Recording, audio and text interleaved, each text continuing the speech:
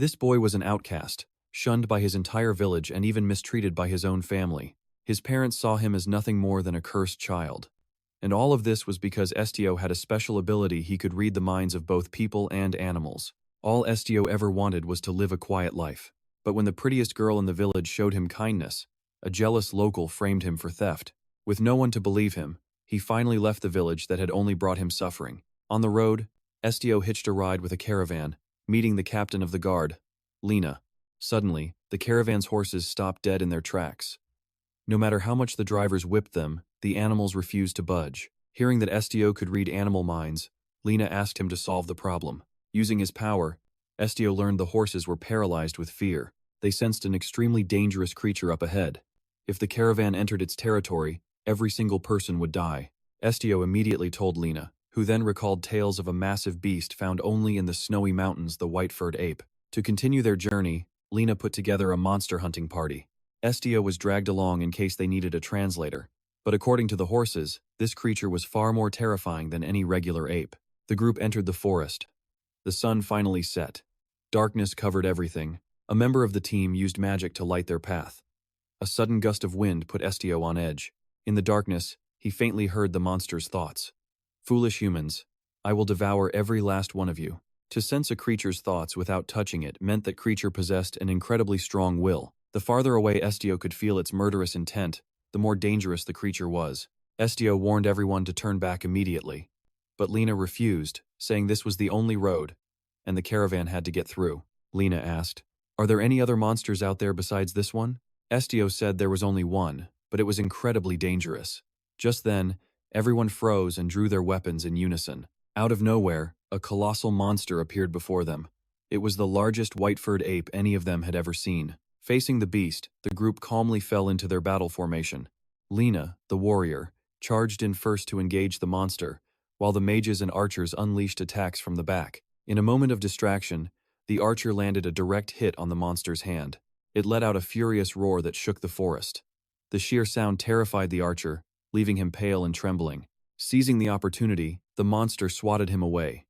Just as its sharp claws were about to end the archer's life, Estio suddenly ran forward, shielding the man with his own body and shouting at the monster, "Stop right there!" Incredibly, after hearing his words, the creature calmed down, its previous rage completely vanishing. Seeing this, Lena seized the opportunity while the monster was motionless. He quickly circled around behind it. "I told you to watch your distance." After shouting, Lena swung his dual blades, slashing the monster's back and causing it to howl in pain. Pressing their advantage, the other team members unleashed a full-blown assault on it. Finally, overwhelmed by the pain, the monster fled into the forest. "It's running, let's go. We have to finish it." While everyone else hunted the monster, Estio was the only one still shaken by what had just happened. The beast had understood his meaning. Even if just for a moment, it had stopped. He felt this creature wasn't as brutal as the rumors claimed. What if everyone was wrong about it? Then, Estio heard the monster's thoughts again. "Mommy, I'm scared. Mommy, I'm so scared." It was just as Estio thought. He had to stop them and save the creature before it was too late. Following its tracks left in the snow, Estio found a stone cave. The area was quiet. The warriors probably hadn't found this place. He breathed a sigh of relief, glad he had made it in time. Estio slowly entered the cave, which got darker the deeper he went. He suddenly had to cover his nose, as a strong smell of blood hit him. He continued deeper into the cave.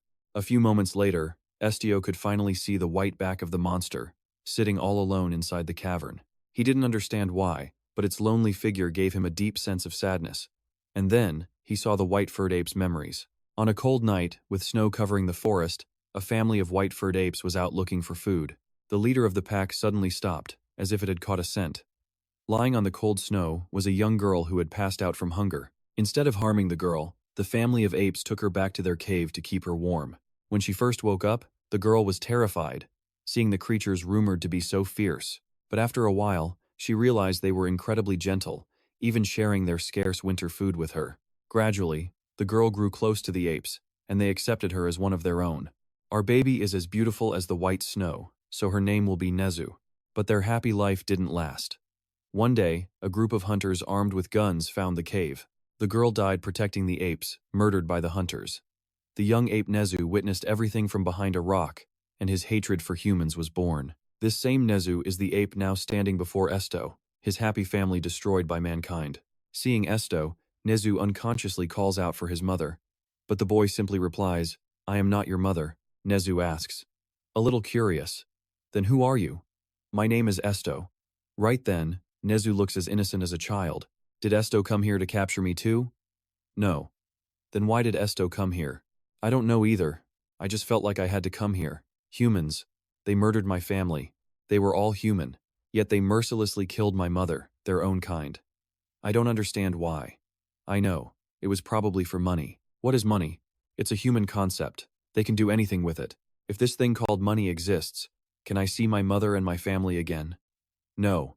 That's impossible. Then can I get revenge? That's possible. If money can buy revenge, why can't it bring back my family?" Then Nezu suddenly burst into tears, as if releasing all the pain he'd held inside. "I was so angry. I thought about slaughtering every last one of them, but when Estio appeared, I realized there was nothing left to worry about. If revenge is something I can get with human money, then I don't think I need it. Because then I'd be no different from that money. It's enough. I want to rest now. Goodbye, Estio." With that, he left the cave. Just as he stepped outside, a bag suddenly fell on him. It was thrown by a black cat named Suki, who he had helped before. "I'm glad you're okay, Suki. I'm not weak enough to be hurt by some punk. Want me to carry you? Don't even think about it. Man, black cats have a real attitude. Where are you going?" "To the car, Suki." "What about Nezu? What about him?" "But he's injured. If someone finds him, he'll die. Even if you freeze to death staying here, I think I should go back to the cave." "Suit yourself. You're really smart, you know. Yet you're so willing to abandon yourself. What do you mean by that? You think everyone will eventually leave you anyway, so you don't expect anything from anyone." Estio didn't answer, just quietly carried the bag back into the cave. Opening the bag, he found a coat inside, meant to keep him warm.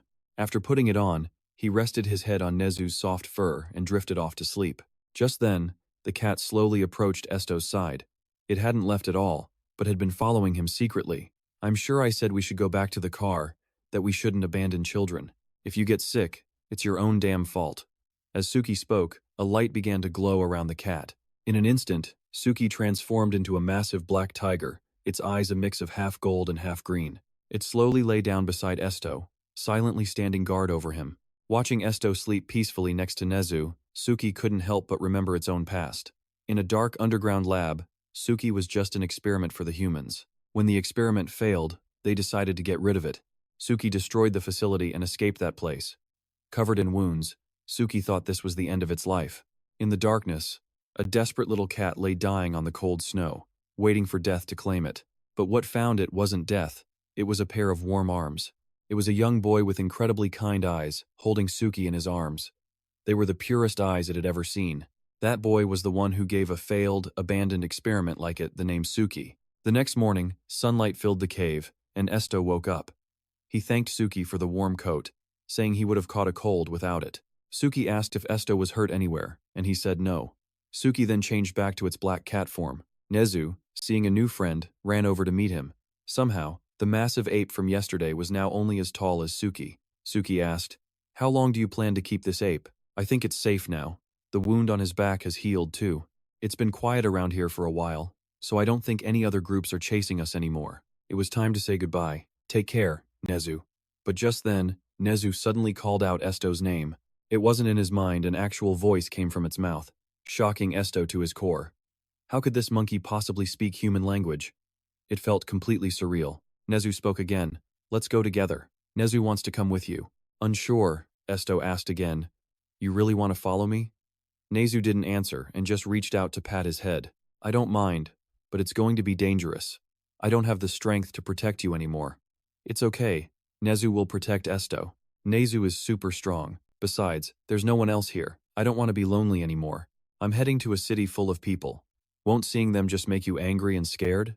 I might get angry if I see the ones who killed my family, but I don't really care about other humans." Estio warned that people might try to capture him, but Nezu just smiled. "In that case, I'm allowed to get angry, right?" In the end, Estio couldn't bring himself to leave Nezu alone, so he decided to take him along on his journey. That afternoon, Estio managed to reach the town of Gallia just before the sun went down. Nezu was so well behaved that anyone watching would think he was just Estio's pet. But since this pet was so large, Estio was stopped by two men in blue uniforms. "Kid, Don't you know all medium-sized animals have to be leashed in this town? Is that a white-furred monkey? Isn't that a monster? You could get into some serious trouble, kid. He must be from the countryside and doesn't know any better. They then handed Estio an animal collar and told him to put it on Nezu's neck. If you're seen without a leash again, it's illegal. Got it? Nezu, seeing Estio's hesitation, simply nodded for him to go ahead. Estio looked at him, his heart aching. He opened his mouth to protest, but Nezu stopped him. It's okay. If I wanted to break this, nothing could stop me. With no other choice, Estio put the collar around Nezu's neck. Once you're in human territory, you have to play by their rules. It was the only way to avoid unwanted attention. We're making an exception since you're obviously new here. Your monkey seems pretty smart, by the way. Take good care of him. Estio looked at Nezu with sadness in his eyes.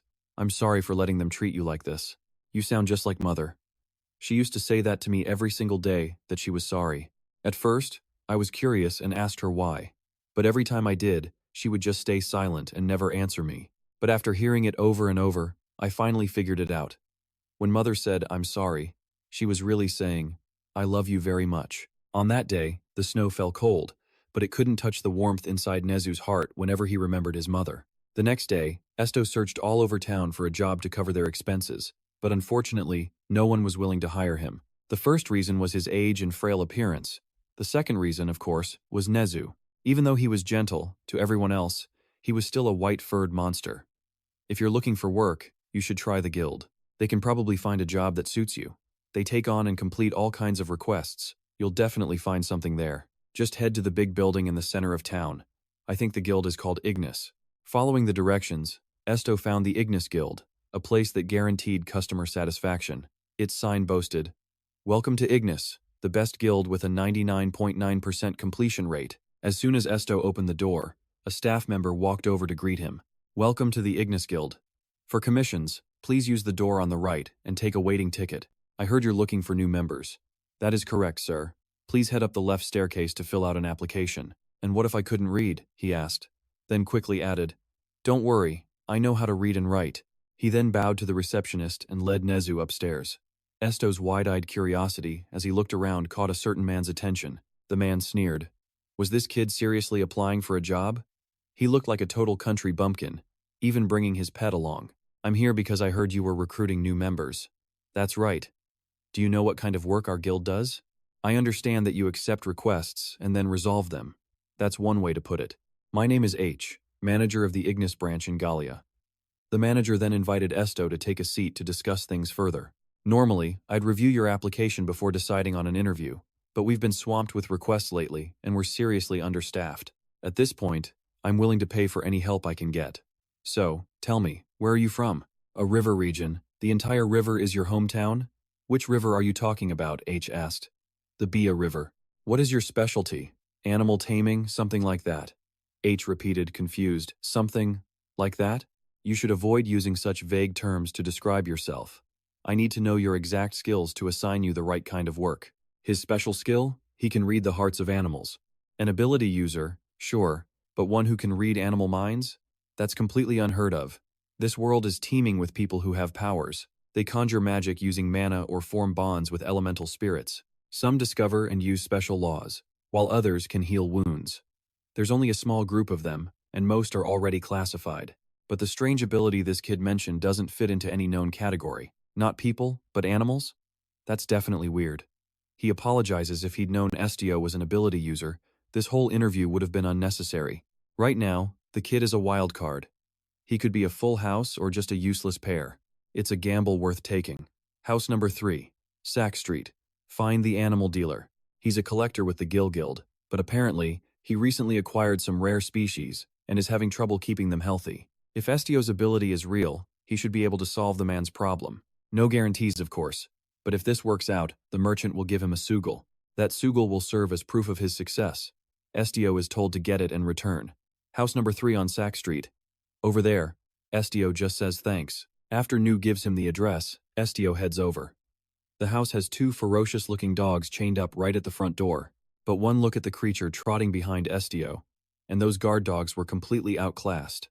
The 2 dogs immediately dropped to the ground, trembling uncontrollably, all while Nu wore an expression of pure, innocent confusion. He tells them not to be afraid. He won't attack, so don't worry. He's just here to see the owner of this place. As Estio patted the dogs' heads, calming their fears, a voice from behind suddenly asked if he was from the guild. Estio turned to see a bald-headed man. Yes, sir, he replied. I was sent here by IGNIS. The man explains that these are fighting dogs, they don't listen to anyone. For them to be this quiet, either they've gone mad, or Estio really has that bizarre ability. He tells the boy to follow him. The man then leads Estio to his workshop. They stop in front of a cage, holding some kind of creature. Look here, he asks. Do you know why this little brat is writhing around like that? It's a rare and expensive breed, incredibly hard to find. It was fine when it arrived, but now this damn thing won't even eat the food I bring it. It's driving me insane. Estio silently read the man's mind. Though he sounded angry, his heart was practically begging, please, little one, don't be sick anymore. This proved the old man genuinely cared for and loved animals. Estio crouched down, carefully observing the creature in the cage. It's just a baby, he says. The man snaps back. What are you talking about? If you don't discipline it from a young age, it'll attack people when it's fully grown. If the nobles start complaining I'm selling dangerous beasts, what kind of excuse am I supposed to make, huh? This kid is definitely not normal. The owner says it's in pain, but where exactly? Estio starts using his power, connecting with the small creature. He suddenly clutches his chest, feeling a sharp pain as if someone was squeezing his heart, and stumbles backward. The old man asks worriedly if he's okay. Are you in pain too? No, Estio replies. It's not my pain. It's the pain of this Draki. What did you just say? How is that even possible? Estio was now focusing, diving deep into the Draki's memories. Hey kid, did you just freeze up? Damn it. Why'd you stop talking? That little one, he says. Its heart is currently melting. The old man has no idea what that means. What kind of nonsense are you spouting? Estio explains this species normally lives in extremely cold water. By covering the ground with dry soil and sawdust, he was unknowingly suffocating it, causing it to wither away. But the merchant argues that Dracus are desert monsters. He thinks Estio is just spewing a bunch of nonsense. I'm telling you, its heart of ice is melting. The man yells back, stop being crazy. What kind of animal needs an ice heart to live? But even as he argued, seeing his pet writhing in agony made him extremely worried. Whether Estio was right or wrong, he had to try something. He mutters that winter is coming soon and he'll make a desert-like environment for it. The old man sighed, cursed the kid under his breath, and tossed a shovel into Estio's hands. What are you standing there gawking for? Get outside and bring some snow in here, hurry. I can't do it all by myself. You expect an old man like me to do it? I don't have any strength left. You're young, so get to it and bring me some snow. If you're too slow, both you and this troublesome little Draki are going to be goners. After saying that, the man took the Draki out of its cage and placed it into a tank of water. Sure enough, it seemed much more comfortable in the cold. Seeing this, the old man was relieved. So that kid wasn't lying after all. He then barked, what are you still standing there looking at? Get a move on before you get a smack. This old man had a good heart, but his temper was something else. And so, Estio was sent outside with a shovel to start digging up snow. Once he had enough, the old man told him to dump it all into the water tank. Look at him just standing there. The man barked, get more. Do you still need more? Stop talking and just keep shoveling until I tell you to stop. Hurry up. A little while later, after the tank was completely filled with snow, the Draki's pain finally began to fade away. It was finally able to stand up and move around normally. Draki were already an extremely rare species, but this one was an ice variant, a type so uncommon they were practically unknown to the world. Seeing the Draki happy again, Estio let out a sigh of relief. A whole night of shoveling snow was worth it. But then the man said, you think you can relax now? Think it's time for a break? Follow me. It turned out the old man wanted Estio to take a look at the other animals. This horse had a thorn lodged in its hoof. And this one's a predator, he explained. Their territorial instincts are strong, so they have to be kept separate. The old man was completely satisfied with Estio's ability. This kid really could understand animals, after all. After a hard night's work, it was time for his reward. Don't you go and lose this now, you hear me, kid? Estio watched the old man walk away, breaking out in a cold sweat. He had just read the man's mind. Estio, you're really leaving? Don't go, please, just stay. Stay and become his personal lackey? No thanks. Just then, a cold gust of wind made Estio shiver uncontrollably. He suddenly collapsed right there on the side of the road, causing Neju to panic. Estio, are you okay? Did you catch a cold? Suki quickly appeared, checking on his condition. What's wrong with you? What happened? You don't seem to be hurt. Get up. You'll get sick sitting in the cold for too long. Estio just gently reached out his hand to pat Suki's head. Thank you, Masuki. For what? For not avoiding a cursed person like me. But you hate it when I touch you, right? Of course I do. I hate being touched by humans. But just now, when I pet you, why didn't you pull away? You really still don't get it, do you? Estio, I'm telling you that you're different from all the other humans. Do what you want. I won't avoid you. I'm leaving. And with that, he returned to the IGNIS Guild. The manager was in disbelief. That grumpy old man didn't just pay the guild 1 gold coin, he paid 2. It seemed this kid's ability to understand animal thoughts was the real deal. Welcome, Estio. From now on, you are an official member of the guild. I'll get you your uniform and your guild identification badge. Remember to wear them whenever you're on a mission. Wait here a moment while I grab your things. A short while later, the manager returned holding a brand new set of clothes. From the 3rd floor of this building up, everything is living quarters for guild members. The facilities weren't exactly top tier, but he told him if he had nowhere else to go, he should definitely check it out. Animals are also allowed, so don't you worry. Report to the job support department tomorrow morning. You can go get some rest now. After completing the mission, Estio was given a room at the guild. Dressed in his new uniform, he looked like a completely different, more elegant young man. Even Neju had to admit that Estio looked incredibly handsome in his new outfit. Lying on a soft, warm bed, the comfortable feeling made him think back on his old life. Compared to how things were then, he felt unbelievably happy now. Neju, are you asleep? Not yet. Do you regret it? Estio asked. Regret following me? You have to wear a collar, your freedom is gone, and everyone stares at you. Not to mention, the road ahead is only going to get tougher. Estio was certain Neju must regret it deeply, deciding he would set him free in the mountains tomorrow. But Neju's words filled him with warmth. I don't regret it. I'm so happy I followed you, Estio, and I'm relieved I'm not alone anymore. Instead of hating humans, I can live my life while learning to love them instead. Neju, thank you, Estio said quietly. When I was locked in the attic, my brother gave me an old dictionary. I taught myself how to read and write using it, but I couldn't understand everything back then. I think I finally understand now. This was the true meaning of having a bond. The next day, as the first rays of sunlight hit the window, Estio's first official day of work at the guild began. Estio's new look made the manager do a double take. Well, kid, you clean up pretty nicely in the guild uniform, don't you? Who's this? A woman asked. A new member? Branch manager?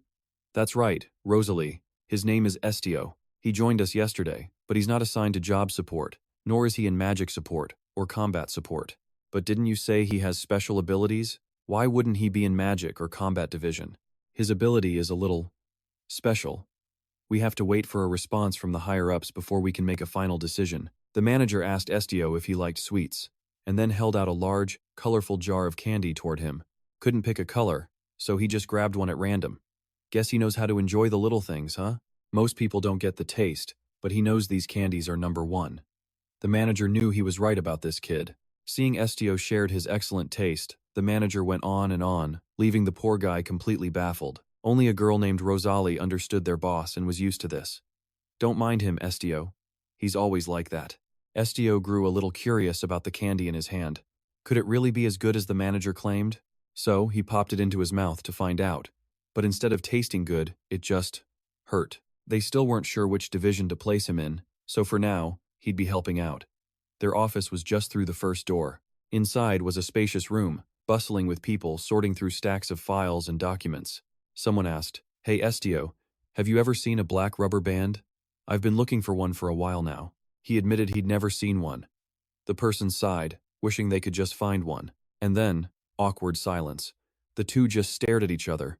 Man, this kid could be dense. What he meant was, if Estio had nothing to do, he should go buy some. And while he's at it, get Gil's seal and stamp the receipt. Also, grab a unicorn feather pen on the way. Estio went out and asked for directions to the shop. Apparently, a general store near the square sold those items. When he arrived, the shopkeeper was busy searching for something up high. Excuse me, do you sell black rubber bands and unicorn feather pens? She replied. Sorry, you'll have to find them yourself. I'm really busy right now. After a bit more rummaging, the girl finally found what she was looking for. It looked like some kind of blue crystal ball. Only then did the shopkeeper notice Estio and ask what he needed. But then she suddenly spotted Neji. She screamed monster, in terror, lost her footing on the ladder, and came tumbling down. Estio's reflexes were lightning fast. He managed to catch the girl just before she got hurt. He quickly explained that his friend wasn't a monster, but a white-furred monkey named Nezu. Seeing Estio's handsome face up close, the girl's own face turned bright red. I'm sorry. I'm just a little scared of animals. Oh, so he's your pet, she said. Estio corrected her. He's new, not a pet. Please get it right. Seeing Nezu was calm, the girl relaxed. She introduced herself. Her name was Sally. Estio told Sally he needed a set of black rubber bands and a unicorn feather pen. A moment later, she returned with his items. Just then, Sally froze. She remembered the magic orb she dropped when she fell from the ladder. She frantically searched everywhere until Estio pointed out she dropped it over there. Oh, thank goodness, thank you. With his items bought, he was about to leave, but Sally stopped him to ask his name. He told her it was Sue. Well then, Sue, would you mind trying this before you go? What is it? A new product I risked a lot to get. It's a magic orb that can read your heart. They say you can see a person's emotional color. Isn't that romantic? Estio's response was blunt. I don't need it. What? But why? Because no one wants to read what's in another's heart. He declared that the ability to read thoughts, memories, or feelings is the single most useless power in the entire world. The next day, his superiors made a decision. Estio was assigned to the Special Support Division. The manager handed him a piece of paper. Read this. It was a request from a 10-year-old girl. My puppy won't listen to me. Please make him a good boy. The Special Support Division was for requests that didn't require any combat experience. Most of their clients were high-ranking nobles. The request could be odd, but hey, as long as they paid, it was a job. Jobs like this were judged almost entirely on client satisfaction. If Estio received a sugil, it was a success. But if they cancelled or asked for a new agent, it was a failure. The manager warned him if he angered the nobility, his life could be ruined, so he had to be careful. Don't be fooled, because she's just a kid. A young noble is still a noble. You serve her with your entire heart. Good luck. Estio could only hope the request to create a well-behaved puppy would be a success. As was custom, he selected a candy from the jar before heading out. He popped it in his mouth. Yep, same weird taste as yesterday. Soon after, he arrived at the mansion of the noble Fabian family. He informed the 2 guards at the gate that he was from IGNIS for the request. After confirming, they allowed him inside. The moment he stepped into the mansion, Estio was hit with the sound of non-stop, frantic barking. The noise wasn't as threatening as those 2 fighting dogs before, but when it came to sheer obnoxious attitude, this one was on another level. Anyone who's had one of these tiny lapdogs knows they can be real terrors. All bark, all bite, even with their owners. So here we go again. A voice screams, "Get lost, you filthy human." Just then, a little girl runs out from the house, calling the dog's name Hiru. She's Hiru's owner, but that little dog gives her absolutely zero respect. Not an ounce. Every time the girl gets close, Hiru just snarls and snaps at her. That's when Estio steps forward, introducing himself from the IGNIS Guild. He's here to deal with the disobedient dog. The girl sighs. I thought they'd send some grumpy old man. So a pretty boy like you works for the guild? How old are you anyway? He replies, I'm 17. Seeing Estio linger, Hiru gets even more aggressive, growling and trying to chase him away. But no matter how fierce a dog is, it's nothing against Nezu the white monkey. Hiru immediately shuts down, knowing it's outmatched. That's when the young noble lady finally notices Nezu. This was the first time she'd ever seen a white monkey this close. And contrary to the rumors, Nezu was incredibly gentle, not fierce at all. She thought the little monkey was so cute she wanted one for herself. I'm Saralyn, but everyone calls me Sarah. Her maids immediately panicked, yelling, My lady, it's dangerous. White monkeys are the most savage of beasts. They insisted she stay away, warning her to only look from a distance. She reluctantly agreed. All right, from a distance it is. Such a kind and beautiful young lady. Then she turned back to Estio. I heard you can read the hearts of animals. Find out why my Hiru is so hostile to everyone. By now, Hiru was totally intimidated by Nezu's aura and wasn't daring to make a peep at our main character. Seeing this, Estio told Nezu to back off for a moment, letting Hiru feel more at ease. He then slowly sat down in front of Hiru. Without the monkey's presence, the dog was still quiet. No barking, no growling, nothing. The two just calmly stared into each other's eyes. Everyone watching was stunned. They'd never seen Hiru so quiet. Estio took off his glove and slowly held out his hand to Hiru. I'm not going to hurt you, he said. As if sensing Estio had no ill intent, Hiru slowly moved forward and nuzzled its head into his hand. The second Estio made physical contact, he saw everything, all of Hiru's memories. He saw a dark, moldy room where Hiru and its mother were locked inside a cramped cage. When Hiru's mother became too old and weak to birth more puppies for the nobles, Humans just tossed her aside like garbage. All Hiru could do was watch helplessly. "Mommy, where are you going? Please don't leave me." Meanwhile, the breeders callously discussed how small breeds were the new trend. They needed to be tiny to sell for a high price, so the breeders decided to feed them just enough to keep them from starving. A memory of the sale. "Ah, Lord Visk Fabian, please wait a moment. I'll wash the pup and bring it right to you." Hiru's mind screamed. "Mommy, I'm scared. Save me. This world is so cold and terrifying." Humans took its mother, and humans caused all its suffering. The scene shifts. "Saralyn, happy birthday to my dear daughter. This is your birthday gift. Take good care of it." "Thank you, father." Saralyn was overjoyed. "Hiru is the cutest thing I've ever seen. You're so adorable." "Ow," Hiru bit her. "Get out of here, now," her father yelled. "No, father, I'll take good care of him. Hiru is my puppy. A dog that bites its owner is no dog at all. How can you raise such a stupid, vicious thing? Send a request to the guild. If even they can't fix it, I'm throwing it out." And that was the entire memory Estio witnessed. Saralyn asked him what was wrong. Does he not like something? Estio's answer was blunt. Everything. Hiru is afraid of all the love you give him. This child believes he has never been truly loved, because he's convinced that one day, humans will treat him exactly as they treated his mother. Hearing those words, Saralyn's lips trembled as she clenched her fists. Why? I'm the one who loves Hiru the most. If I could read his heart, I would treat him so much better. But Estio explained that reading hearts isn't everything. Hiru's mother was murdered by humans, and he was starved just to increase his monetary value. Have you ever thought about how to soothe that kind of fear? Saralyn was in shock. Hiru's mother is really dead? Yes. She was too old and frail to have more puppies, so humans considered her disposable. The truth crushed Saralyn completely. Tears streamed down her face. I had no idea. What was I supposed to do when I didn't know? Her maid begged her not to cry. Don't lose your elegance, my lady. Saralyn sobbed. I only had good intentions. I just wanted what was best for Hiru. At that moment, Estio began to use his power, creating a temporary link between Saralyn and her pet Hiru, allowing them to communicate. Saralyn was amazed to find she could suddenly understand the words Hiru wanted to express. Sarah, to be honest, it's a little confusing, but you really love me, don't you? You've never once hit me or hated me.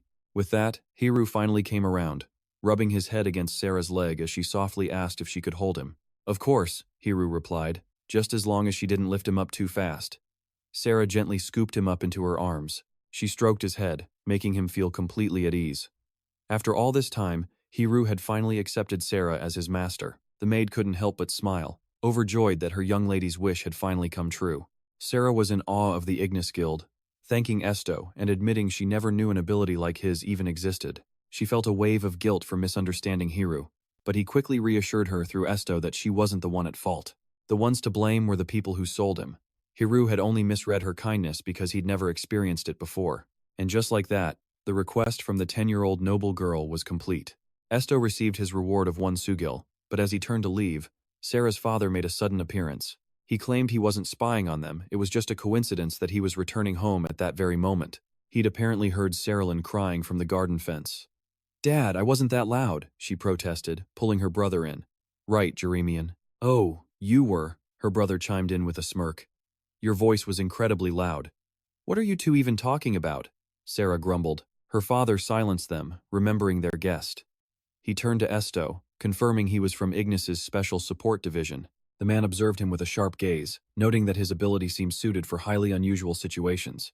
What is this power, exactly? He demanded. It is the ability to read the hearts of animals, sir. The father's tone turned to ice. How shameless.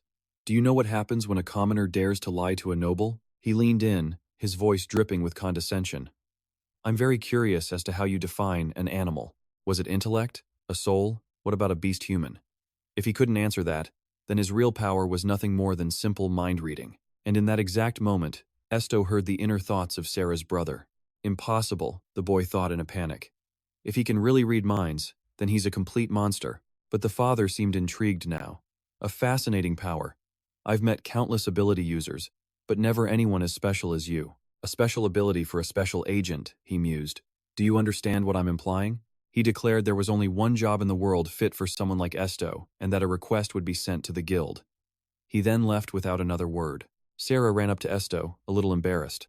So your name is Estio. I almost let you leave without even asking. Anyway, thank you again. she said with a bright smile. I'll be sure to request you next time. But her brother interrupted, suspiciously asking if Estio's power had any limits. I can't read everything, Estio assured him, and I won't read you, so don't worry. Are you sure about that? Jeremian sneered. Or are you reading my thoughts right now as you say that? If you're done, then get out of our house, he snapped. What is wrong with you? Sarah cried. He's our guest. Estio helped me and Hiru. He's dangerous, Sarah. Just listen to me. No, I hate you. With the siblings fighting, Estio quietly left the Fabian family mansion. Outside, he looked up at the sky, his gaze lost in the vast, empty distance. No matter where he went, it seemed people would always see him as a monster. Humans are strange, aren't they, Estio? Came Nezu's voice. Nezu was happy that Estio could read his heart, knowing his thoughts without a single word.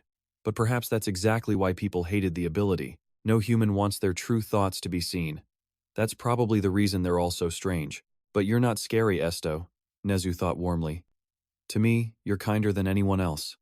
You have a good heart. The scary thing isn't Estio, it's the thoughts that other people are hiding. Comforted, Estio reached down and gently stroked Nezu's head. He didn't care if people were angry or afraid of him. He didn't even care if they called him a monster. Because compared to being locked alone in an attic for years, just walking together like this was the first time he'd ever truly felt alive. Back at the guild, the manager was showering him with praise for a job well done. I knew you'd handle it perfectly, he exclaimed. And it looks like the Lord himself has taken notice of you. Congratulations. Nobles always have a taste for the unique, after all. With a special ability like Estio's, it was only a matter of time. Still, the manager admitted with a grin, this had happened way faster than he ever expected. A new special support request came in. The Jefferson Company, the city's top gem trader, had mysteriously shut down, causing chaos for all the local jewelers. The mission was to find the owner, a man named Thompson, and investigate the reason for the closure. If he completed this second request, the reward would be 3 sugil. Let's go, Nezu, Estio said. Hey, be safe out there, the manager called, and come back soon. Oh, and grab some melon bread if you get a chance. As they left, Nezu asked which way they should go. Estio figures they just need to follow the main road on the map from the guild to the southern tip. But man, is it far. On foot, that's at least an hour's walk. Nezu offers to go on ahead, worried Estio will get tired from the long journey. After all, Nezu is way, way faster. But Estio shakes his head, insisting he's fine. Nezu feels a bit down, having hoped he could finally be of some real help. He feels like he's not good enough. But then Estio changes his mind, telling Nezu he's counting on him. And with that, Nezu is off. Thanks to that incredible speed, they arrive in no time. Estio knocks on the door, asking if anyone is home, but there's no reply. What now? According to their intel, the company's owner is supposed to be living right here in this very building. Even though the business is closed, this is still his home, so he shouldn't have left. But Estio isn't so sure he's inside. Maybe the guy just stepped out. So, Estio settles himself against the door, prepared to wait for as long as it takes. Nezu asks if he's really going to wait in the freezing cold, but Estio says he's fine. Soon night falls, and the air gets even colder. Finally, the man inside can't stand it any longer and throws the door open. Have you completely lost your mind? He demands. I thought the freezing weather would make you give up and go home, he grumbles. Estio asks, Are you Thompson, of the Jefferson Company? Who I am doesn't matter, Thompson snaps back. The nobles sent you, didn't they? I'm not selling anything, so go away. He's never seen someone so stubborn. He asks with a grim tone, I'm just asking, but you're not trying to kill yourself, are you? Is my house suddenly the ideal place for suicide? He sneers. There's a bridge 2 blocks from here. They say the river is warm. Go do it there. Estio insists that's not it at all. But Thompson is fed up. Then get away from my house before I make you. During the heated argument, Estio's hand touches the man's, and in that instant, his power activates, reading the man's memories. He sees that Thompson had a beautiful wife named Tin. He fell in love at first sight, and her accepting his proposal was like a dream come true. However, their life after marriage was nothing but a long, painful wait for suffering to find Tin. Their first child died just before their first birthday. Then the same happened to the second, and then the third. It was a horrifying cycle of pregnancy and loss. The extreme stress sent her spiraling into a deep depression. She refused to even look at their surviving baby, even after her first birthday. From there, their marriage began to crumble. Ultimately, Thompson made a choice. He closed his company, dedicating all his time to caring for his young daughter. Snapping back to reality, Estio gives Thompson some shocking advice. If his wife won't talk, he should just ignore her. He explains you can't force someone to face the truth. This enrages Thompson, who grabs Estio by the collar, throws him inside, and slams the door. What are you? Thompson demands. How do you know about my wife? Estio calmly replies that he's from the IGNIS Guild. Those damn nobles, he seethes. Digging into my private life wasn't enough. Now they're sending requests to the guild too? But he looks Estio over and sees only a weakling. Is this the worst member they have? Just a bunch of fools blinded by greed. Suddenly, his entire demeanor shifts. Forgive my rudeness. I am the owner of the Jefferson Company. What request brings you here? The request, Estio explains, is to help him open his business once again. Thompson just scoffs at the Lord's impatience. Estio, right? Come in, let's talk, he says. No, let me get you a drink, an apology. What would you like? He makes a guess. Young people like you usually enjoy sweet things, like tequila with fruit. Isn't that right? Look, kid, you're a bit clueless, he says. In these situations, you drink with someone to read their mood. That's how you get requests like this to succeed. If you want this mission to work out, he continues, don't you think you need to build a good relationship with me first? And mentioning my wife earlier, that was a real surprise. You know, revealing someone's private life isn't a good look. You have to learn to read the circumstances when you talk about other people, he lectures. I am sorry, Estio replies. Estio admits that he was out of line. To be blunt, you're too naive and childish. Why would the guild send a kid like you?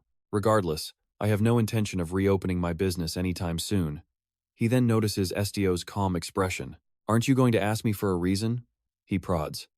And so Estio asks, then why have you decided against reopening? Thompson thinks to himself, just as I thought. This kid isn't even the slightest bit interested. I have my wife and my daughter, Thompson explains, his voice heavy. I wouldn't trade them for anything. But for the last few years, my wife's condition has been bad. Ever since we lost our first child, he admits, his voice breaking, I haven't seen her smile even once. She became more and more withdrawn. And finally, after Leah was born, she refused to even come out of her room. He recalls one time he tried to force her to come out. She reacted violently, even biting her own tongue. Luckily, she was okay. But his wife made her feelings clear. She would rather die than see her own daughter. The memory makes Thompson break down completely. Watching him sob, Estio has a sudden, chilling thought. This can't be possible. His ability was active, and he didn't even realize it. What? Thompson continued, explaining that he'd just put Leah to sleep, and the story must have dragged on longer than he expected. Anyway, sorry your mission was a failure, but I have no plans to reopen the business. At least not this year. You can just tell them to find another company for their supplies. What if I told you that your wife's condition could improve? Would you reopen the company then? Because if so, I think I can help you. I can get your wife to come out of her room. What the hell? You can get her to leave her room? How are you going to do that? Estio didn't answer. Instead, he simply touched Thompson's forehead. Instantly, a voice echoed inside his mind. Please, don't be afraid. It was Nedge's thought, pleading with him. Estio isn't a bad person, I promise. Snapping out of it, Thompson was terrified. There was a voice inside my head. Estio revealed that this was his special ability. In the end, Thompson decided to let the boy meet his wife. Estio was led to a tightly shut room on the second floor. Thompson knocked gently on the door. It's me, my love. We have a guest. Silence. Not a single sound came from inside the room. Seeing this, Thompson had no choice but to open the door himself. Inside the room, a woman with her hair down sat alone on a chair. Her eyes were completely hollow, totally devoid of emotion. Estio slowly placed a hand on the girl's head, then focused his spirit and closed his eyes. Her inner world was far too quiet. Does this mean I need to push into it harder? But how much harder? I've never had to control my power like this before. This will be the first time I've ever used it willingly.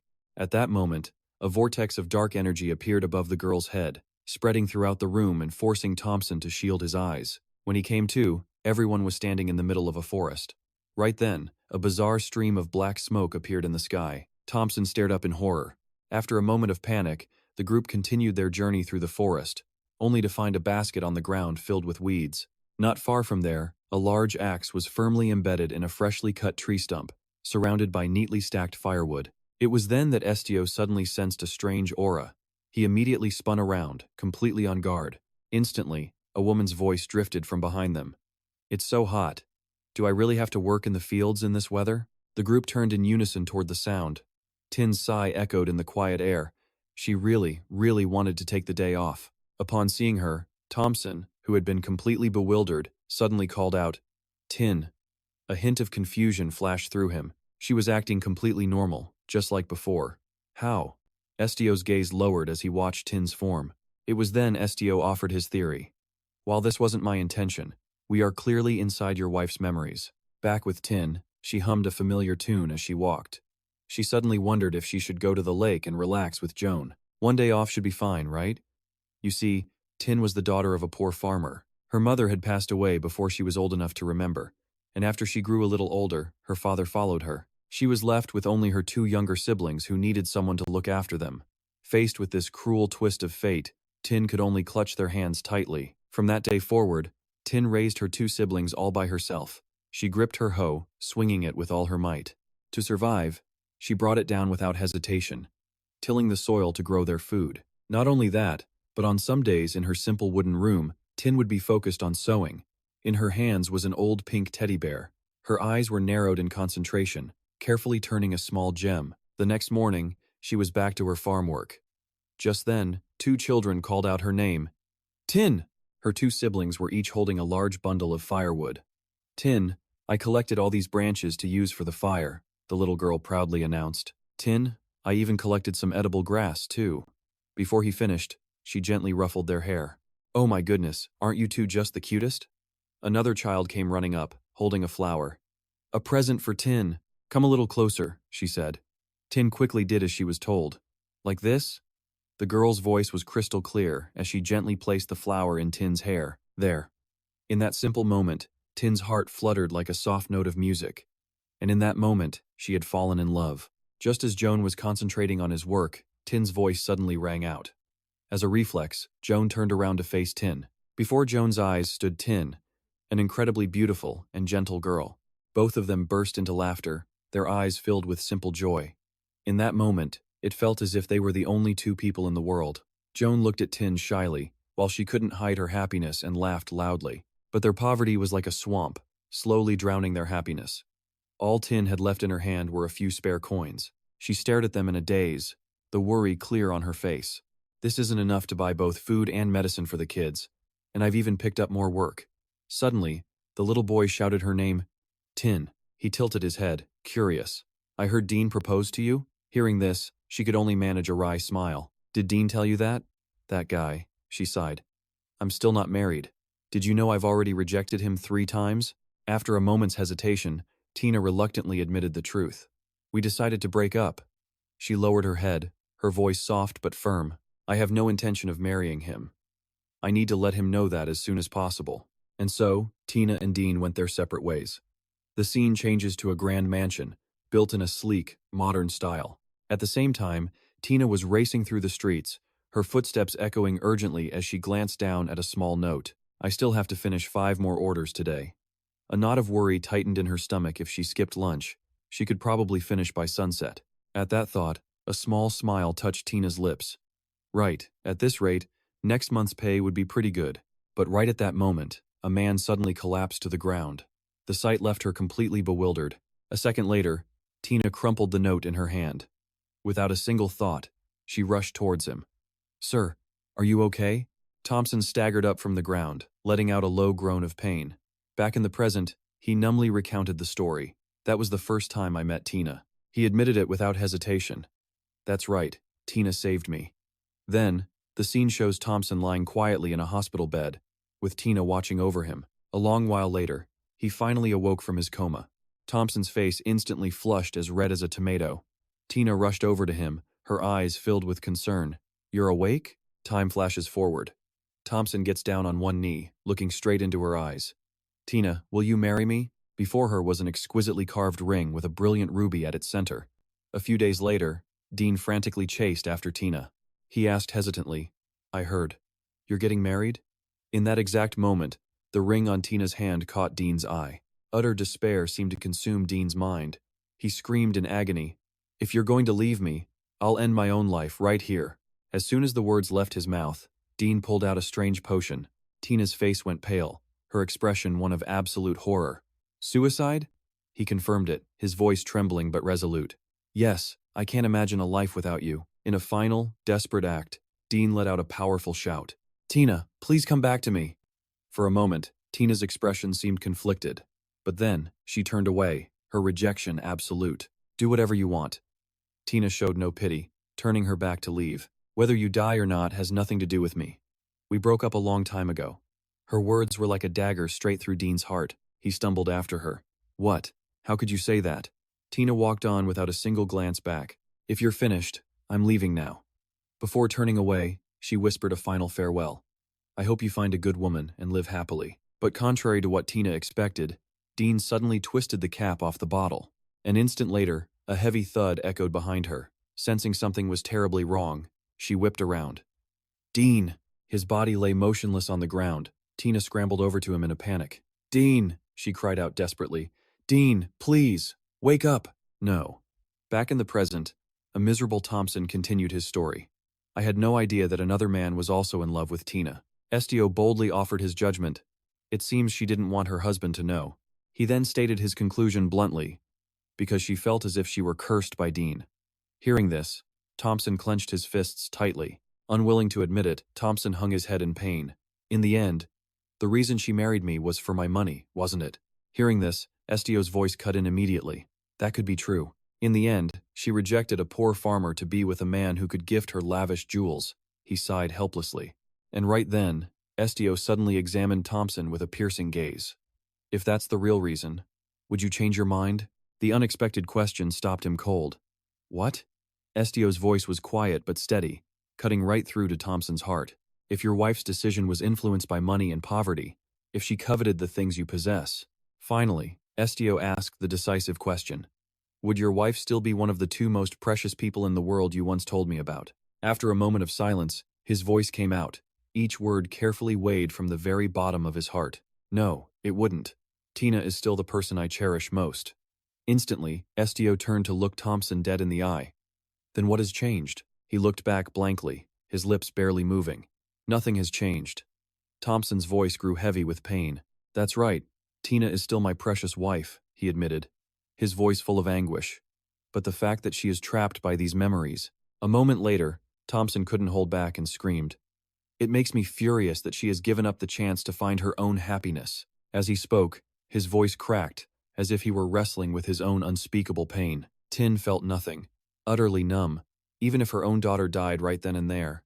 In that moment, she couldn't even bring herself to look at her newborn child. With their child in one arm, Tom gently pleaded with her.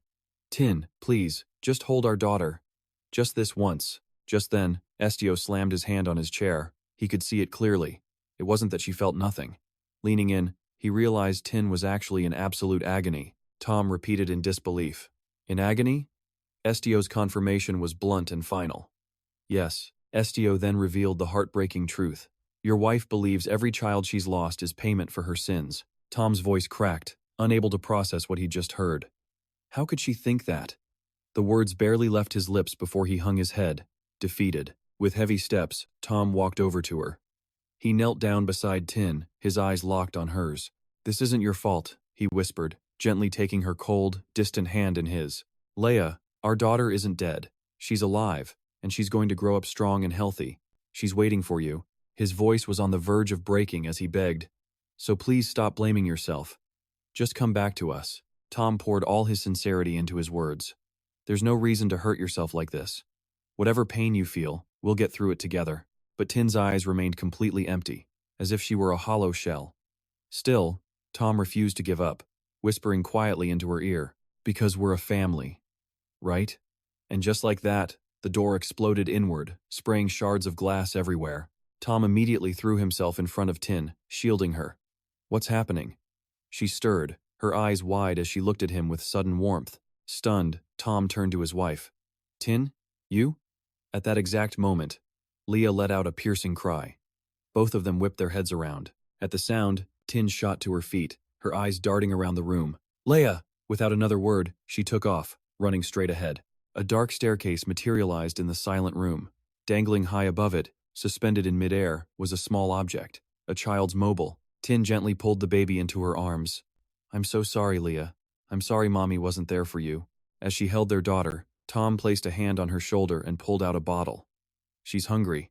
I figured as much from her cries, he said, before asking gently, You must be hungry too, aren't you? We have some chicken soup, he offered. Tin's reply was soft. Thank you. Overcome with happiness, Tom pulled her into a hug. No, thank you. But elsewhere, Estio's hand was gripping the staircase tightly. A moment later, his grasp suddenly went slack. His entire body tumbled down the stairs. Panicked screams erupted from the group.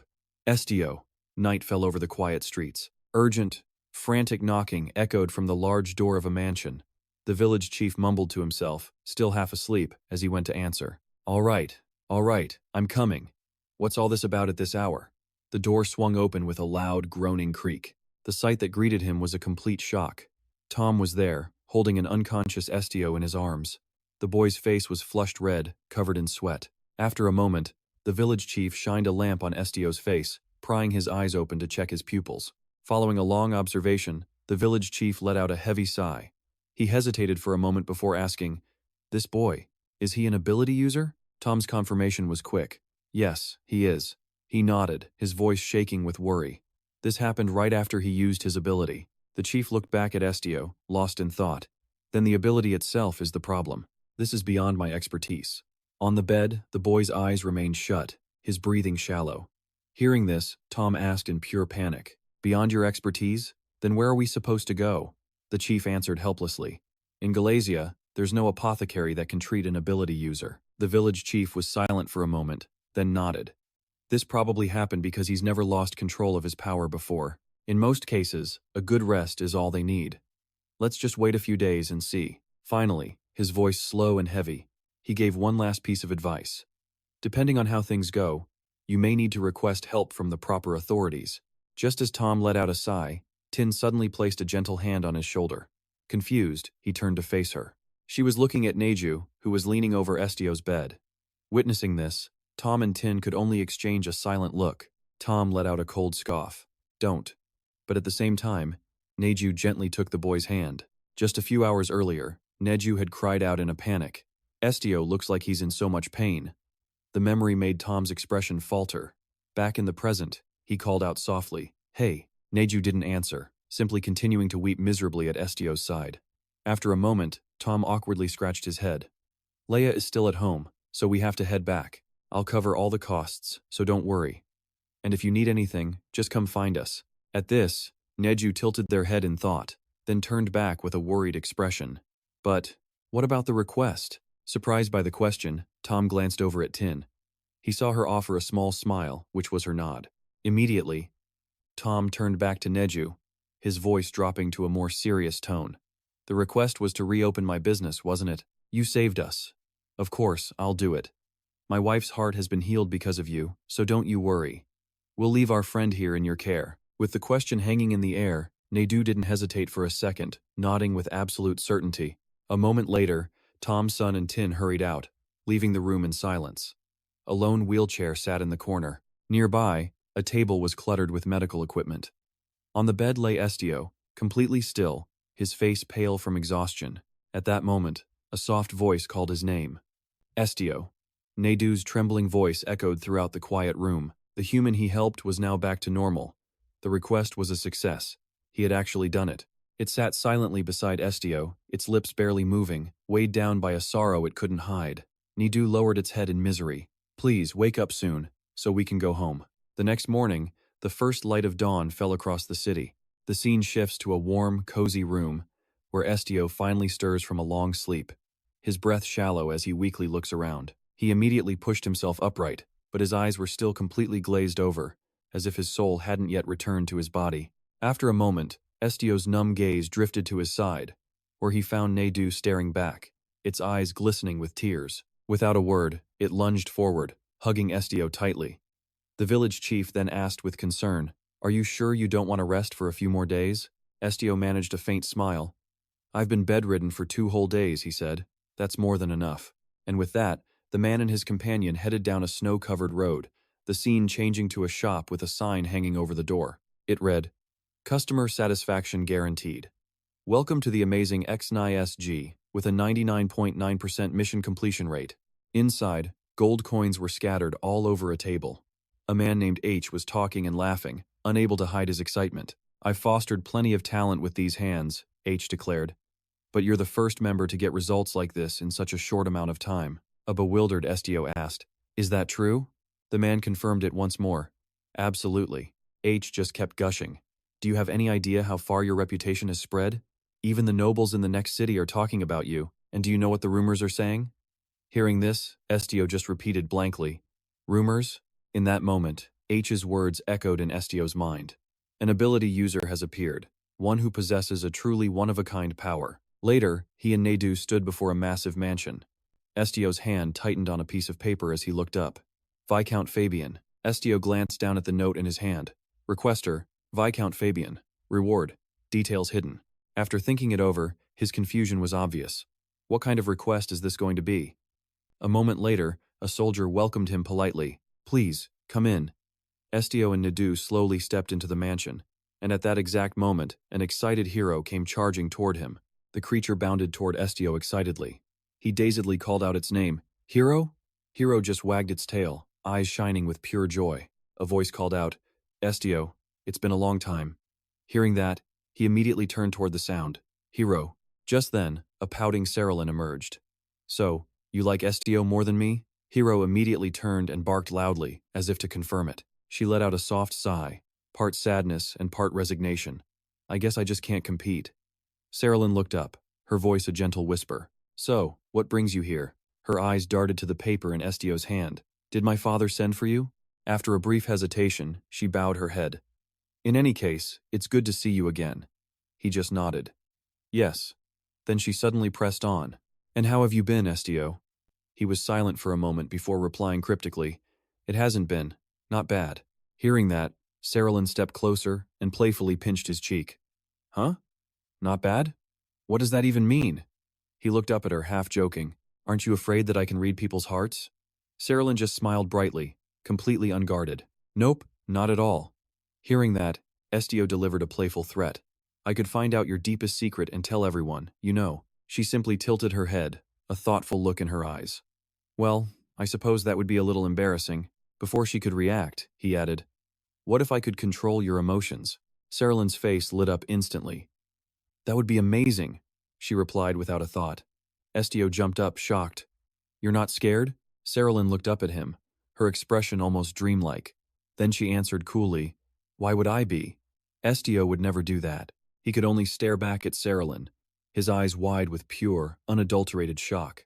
Just then, a butler called out, my lady. He bowed respectfully.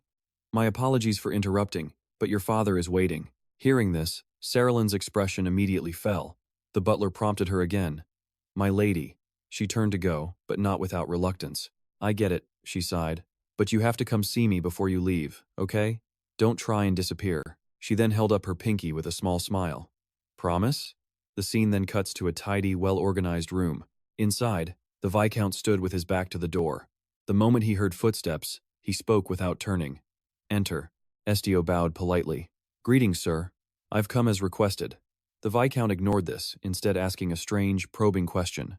Tell me, do you know what a cactus is? On the table sat two simple items, a cactus and a holy cross. Estio answered honestly, no. The Viscount then reached out and touched the cactus. How could a plant possibly grow in a desert with no water? He called it a miracle. And then, the Viscount launched into a lecture. He explained that it's a plant that doesn't need much water, and if you treat it like a normal one, it will simply rot and die. Estio's voice cut in.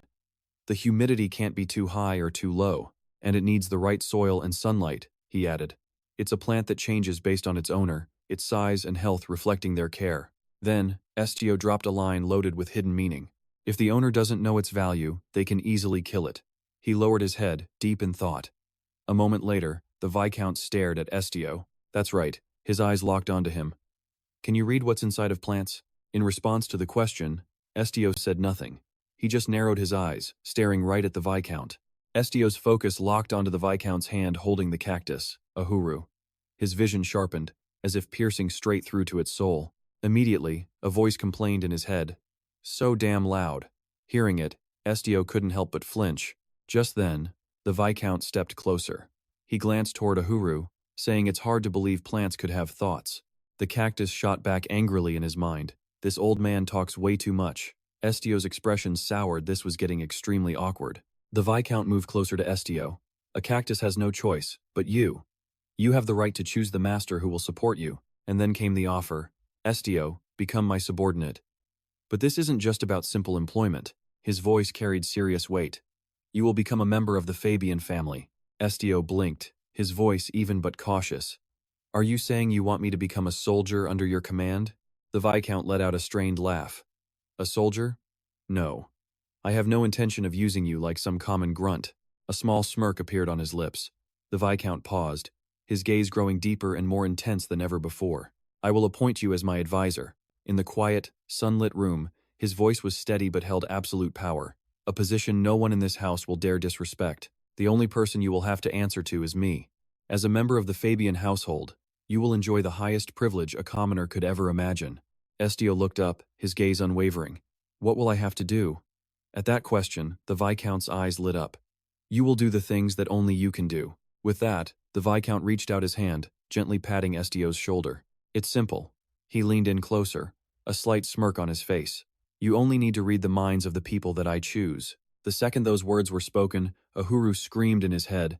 Kid, don't believe him. He's tricking you. That's what manipulators always say. Hearing this, Estio immediately but politely refused.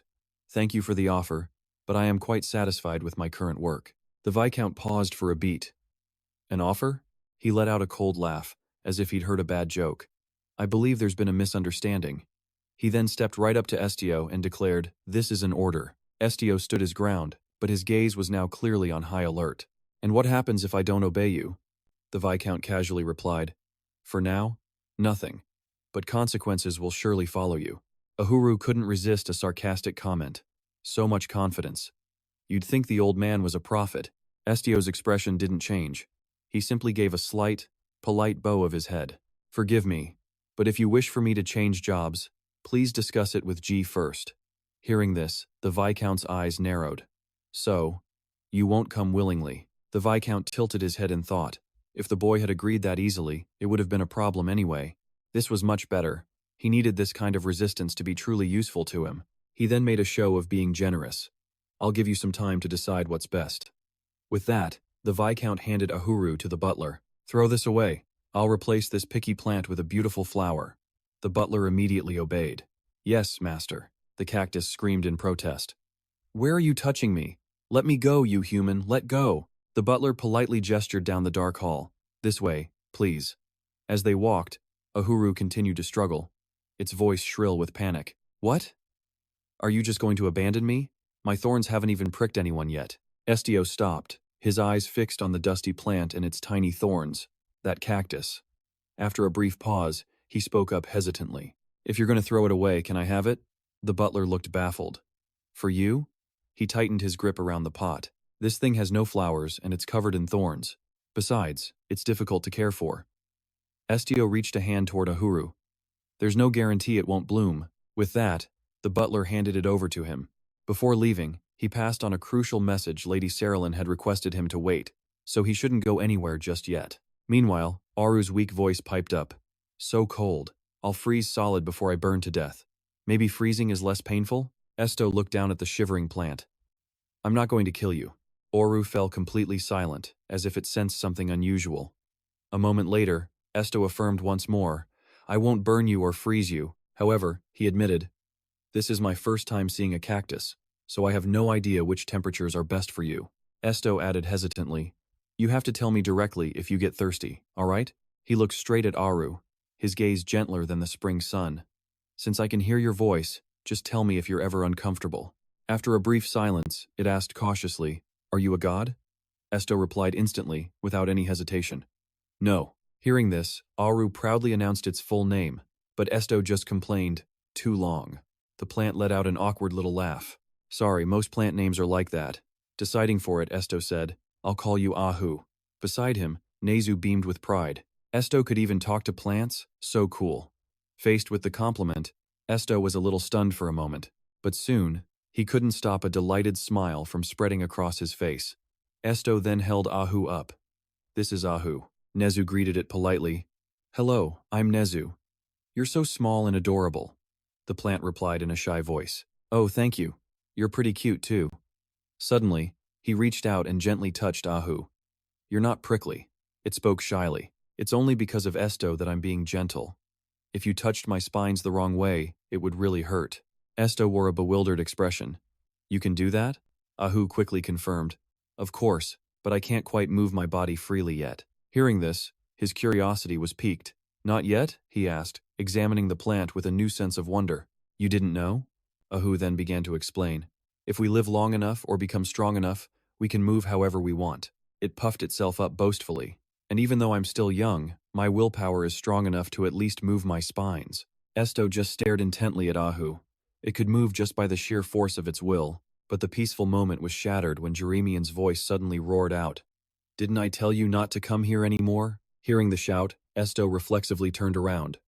Jeremian glared at him, his voice dripping with absolute contempt. Is your memory really that bad? Jeremian's heavy footsteps echoed across the stone, his tone a mix of mockery and disgust. Are you treating my words like a joke, commoner? In response, Estio simply spoke politely. Lord V. Scout. A nasty smirk spread across Jeremian's face. You said you could read hearts, but now you can teach animals to speak too? At the same time, Nezu just stared wide-eyed at Jeremian, not reacting at all. The man let out one last jeer. What a monster. Jeremian openly sized him up. You made a beast that can speak. And now you're thinking of teaching plants to talk too? Well now. As he spoke, his gaze drifted over towards Nezu. This white-furred monkey has learned to speak.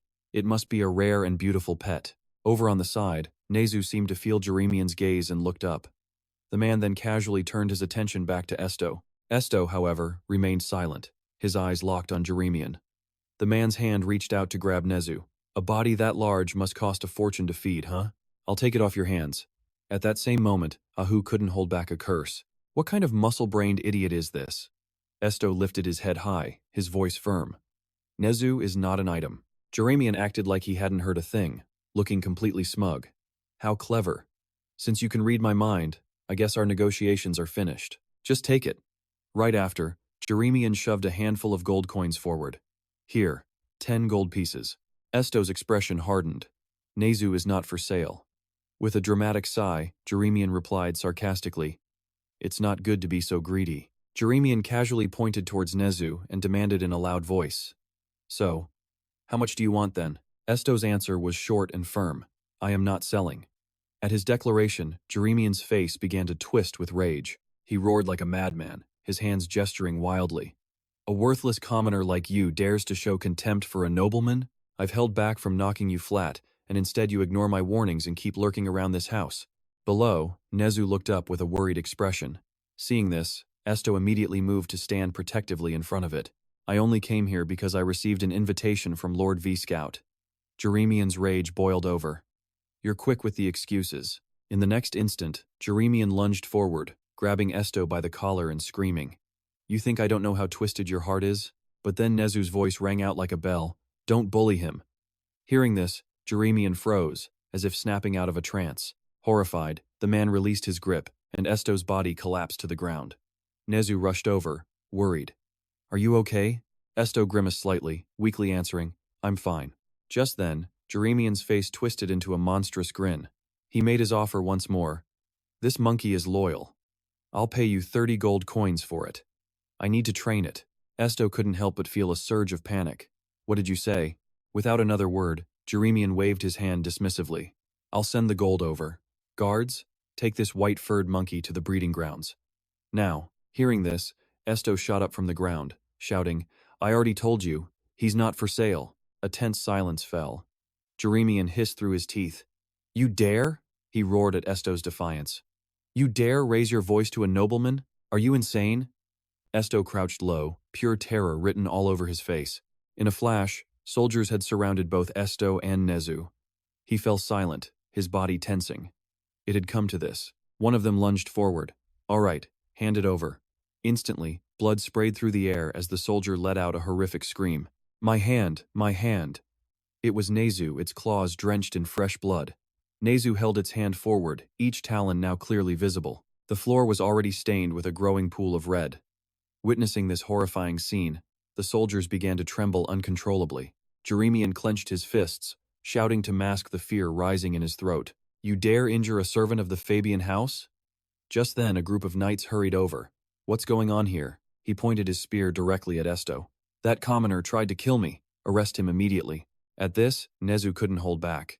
"You're the one who called me a monster. So why are you?" But just then, a net flew over its body. In the next moment, an electric current coursed through the net, causing Nezu immense pain. It couldn't understand. These people were acting more cruelly than any real monster. But seeing its pain, they just laughed with glee. The knights tightened their grips on their swords, closing in on Nezu. In that instant, it opened its mouth and let out a roar of pure anguish. Hearing that sound, Jeremian instinctively recoiled. He backed away, terrified, as if trying to hide from Nezu's sight. At that exact moment, the Viscount suddenly appeared. "What is all this commotion, Jeremian?" The young man flinched in terror. After taking in the scene, the Viscount ground his teeth. "You fool!" He suddenly grabbed Jeremian and screamed.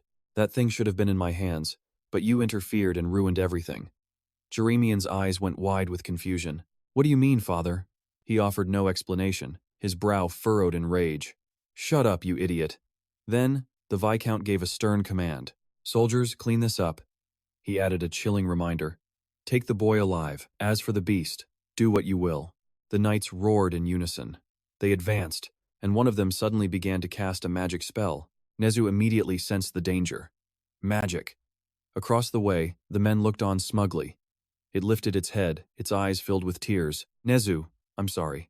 Nezu only ever wanted to be with Estio." Hearing this, Estio gently reassured it. "Don't apologize." At the same time, the crowd was chanting wildly, "Die, monster, die." Nezu's lips moved, uttering a cryptic phrase. Then, it turned back with a content smile.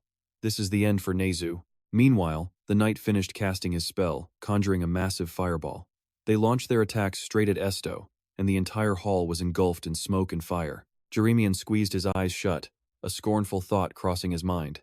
If you had just taken the money, none of this would have happened. But through the thick smoke, a figure was still standing. End of chapter 26. From behind the dense curtain of smoke, Estio slowly emerged. His voice was ice cold. "The one who needs to apologize isn't Nezu." Estio's sharp gaze swept over the crowd. "It's all of you." Seeing him, the Viscount and Jeremian stared back in complete disbelief. How is this possible? The Viscount frantically screamed for the knights to seize him. A knight lunged forward, but then suddenly froze, his body swaying. A golden light began to gather between two of his fingers. In that instant, the knight jolted, as if he'd been struck by lightning. Immediately, his entire body began to convulse violently. He hissed in agony, his body trembling as he fought a pain that was spreading everywhere. Enraged, another knight raised his sword high and charged at Estio. At that very moment, Estio casually turned around. Meeting his gaze, the charging knight stopped dead in his tracks. His face went pale, sweat pouring down as he stammered, paralyzed by an overwhelming fear. In the next frame, the knight raised his sword, then turned the blade around, pointing it right at his own chest. Seeing this, the Viscount rushed forward. "Briss, what are you doing?" But before he could be stopped, the knight plunged the sword deep into his own heart. Blood sprayed onto Estio's pristine skin.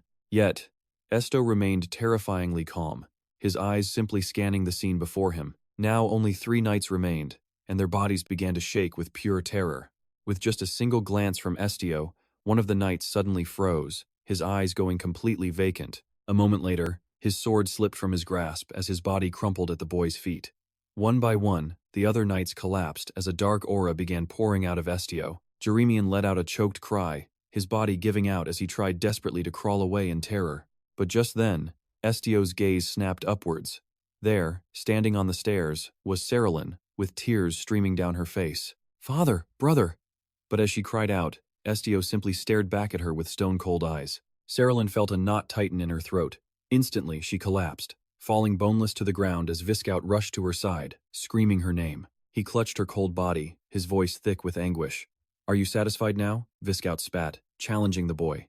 "Look around you. Does more blood really need to be spilled here?" Hearing those words, Estio couldn't help but ask himself, why was he always holding himself back? He remembered a past filled with rejection, and realized the reason he'd been suppressing his power, it never existed in the first place. Estio clenched his fist so tightly it could have drawn blood. If he truly wanted to, he could. Then, a pleasant smile spread across his face. "I'll stop." Viscount was completely stunned. He was relieved that Estio was a friend who could be reasoned with, but then Estio's voice dropped as he gave his condition in return. They would all act as if nothing happened here. Viscount's breathing hitched, his voice trembling in utter disbelief. "What?" An enraged roar suddenly echoed from behind them. Jeremian screamed in fury. "You evil bastard! You murderer! You cause all this, and now you dare make a demand like that?" Hearing him, Estio slowly turned his head. He remained unnervingly calm as his low voice cut through the air. "This is not a request." Estio tilted his head with a slight smile, clarifying his point. "It's an order." Across from him, Jeremian could only grind his teeth in helpless rage. A moment later, his body began to sway. And soon after, the entire family, Viscout, Jeremian, and Saralyn all collapsed to the floor. Just as Estio was about to leave, a familiar voice called out from behind him. Estio immediately spun around towards Suki. In an instant, its entire body began to transform, its tail growing noticeably longer. Standing before Estio now was a fearsome tiger. It turned its head to look at Nej, asking why it was so distracted. "You can't carry him by yourself." Hearing that, Estio understood immediately. Grabbing hold of the net, Estio gently placed Nej on Suki's back and gave it a reassuring pat. At the same time, Suki made an offer. "You get on too." Estio hesitated for a second. "But that will be too tiring for you." "It's fine. I can walk." Its voice was casual. "Trust me." Adding, "You won't make much of a difference." Seeing its point, Estio climbed onto Suki's back. "All right, I'm counting on you." Before it took off, Suki gave him one last warning to hold on tight. Through the quiet night, Suki raced through the wind, carrying both Nej and Estio. It was then that the boy softly called out its name. Suki's reply was instant and clear. "What is it?" Estio's confession tumbled out slowly. "I think I might really be a monster. I can read a person's heart. I can control it. I can even make them end their own lives. I've killed so many people." He confessed, disgusted with himself, and yet, he felt absolutely nothing at all. Estio was being torn apart from the inside. He knew what he did was wrong, he confessed miserably, but he didn't feel any fear or sadness. In stark contrast, Suki simply glanced back with a calm expression. "So what?" It spoke with a deceptively light tone, but its eyes glinted with cold steel. "If it were me, I would have killed every last one of them." Suki's paw gestured lightly, as if picturing the very scene of wiping out its enemies, and it kept talking. "There's no reason to fear or pity those who harmed you and threatened to take away what you cherish. You're too soft." He slumped down in his seat, shoulders heavy with guilt. "But in the end, I was the one who hurt other people." Hearing this, Suki tried to reassure him. "Well, I guess you can be a little sad. After all, you didn't want to hurt anyone." Just then, Aru chimed in. "Let me tell you something. There's no way a person who constantly worries about whether they're normal or not could ever be a real monster. And even if you are a monster, so what? We're talking a talking monkey and a cat that turns into a tiger here." "What? That's biased. Monsters aren't bad. Do you hate monsters or something?" Faced with this barrage of questions, Estio looked completely and utterly lost. Suki suddenly recoiled, holding out a paw as if to surrender. "Whoa, hey, slow down, this is getting too competitive. My bad." And with that, the group sped off into the frigid weather. In another scene, Hack was suddenly screaming. "What the hell did you just say?" Bakko awkwardly scratched his head. "My apologies. But this is an order from Gun's superior." At that, he roared back, his eyes looking like they could swallow the man whole. "Who told you to chirp, you damn birdhead?" Bakko suddenly held up a hand to object. "It's not a bird, it's an avian." Hearing that, Hack nearly lost his mind. "Damn it." Just then, Rosali stepped in, breaking the tense atmosphere. "Branch Chief," he answered, sounding completely drained. "What is it?" Her tone suddenly changed. "Could you please calm down a little?" Hearing that, Hao's anger just exploded. He roared, "Calm down? You want me to be calm?" Rosali's attention was drawn to a letter on the desk, a summons from the Guild's ST Special Support Division. She leaned in to read the paper again, her face filled with confusion. A summons like this was either due to pressure from the royal family, or someone at headquarters believed Estio was a dangerous ability user. Worse, he'd been missing for 10 days, and a nasty rumor was spreading around the Fabian house. In another part of the room, a door wrapped tightly in chains suddenly materialized out of thin air. At the same time, Hao's voice cut through the room. "That kid is not the type to go around hurting people." Just then, Rosali suddenly shouted, "Branch Chief." He turned back, exhausted. "What is it now?" In response, she just pointed toward the door. "Could it be?" Estio walked in, his posture steady.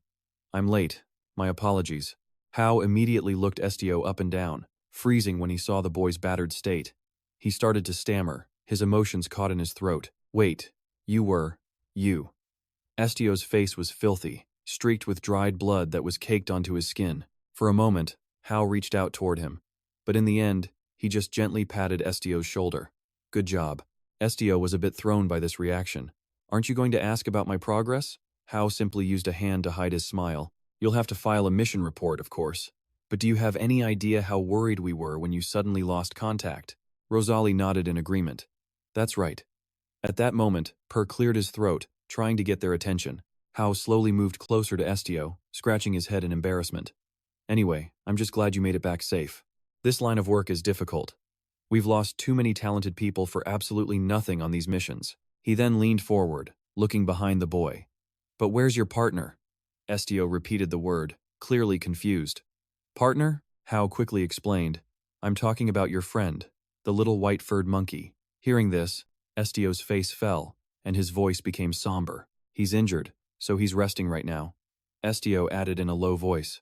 He's almost recovered, but we still need to be careful. The branch manager's face softened, a slight smile appearing as he let out a sigh of relief. Glad to hear it's nothing too serious then. Hao then added carefully. Just rest today. You can submit the report in 3 days. But Per suddenly interrupted him. My apologies. He then raised his voice. But I'm afraid that's going to be difficult. Manager Hao of the Gallon branch immediately turned around, his brow furrowed. I was just telling a G member to rest after completing his mission. So what's so difficult about that? Huh? You're the courier, Burn Parker. In that instant, Parker suddenly spread his wings, his feathers catching the light in a brilliant, shocking display. Estio's eyes went wide, his pupils visibly glowing. An angel? Parker flew over to him. Estio of the Gallon branch must come with me to headquarters. At the completely unexpected order, Estio's entire body went rigid. Per's sharp eyes were locked onto Estio, his tone leaving no room for argument. A short while later, wheels were speeding across the grass. Inside, Estio looked out at the passing scenery. His eyes drooped slightly as he remembered Hao's absolutely stunned reaction to his choice. Why did you agree so easily? Hao had demanded, his hand tightening on Estio's travel bag. He had turned back and answered calmly, As long as I'm in G, I can't refuse a decision from headquarters, can I? Estio's response left Hao completely stunned. After a moment, all he could do was sigh in defeat. I guess you're right. Back in the present, Estio thought to himself with a somber look. He felt so grateful for the branch chief, but so guilty at the same time. Thinking it over, Estio felt a strange sense of luck. But he was also glad he had found another place to go. Afternoon sunlight gently filtered through the window, turning strands of Estio's hair golden. He blinked his eyes open, dazed by Ahuru's sudden words. I know, the creature spoke with a chipper tone. I've figured out what Estio's problem is. And right after that, Ahuru began to scold him. Estio, you are terrible at refusing things. You're just too obedient. If you don't like something, say no. If you hate it, say so. It's so simple, why can't you say it? Per, sitting nearby, finally noticed something was wrong. He asked with concern. Is everything all right, Estio? He quickly turned with a pleasant smile. It's nothing. But Ahuru just shrieked. How dare you say it's nothing? You're unbelievable. The little creature continued to lecture. I thought about this so hard I couldn't eat or sleep, just to reach this conclusion. Ahuru is officially mad now. Estio whispered an apology. I'm sorry, Ahuru. Then his voice grew serious. But you need to be quiet. Ahuru was still pouting but finally settled down, replying with a grunt. Fine. Per, on the other hand, was now looking at Estio with total suspicion. He cautiously asked, Were you just communicating with that plant? Estio calmly replied, Yes. Per's expression exploded with a mix of shock and excitement. That's incredible. I heard you could read minds, right? Can you read what I'm thinking right now? Faced with the sudden request, Estio's only internal thought was, This is so annoying. Estio glanced over at Neju, who was deep in a dream. But suddenly, Neju's face twisted as it let out a strange, muffled groan. His expression shifted, his eyes filled with concern.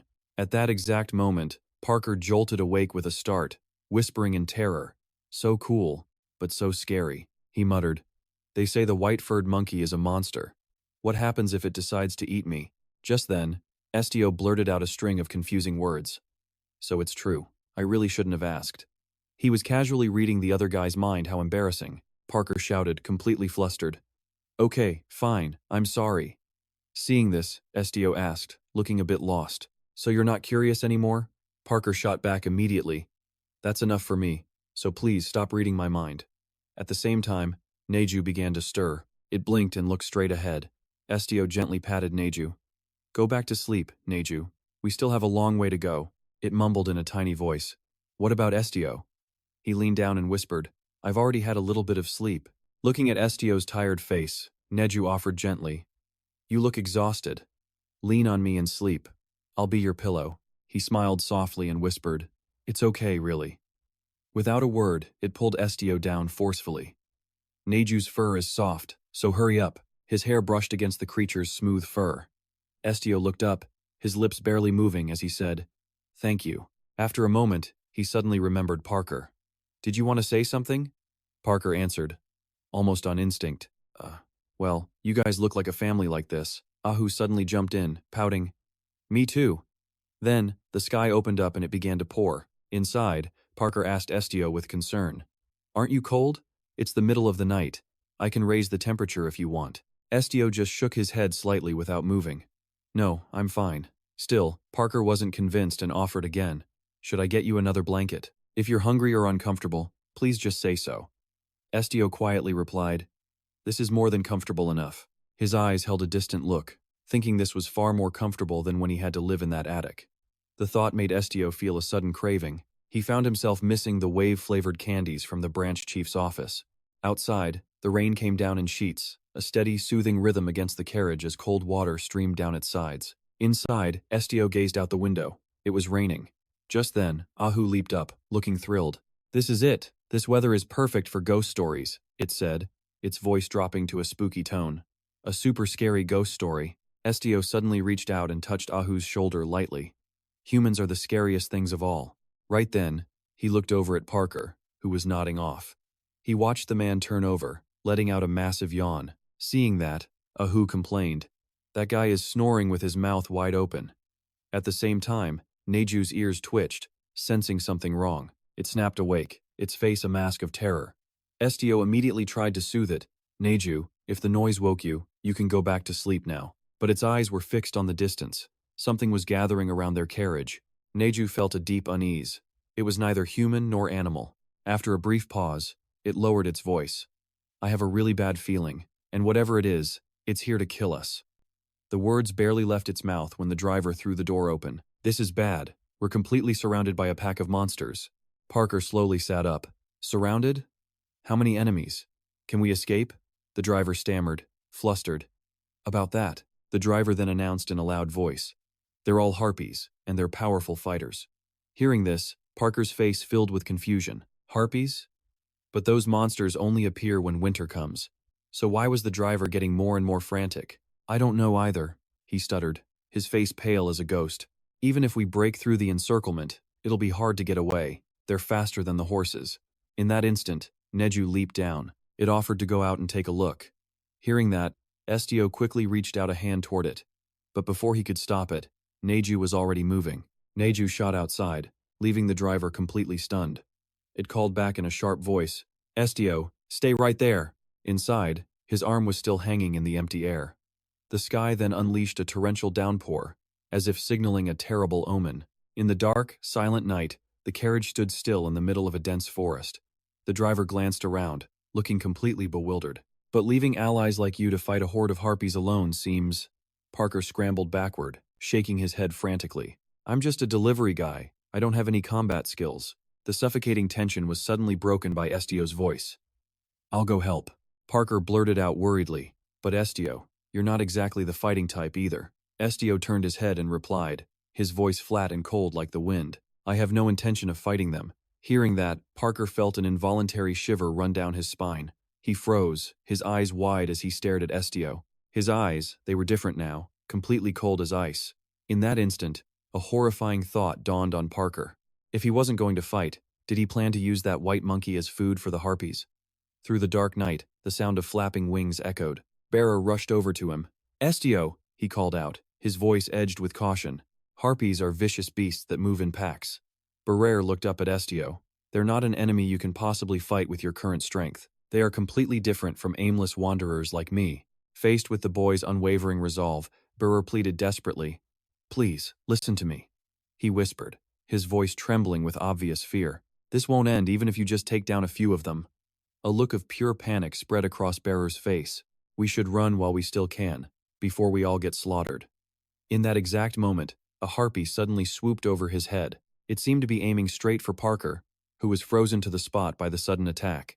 Parker's eyes widened as the harpy dove for him, only for a spray of fresh blood to hit him squarely. He squinted, trying to see past the chaos. In front of him stood Estio, who had leaped in to take the blow. Parker cried out in horror, "Estio!" The harpy wasn't done, sinking its teeth deep into the boy's shoulder. Nearby, Bearer groaned, "I can already see the massacre." He immediately started screaming in a panic, his shoulder its teeth. After a moment, the harpy released Estio, blood pouring from his wound as the monster let out a piercing shriek. High above, the rest of the flock instantly heard the cry. They all looked down at the fight between Estio and their comrade. But just then, the creature on the ground suddenly recoiled. In a flash, Neju appeared and grabbed the harpy by the neck. He slapped it viciously across the face without a shred of mercy. Its body went skidding across the grass. Neju immediately turned to Estio, his voice full of worry. "Estio, are you hurt?" He answered honestly, "Just a little." Neju's eyes darted down. "There's blood." The gash on Estio's shoulder was already drying into a dark crimson. He glanced back at Parker. "It's nothing compared to your life." The boy could only stare, completely bewildered. "I'm sorry, no, thank you." In that same instant, a storm of harpies descended on them. Barrere screamed in pure terror. "There are more of them!" The whole group looked up, their faces etched with alarm. Estio, on the other hand, just watched them calmly, wondering if his power would work on multiple targets. Suddenly, one of them dove straight for him. As Estio's cold gaze swept over the entire flock, the air itself seemed to freeze over. In a loud voice, he gave a single command. "Stop." Amidst the chaotic scene, the swaying trees and screeching monsters fell into an eerie, unnatural stillness. Before Estio, the flock of harpies was frozen in place. He looked up at them, a fierce internal battle raging. Should I kill them? After a moment's hesitation, Estio simply waved his hand. "Return to your home." As the words left his lips, the harpies turned and flew away. Behind him, Parker could only look up, his mouth wide open in complete astonishment. He couldn't process it. Did a monster just obey a human's command? Just then, Estio turned back to him. "Let's return to the carriage," Neju replied enthusiastically. "All right." He couldn't resist adding some praise. "You're as cool as ever." Back with Parker, he still hadn't collected himself. The harpy that had been struck earlier was still lying motionless on the ground. In the quiet darkness, the scene gave off an unnerving feeling. Parker looked up in shock. The flock of harpies had vanished in an instant. He glanced at Estio in utter confusion. How could it all end so easily? Now I get why so many headquarters are hunting for him. Over here, Bearer gave a cautious reminder. "Be careful getting in," Neju asked kindly. "Are you injured?" Bearer, however, remained frozen in place. That person. His eyes were fixed on Estio with extreme caution. "He's dangerous." After a heavy downpour, the night sky was crystal clear. The carriage carrying Estio continued its journey forward into the night. Estio was fast asleep inside the carriage, oblivious to everything. Suddenly, a voice spoke out. "You are so troublesome." Hearing the slightly strange voice, he slowly began to wake up from his nap. His eyes opened as he tried to see who was talking to him. Suki quickly climbed onto his chest, continuing to lecture him. "Always acting on your own. This is why I hate humans." The moment Estio saw the creature, he was genuinely surprised. Suki, but before he could say more, it cut him off again. "Get some sleep. Stop running around like an idiot and getting bitten by monsters." Suki's gaze became strangely thoughtful, a silent guilt passing over Estio for his own reckless actions. Estio immediately spoke from the heart. "I'm sorry." He had no intention of making excuses. This time, Suki approached him gently with a word of advice. "Don't apologize. If you just stay out of trouble, you won't need to apologize in the first place." Estio stared blankly at Suki, who sat quietly to the side, lost in thought. "Estio, don't get hurt anymore." After a long period of travel, the carriage finally arrived in a land buried deep in frigid snow. Ahuru immediately began to jump around excitedly. "What a wonderful morning." Estio found its strange behavior quite confusing. "What are you doing?" Ahuru just smiled and spoke. "Greetings." While Estio was still baffled, new legs began sprouting from beneath its body. The scene laid out before him left Estio so startled he couldn't even believe his own eyes. "You can walk?" This just made Ahuru burst out laughing as it glanced over at Estio. "Are you shocked that a walking cactus is suddenly running around you when you wake up?" Then, its expression turned serious. "I'm shocked, too." As the two were talking, Neju quickly stepped forward. Neju stared at Ahuru, his eyes absolutely sparkling with wonder. "You can walk?" Neju's fingers playfully poked at the little cactus. Congratulations. Hearing that, it laughed and nodded. Thanks, thanks. All the chatter finally woke Parker from a deep sleep, leaving him completely baffled about what was going on. What in the world? The first thing he saw was the bizarre scene of Ahuru and Neju laughing together. Parker found the whole thing incredibly amusing. His friends were certainly an odd bunch. Though he had his own thoughts, a walking cactus wasn't that weird, right? After all, this was the guy who could dismiss a whole flock of happies with a single word. Parker subconsciously recalled the moment Estio stood there, just looking at the happies circling high up in the sky. He still had no idea how Estio had ordered them back to their nest. Thinking about it, Parker gave the injured Estio a completely speechless look. If he told me he'd made friends with a dragon, I probably wouldn't even be surprised. He stretched his body while thinking about Estio's power to read hearts and command others. Suddenly, a voice cut in amazing. Seeing Estio's confused look, Parker was bewildered. Estio just repeated his praise. Your wings. Hearing that, Parker finally understood. He just smiled, scratching his head in embarrassment. Oh, thanks. The carriage carrying the whole group continued to press forward, making its way through the freezing landscape. While preparing breakfast, Estio had a thoughtful expression. He'd noticed that ever since Ahuru got legs, it had been running around like a playful child. Estio's curiosity got the better of him, so he finally asked, Ahuru, do you need any water? Ahuru didn't even have to think about it, immediately refusing the offer. Nope, no, I'm full. Estio looked around the carriage, surprised. You've eaten already? Hearing that, it shook its head, preparing to explain a whole lot more. Not really, it explained. It all happened yesterday when Estio got hurt. Estio nodded, listening quietly to its story. Ahuru reminded him, You were bleeding a lot, weren't you? He remembered the wound on his shoulder and nodded. That's right. Fresh, red blood had poured from his body, so much that it began dripping down onto the ground below. Unfortunately, some of Estio's blood just happened to fall directly onto Ahuru, who was sitting off to the side. To finish its story, Ahuru pointed right at the top of its head, explaining in more detail. Your blood. I drank a little. After hearing this, Estio fell completely silent, and his strange reaction left Ahuru confused. After thinking for a moment, he slowly lifted the cactus closer to get a better look. His face was a mask of pure, utter disbelief. You drank my blood? Ahuru nodded with absolute certainty. That one conversation immediately plunged everyone inside the carriage into a profoundly awkward silence. Seeing everyone jumping to the wrong conclusion, Ahuru quickly shouted out an explanation. Don't get the wrong idea. I couldn't even move back then. Besides, it was an accident, the blood just happened to fall on me. And then, it continued its story about a flower that had grown on its head. It was the first time I'd ever bloomed. Estio fell silent after hearing that, a sudden realization dawning on him. He gently held Ahuru, unable to hide his complete surprise. Interesting. You bloomed after drinking my blood? Hearing such a strange conclusion, Ahuru immediately tried to correct him. Hold on. Shouldn't you be focusing on the fact that a normal plant drank your blood and started walking? Parker, who had been listening from the side, was just completely speechless at this point. A moment later, Ahuru proudly presented the bright red flower to Estio. It's a gift. Please accept my sincerity. Estio gently took the flower. Thanks. This response made the little cactus incredibly excited.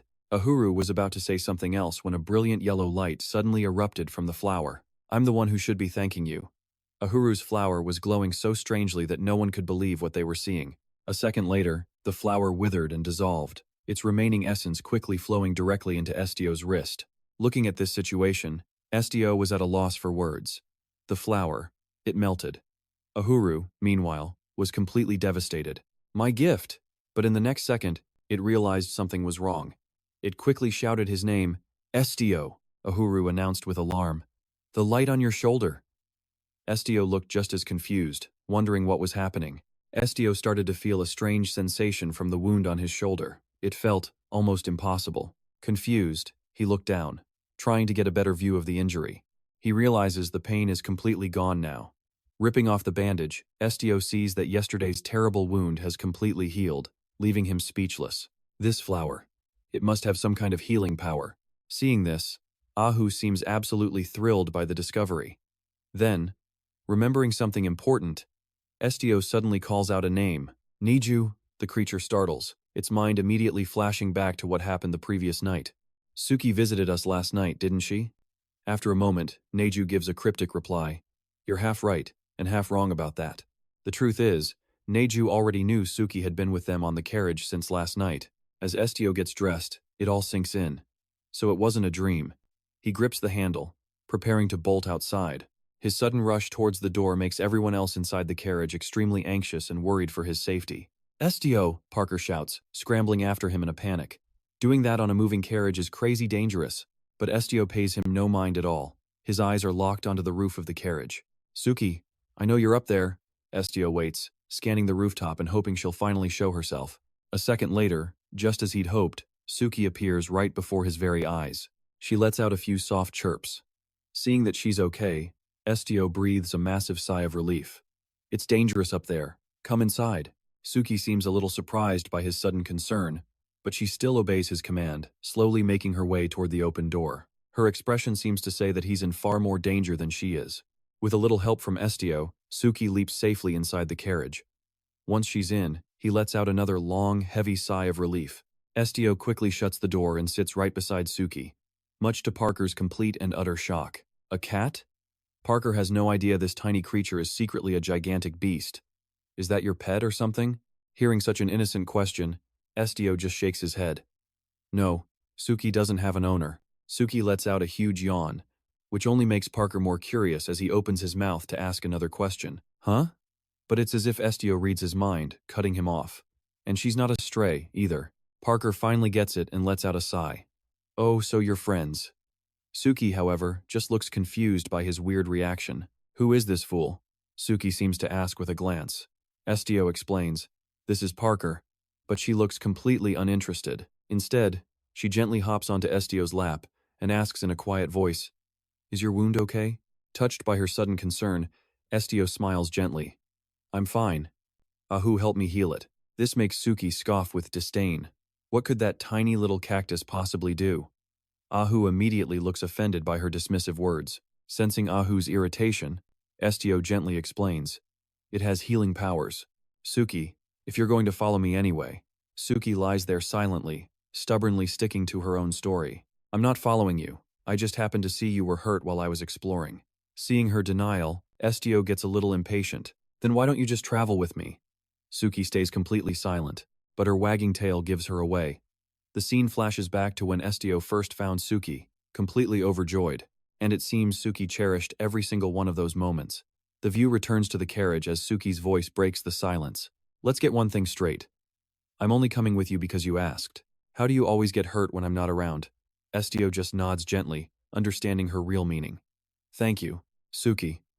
He gently strokes her head, and she seems to sense that something between them is different now. But Suki doesn't overthink it, simply closing her eyes. Estio has changed, and she decides this change is perfectly fine with her. Time passes quickly, and at last, the carriage finally grinds to a halt on the road. While Estio was still wondering what to do next, a voice calls out his name.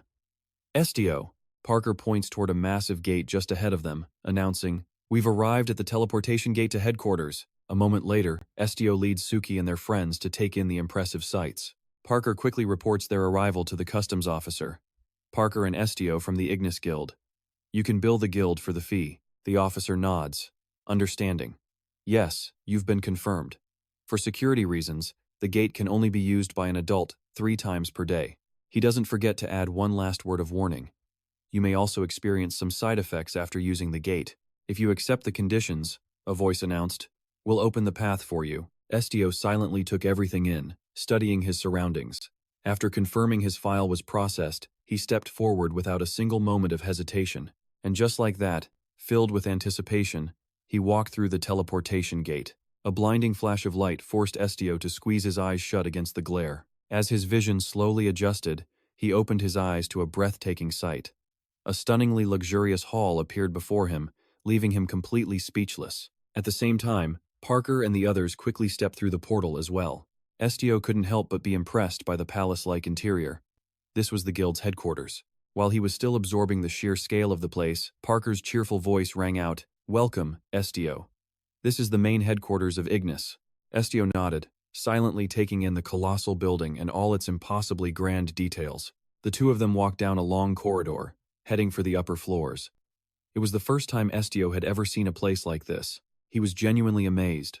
An endless staircase stretched before them, looking like a stairway to heaven. Parker walked ahead, quiet, and lost in thought, while Estio himself was also deep inside his own head. He wondered if a place like heaven even truly existed.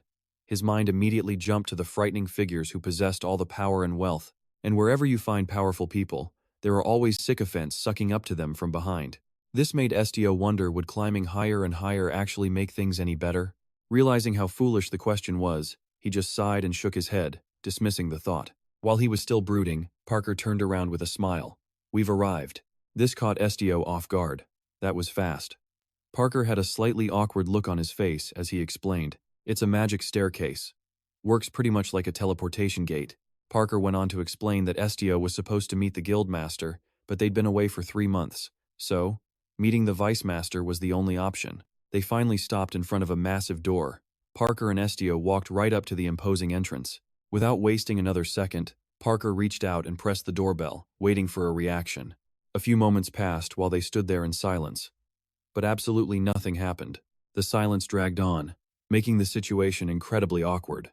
Parker sighed in defeat, not sure how to explain this. It seemed the vice master had fallen asleep. Again, Estio was completely stunned by this revelation. Left with no other choice, Parker began to rapidly and repeatedly mash the doorbell. After a continuous series of rings, the massive door was finally thrown open. Luckily, Estio was fast enough to grab Auru and pull him out of the door's path. The violent entrance left Parker stunned. Meanwhile, Auru, realizing he'd almost been crushed, began trembling with rage. It screamed furiously, "My head almost got taken off. How dare you?" Estio heard this and silently wondered. Where exactly is a cactus's head? Just then, a man holding a sword appeared from inside the room. Looking completely exhausted, he stumbled out. "Who is it?" he grumbled, staring tiredly at the ones who had shattered his peaceful sleep. His eyes landed on Parker, making him even more confused. "Huh? I don't remember ordering chicken." Parker's face flushed with anger. "I've told you time and time again, Vice Master, I am not food." Hearing their argument, Auru let out a sigh of agreement. So, he was right about the chicken. Remembering his purpose, Parker immediately tried to get to the main point. "I brought a guest." This only confused W further. "A guest? What guest?" he mumbled, his words slurring with exhaustion. "Your guest." This whole exchange was just making W annoyed. He let out a huge yawn and started to turn back inside for another nap. "What nonsense are you talking about? Why should I have to deal with a guest? Isn't anyone else working downstairs? I'm docking your pay for waking me from a perfectly good sleep this early." Parker was getting seriously annoyed by this ridiculous behavior. W turned to go back inside his room, muttering, "Go away." Suddenly, Suki let out a meow. The sound of the small cat stopped W dead in his tracks. He froze, completely stunned. A cat? Before him, Suki sat there and continued to meow. Absolutely delighted, W broke into a wide grin and crouched down for a better look. "Well, you're a pretty little thing, aren't you? Are you the guest?" But as W reached out to pet Suki, the cat suddenly turned and walked away. It went straight over to Estio's feet.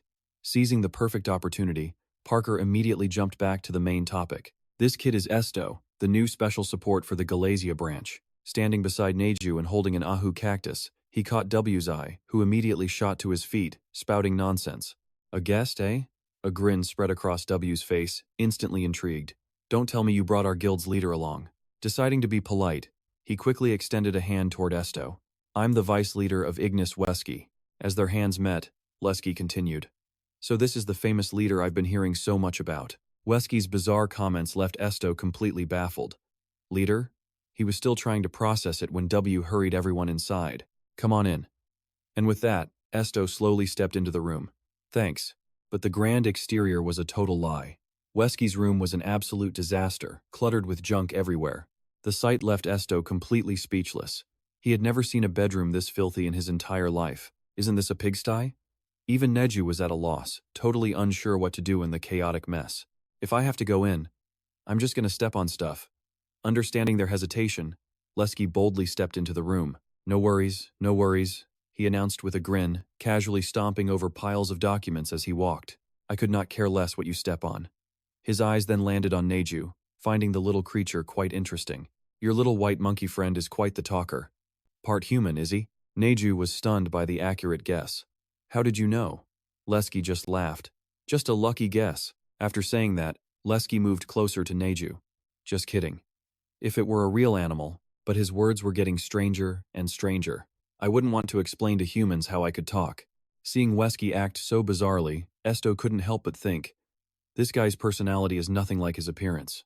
While Estio was lost in thought, Lesky glanced over. Coffee? Estio quickly shook his head. No. Thanks. Seeing his refusal, Lesky got a thoughtful look. Ah, my mistake. You're probably too young to appreciate bitter flavors yet. Maybe a Coke would be better. And with that, Welsky turned around to prepare their drinks. Estio was left speechless behind him. It's not like he refused because it was bitter. A moment later, Wesky returned with a tray. He had even brought out some cookies, placing them right on the table in front of Estio. Holding the hot cup of coffee, Estio's expression was lost in thought. As he was drifting off, Welsky suddenly spoke up. It seems our new leader is a little on the young side, isn't he? Estio immediately looked up to explain. I've already had my coming-of-age ceremony. Lesky just burst out laughing at his sincerity. That's exactly why I said you're young. When an adult gets called young, they don't argue, they say thanks. Remembering something important, Estio called out, Vice Leader. This made Wesky look up from his coffee, surprised. Estio's face was now twisted with annoyance after all of Lesky's strange antics. You sound like some kind of creep who enjoys teasing kids, so cut it out. Seeing they'd wasted enough time, Lesky finally got to the point. All right, let's get down to business. This is why the guild leader called for the leader from headquarters. Hearing this, Estio's confusion was obvious. I see, but why am I? Before he could finish, Wesky cut him off. The leader part? Estio gave a firm nod. Wesky just laughed it off like it was nothing. He calmly added, that was also the guild leader's idea. I'm just the one passing along the message. Honestly, the leader title was just added recently, so I don't really know the specifics myself. This flood of non-information left Estio and Parker completely stunned. A seed of worry began to grow in Estio as he stared into his cup. Could this guild even be trusted? He didn't want to think it, but a heavy sense of uncertainty washed over him. Their attitude was so secretive and their positions seemed to shift constantly. Nothing was straightforward. Despite it all, Estio's gaze on Wesky became more critical. His expression turned thoughtful at least. He hadn't heard any outright lies yet. While Estio was still deep in his thoughts, Lesky spoke up once more. From now on, you'll be taking on missions that are very different from before. The deeper meaning behind his words was completely lost on Estio. Different how? Lesky just ignored the question, continuing to stare into his coffee cup.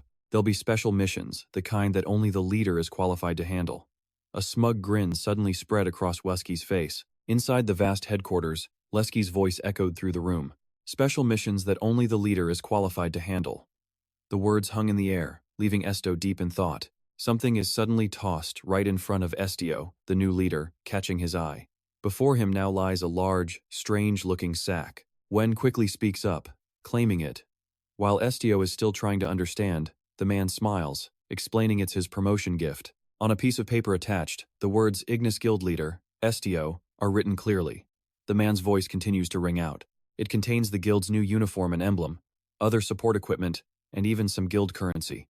Bearer looks on, a bit dazed as he sees Estio's rewards right in front of him, his curiosity obviously piqued. Wen glances over to the side again, and it seems Neju is absolutely fascinated by the whole display. He lets out a laugh, quickly explaining his thoughts. This is just my own personal curiosity, he says. It has nothing to do with the guildmaster. While Estio is still trying to process what that means, the man continues to speak. Just how strong is our new leader, that the guildmaster wanted him to join us this badly?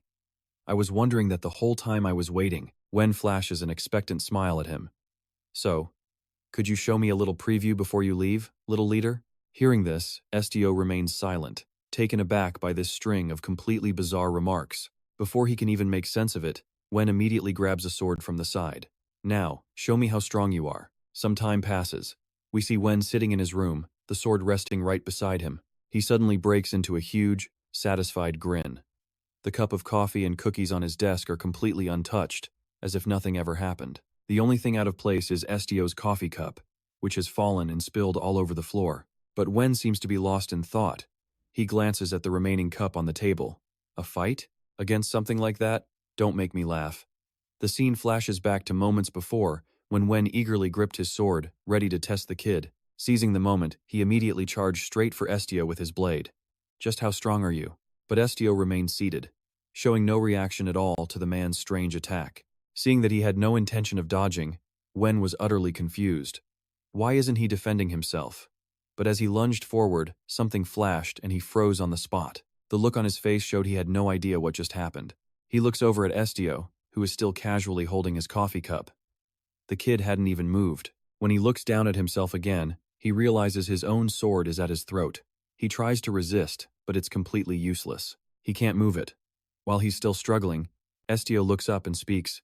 "This is what you wanted to see." His gaze is almost hypnotic, looking at Wen with incredibly strange eyes. "Is this enough?" With that, Wen is somehow forced to release the sword from his own hand. Back in the present, Wen remembers that utterly humiliating moment. He sighs, kicking his feet up on the desk to get back to his duties. Man, he's exhausted. Looking at the endless stacks of documents on his desk, Wen lets out another tired sigh. "Leader?" he scoffs. The guildmaster should have been way more specific. The guildmaster's choice has him deep in thought after witnessing Estio's power. This kid is more like a ruler. How can you control a predator that's stronger than you? Thinking about it makes Wen breathe a sigh of relief. He's just glad he didn't get devoured. He recalls Estio's cold expression from before.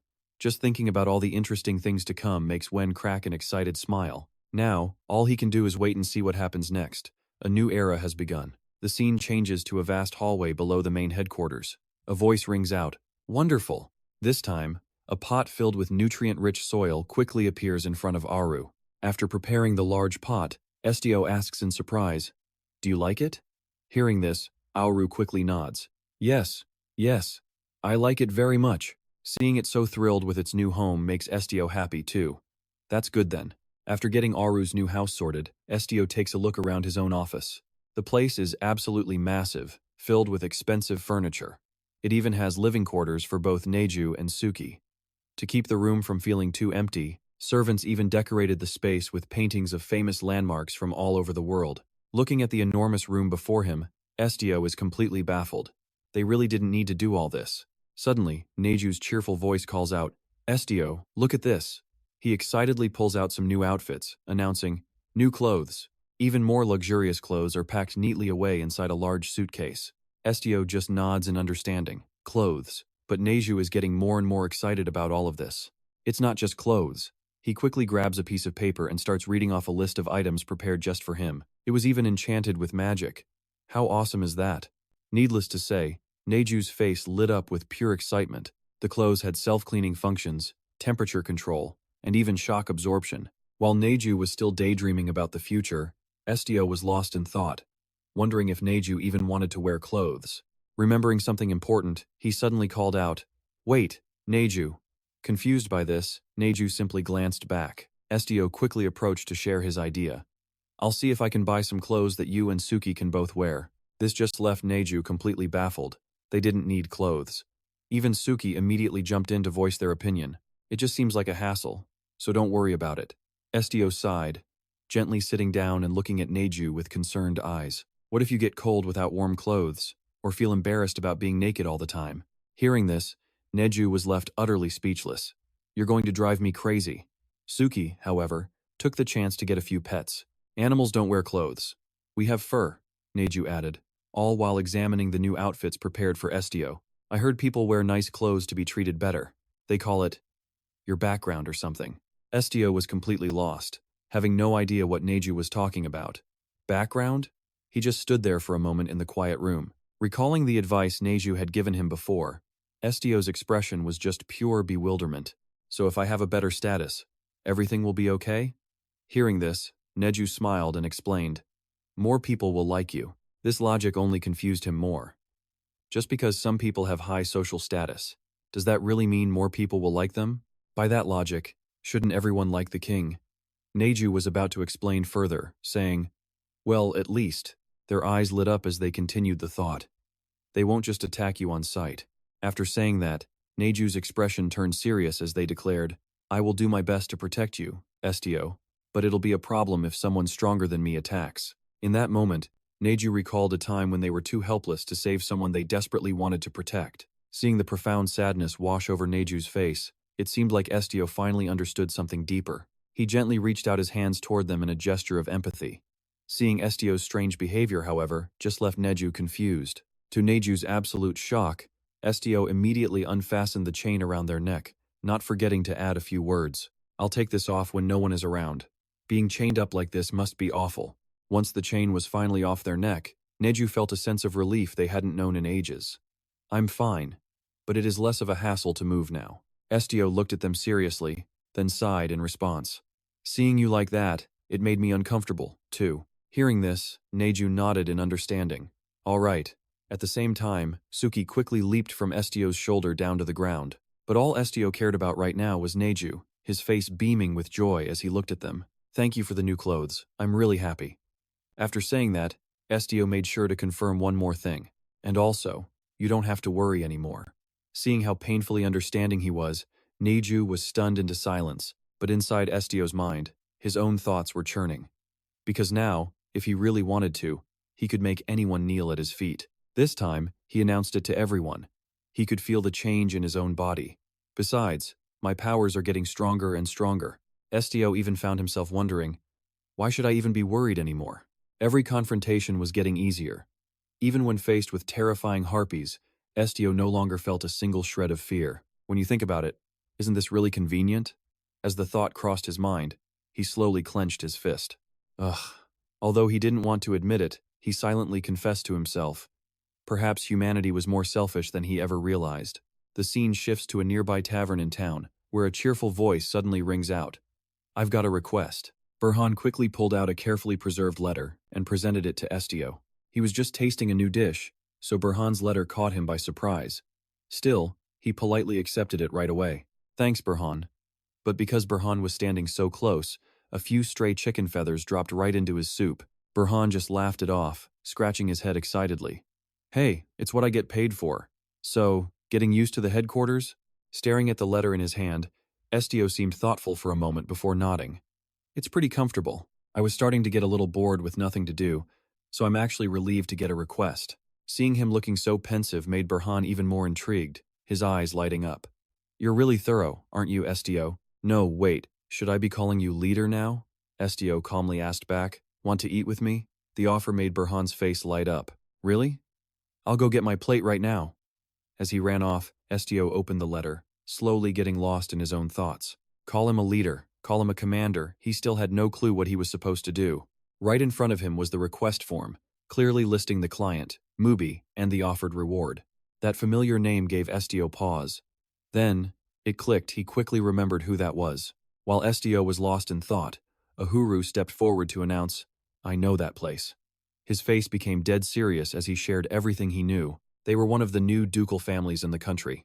The family head, Mubi, was the current emperor's cousin and possessed incredible physical abilities. Hearing this, Estio started to connect the dots. You've met him before? Uhuru proudly puffed out his chest and nodded. Yep, I get around. Listening to their conversation, Neju was completely baffled. What's he saying? Estio gently turned to explain the situation. Uhuru says he has met the person who posted our request. Once he understood the whole story, Neju was thrilled and started praising Uhuru. You know everything. You're an amazing cactus. The constant compliments made Uhuru blush with embarrassment. Thanks, you're pretty cool yourself. Suki, on the other hand, was still sound asleep, oblivious to everything. After a brief pause, Uhuru continued. The guy I know is a little bit crazy. An image of a mysterious figure holding a sword flashed in his mind. I don't know much else, but his sword skills are top-notch. This bit of information was enough to genuinely surprise Estio. That powerful? But Uhuru just shook his head, dismissing the notion entirely. No. His face grew grim as he laid out the whole story. Not just powerful before he was head of the family. Another swordsman was famous. But rumor has it Mubi defeated him in a single strike. In fact, the man possessed a power so immense it could make anyone tremble. He triumphed over monsters and won every single battle. After hearing all this, Estio was completely stumped. So why would someone that strong need to post a request? Just then, Parker cheerfully walked over, holding his meal. Let's eat. He placed the food down on the table, his face beaming with excitement. Estio gave a slight nod. Parker said, Hope you enjoy it. But a glance at Estio's soup made Uhuru's eyes go wide.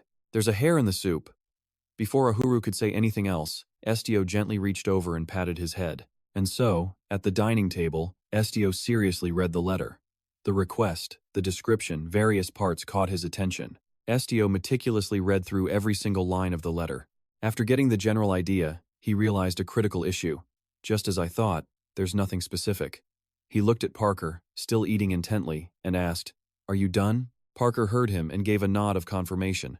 Seeing his opportunity, Estio grabbed his bowl and stood up. Then let's go. The sudden action made Parker hesitate. Parker wore a strange expression, mixed with a hint of confusion. He grabbed his meal and followed Estio, about to say something. So, Commander? The title made Estio glance back in surprise.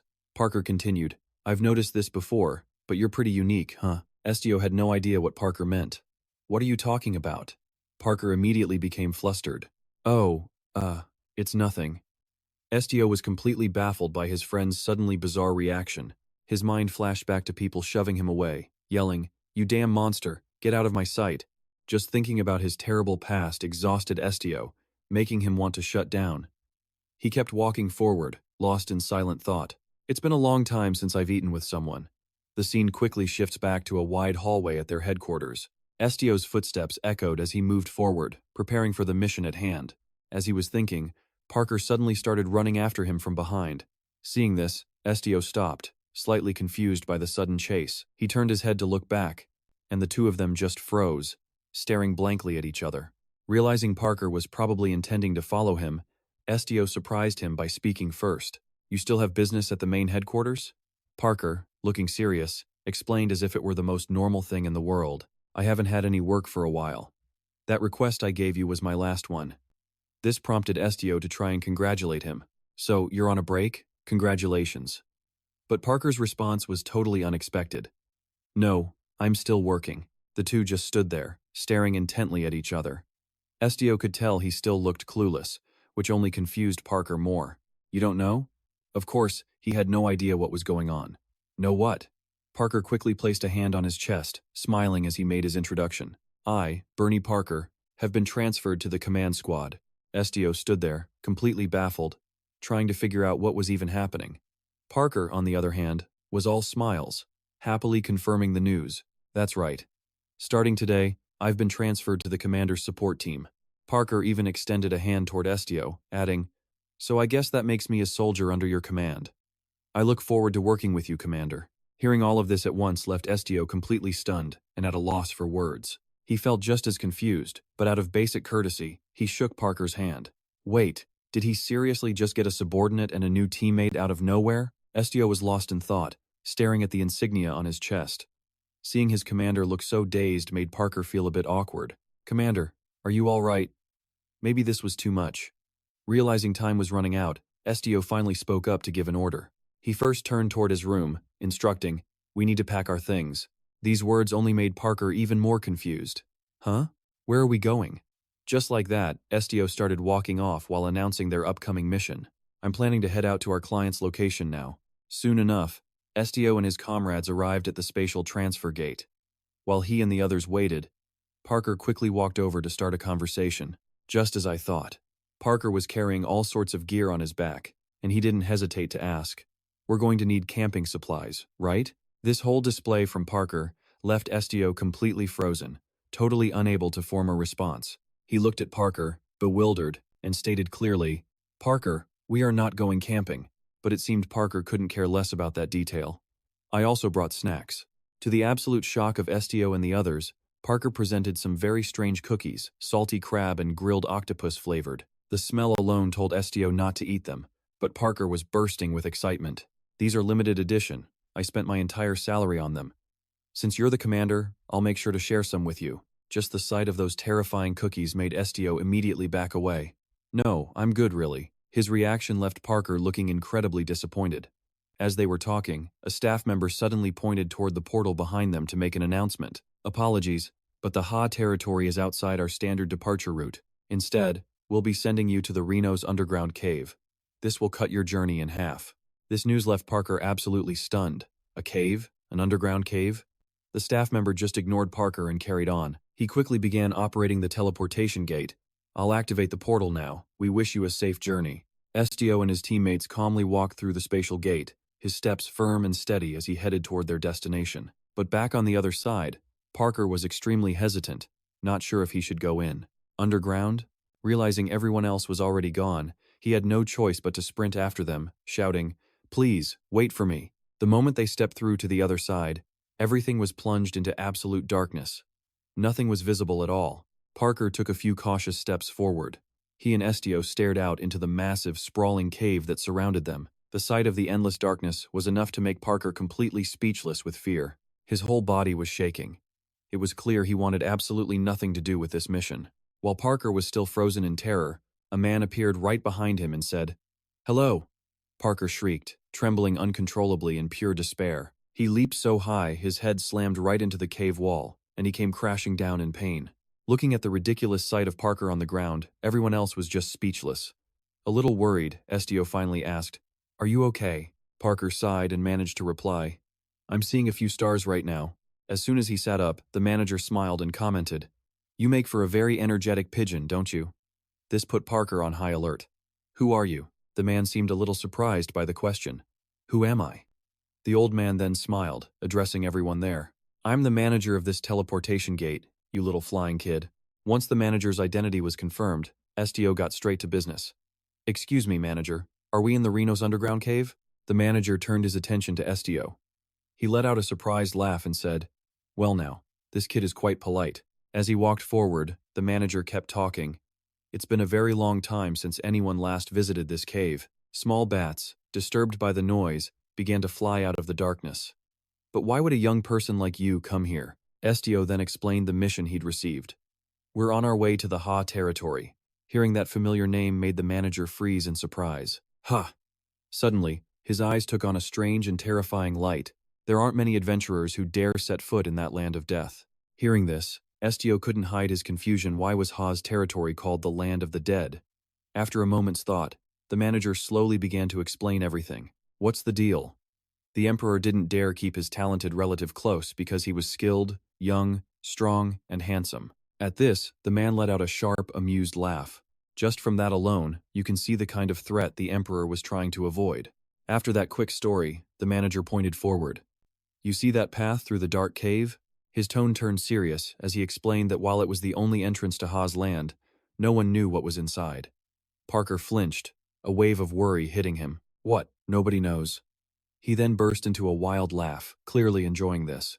"It means I can let you go, but I can't guarantee you'll make it out alive. Even if you were torn into 100 pieces, not a single soul would ever know." This was enough to make Parker, standing right there, tremble with fear. "Are there monsters in there?" But his reaction only seemed to excite the manager even more. "You're stating the obvious, aren't you?" As he spoke, images of eyes hiding in the dark flashed through their minds. The Duke's domain was crawling with deadly, long-fanged monsters. The manager was thrilled, his words dripping with menace. "It means that cowardly emperor is terrified of his own kin." After saying this, the manager roared with laughter again, while a terrified Parker hid behind Estio. But Estio clearly had no time for these mind games, his eyes quickly scanning the area around them. A hint of confusion on his face, he continued to stare down the manager standing before him. Seeing Estio's calm demeanor, the manager was impressed. "Look at this kid, not a trace of fear or distraction." Estio's eyes widened slightly, as if judging whether this manager was truly evil or not. After a brief moment, the man slowly stepped right in front of him. This time, the manager pointed a finger straight at Estio and offered his own piece of advice. "You'd be wise to be careful." Though his words were a bit cryptic, he patiently added, "Try not to let that cowardly king notice you." Just the look in the manager's eyes was enough to send a shiver down Parker's spine. "If you don't want to get swallowed whole before you've even broken out of your shell." As soon as the warning was over, Estio made a simple request. "Please send this message to the Duke for me."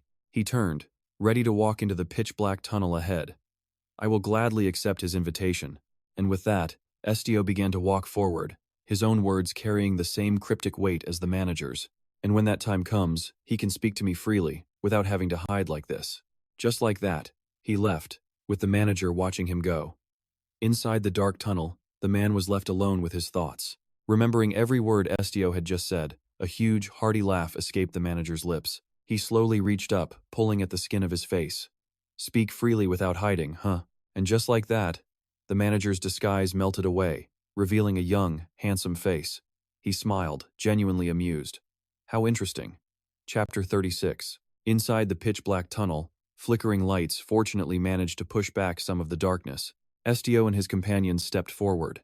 Parker kept glancing from side to side, his body shaking uncontrollably. Feeling a strange sensation, he whipped his head around only to find Estio and the others staring right at him.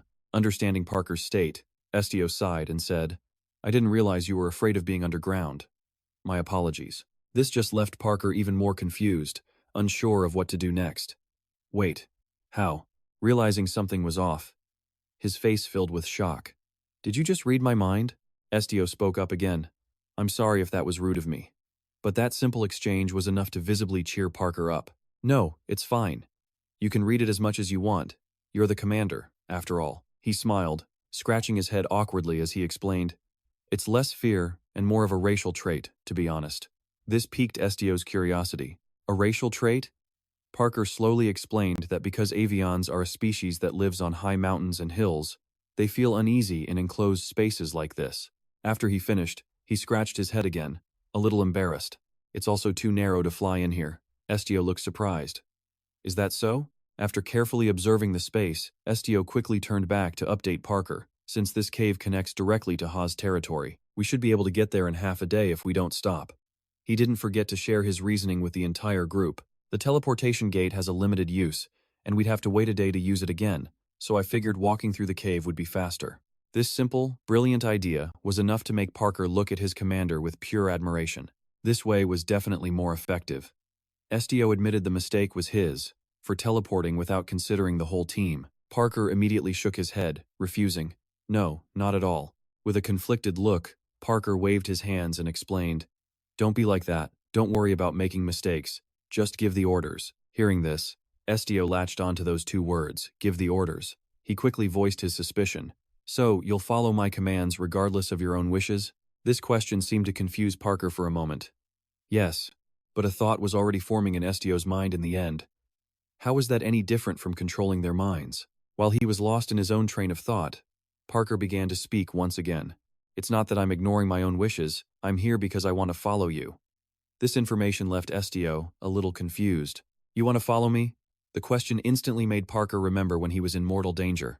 Estio had saved him in the nick of time. Yes, you're my superior, but you're also the one who saved my life. Hearing this, Estio paid it no mind and turned to leave. It was only because I was in danger too. But intentional or not, it seems Parker still deeply cherished the act. Even so, without you, I would have died. I'm truly grateful for that. He didn't forget to add, and I have a gut feeling that I should follow you. Suddenly, Neju sensed something was wrong up ahead, startling everyone. The sight of Nu acting so strangely sent Parker into a panic. What's wrong with it? Estio gently called out to Nu. From the dark cave ahead, incredibly bizarre sounds began to echo. This immediately put Estio on high alert. Is it a monster? Neju silently nodded in confirmation. There are too many. Seeing their serious expressions made Parker even more anxious. Too many? How many? Neju continued to voice what he sensed. A lot, and they're fast, too. The thought alone drove him to a state of speechless despair. So how close are they to us right now? Right below us. The moment Neju finished his sentence, strange cracks began to spiderweb across the ground beneath them. It looked as though something from deep underground was trying to claw its way to the surface right here. Strange golden bodies quickly erupted from the earth. Needless to say, Parker was screaming and crying in absolute terror. A swarm of golden worms with black heads burst forth, pushing him even deeper into his despair. Sandworms. Looking at the creatures that had suddenly appeared, Estio was somewhat confused.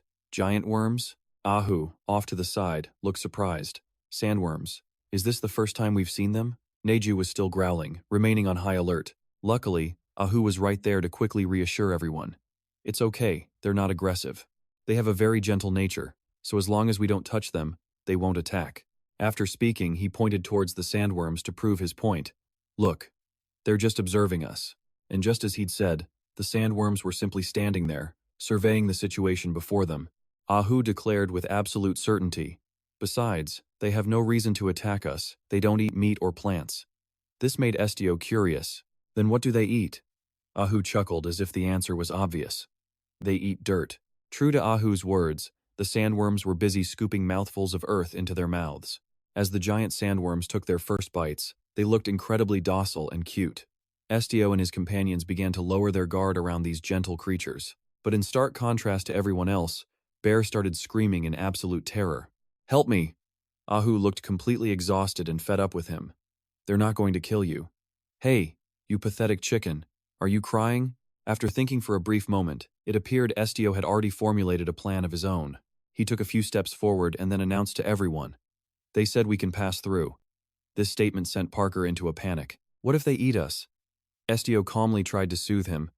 They don't eat people. Probably. Seeing Estio walk steadily toward the giant earthworms, Bear called out worriedly. Commander, what if they grab you? But Estio seemed completely unconcerned about the risks, even strolling casually past the massive worms. It's fine. They've known we were here for a while. They're probably just curious since it's been so long since anyone's been in this cave. After he finished speaking, he turned his head back to announce something else. They said they made this cave, but only Parker still seemed terrified. The sandworms did? Oh my God. After observing the giant creatures carefully, Estio began to urge the others forward. Their emotions feel a lot like human curiosity, so just go on through. But this seemed to be an impossible task for Parker. His entire body was trembling, unable to face such a terrifying sight. Oh great, the ground was still covered in wriggling, disgusting earthworms. The mere sight of these sandworms, or even getting close to them, sent Parker into a full-blown panic, clutching his head and screaming. Estio started to say something, but as if reading his mind, Parker immediately shot him down. No, I can do it. And just like that, Parker's body trembled as he slowly inched forward. Estio was just speechless, thinking he only wanted to ask the worms to move. After what felt like an eternity, Parker finally made it across. He let out a huge sigh, complaining, I'm completely filthy. Nezu just sighed and nodded in agreement. My fur smells like actual dung. But Estio didn't seem to care one bit about any of this. The smell isn't that bad. Everyone else just stared in disbelief. So, it does smell awful then? He even forced a weak smile to comfort them. What's wrong with a bad smell? No, a bad smell is a good thing. Parker could only stare at his face, completely dumbfounded. A mind controller who's a terrible liar, go figure. Then, a sudden realization hit him, and Parker's face lit up with excitement. Looks like I completely misunderstood this whole Reno's cavern thing. Walking up ahead, Estio overheard this and turned around, surprised. What do you mean by that? Parker's mind flashed back to the image of eyes in the darkness, intently watching their every move from before. The stories say this place is filled with monsters that attack people, which is why no one visits. Then he remembered the sandworms from earlier. Even though they looked disgusting and smell terrible, those sandworms were actually harmless. Hearing this, Estio's curiosity was piqued. You're still scared even though you know they won't attack? Parker explained his reasoning as they continued walking. They're just so slimy, it's terrifying. The second they pop up, you feel like you're about to be eaten. But Estio felt the complete opposite. Really? I thought they were kind of cute. This just left Parker at a loss for words. Cute? Those slimy, wriggling things? And so, the two of them went back and forth, arguing about the sandworms for what felt like miles. Yes, they came all this way to find us, and their wiggling was them trying to be cute. You call that cute? Time flew by in a blur, and Parker's voice was now laced with exhaustion. It's been 3 hours since we entered this cave. Estio, walking beside him, quickly tried to console him. We must be close now. But Parker couldn't stop thinking about the grime caked onto his body. I need to wash this stench off as fast as possible. Even a quick rinse would do. As they walked, Nezu's nose suddenly twitched, catching a new scent. He immediately pointed ahead, getting everyone's attention. There's water nearby. I can smell clean water, and I hear a waterfall just over there.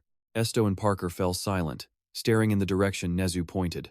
Both of them froze, stunned by a bright light emanating from the cavern up ahead. They could even see water spraying high into the air, accompanied by a familiar, thunderous roar. Estio stared in pure disbelief, his voice full of wonder. A waterfall? Inside a cave?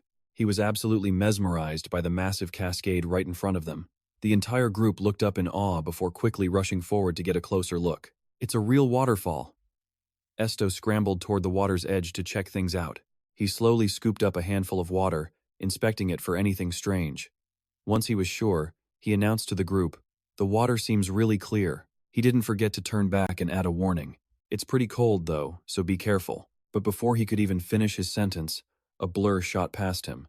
Just like that, Nezu cannonballed straight into the water below, sending a massive wave splashing into the air. The spray completely drenched Estio's face, who was still kneeling right at the edge.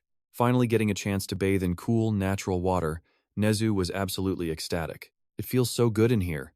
Seeing everyone having so much fun, Ahuru got excited too. That looks like a blast. But it seemed Estio and Parker got the worst of the splash, now completely soaked. Sensing something was up, Estio shot a quick glance over at his friend. As if on cue, Parker seemed to get the same idea and turned to look right back at him. A massive grin spread across Parker's face, as if he was about to shout something. But seeing each other's dripping, grimy state, they both just erupted into laughter. Parker then started heading for the water himself. Well, if you put it that way, I guess so. Over in the water, Nezu cheered. Estio's getting in too. Then, remembering something, Parker looked back at him, surprised. Wait, but aren't you going to wash the cat? Suki, however, did not look pleased with this idea, its face a mask of pure fury. Estio just laughed and explained. Suki hates water. Parker sighed at the cat's stubbornness but quietly made a mental note to himself. But the water's right here. A quick bath should be fine. Besides, staying dirty can make you sick, and I can't take it anymore. Suki screeched, cursing at that pea-brained bird. Hearing the profanity, Estio shot it a warning look. Suki got the message and reluctantly started walking toward the clear water. It's okay, I'll bathe myself. Its trembling hands reached out, ready to touch the water's surface, but a deep reluctance held it back. It really, really hated water. While Suki was still hesitating, someone suddenly grabbed it and tossed it in. It was Parker, grinning as he announced their splashdown. All right, in we go. In that moment, Suki snapped to attention, realizing it was in serious danger. Parker, however, didn't seem to notice. He jumped high into the air, soaring for a moment before plunging straight into the cool water. Seeing Suki hadn't moved at all, Estio called out worriedly, Suki? But what happened next caught him completely off guard. It turned out Suki was brutally standing right on top of Parker's head. But no matter how much it dodged, water kept splashing its face. Watching Suki so desperately trying to stay dry, Estio couldn't help but find the whole situation a little bit hilarious. In a flash, it scrambled back onto the shore. Once it was safe, Suki shot a venomous glare back toward the lake. To say it was furious about the whole ordeal would be an understatement. I won't let him escape. Where is that bird brain? Seeing it so worked up, Estio gently tried to soothe it. Calm down, Suki. He smiled, turning his head to look at it. Thanks to that, your eyelashes are clean now. Worried it might get sick, he carefully dried its body with a towel. Sit up a bit so I can get you dry. Finally, Parker emerged from the water. He offered a friendly smile and asked, So? Did the cat like it? The mere sight of him made Suki want to tear him to shreds. I'll kill him. Estio held it tightly, softly calling its name. Seeing Parker waiting expectantly, Estio sternly reprimanded him. You startled Suki. He then looked at Parker and ordered, apologize, and promised not to do something so sudden again. Estio's words made Parker realize his mistake. Embarrassed, he quickly scratched his head and admitted he was wrong. Sorry about that. After apologizing, he couldn't resist adding, Next time, I'll give you a heads up. Yeah, right. Seeing that time was running out, Estio turned to the group. All right, let's get moving. Suddenly, Oru started making strange noises from the side. Sensing something was off, Estio quickly walked over. What are you doing? The creature explained simply. I'm thirsty. Hearing that, Estio glanced toward the lake. Then drink some water. Oru sighed in frustration. I already did, but it doesn't taste good. So this is what a picky cactus is like, he thought.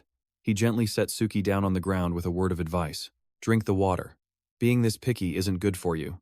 Suddenly, Oru asked in a sad voice, Can you give me something else? But Estio still didn't quite get it. Something else?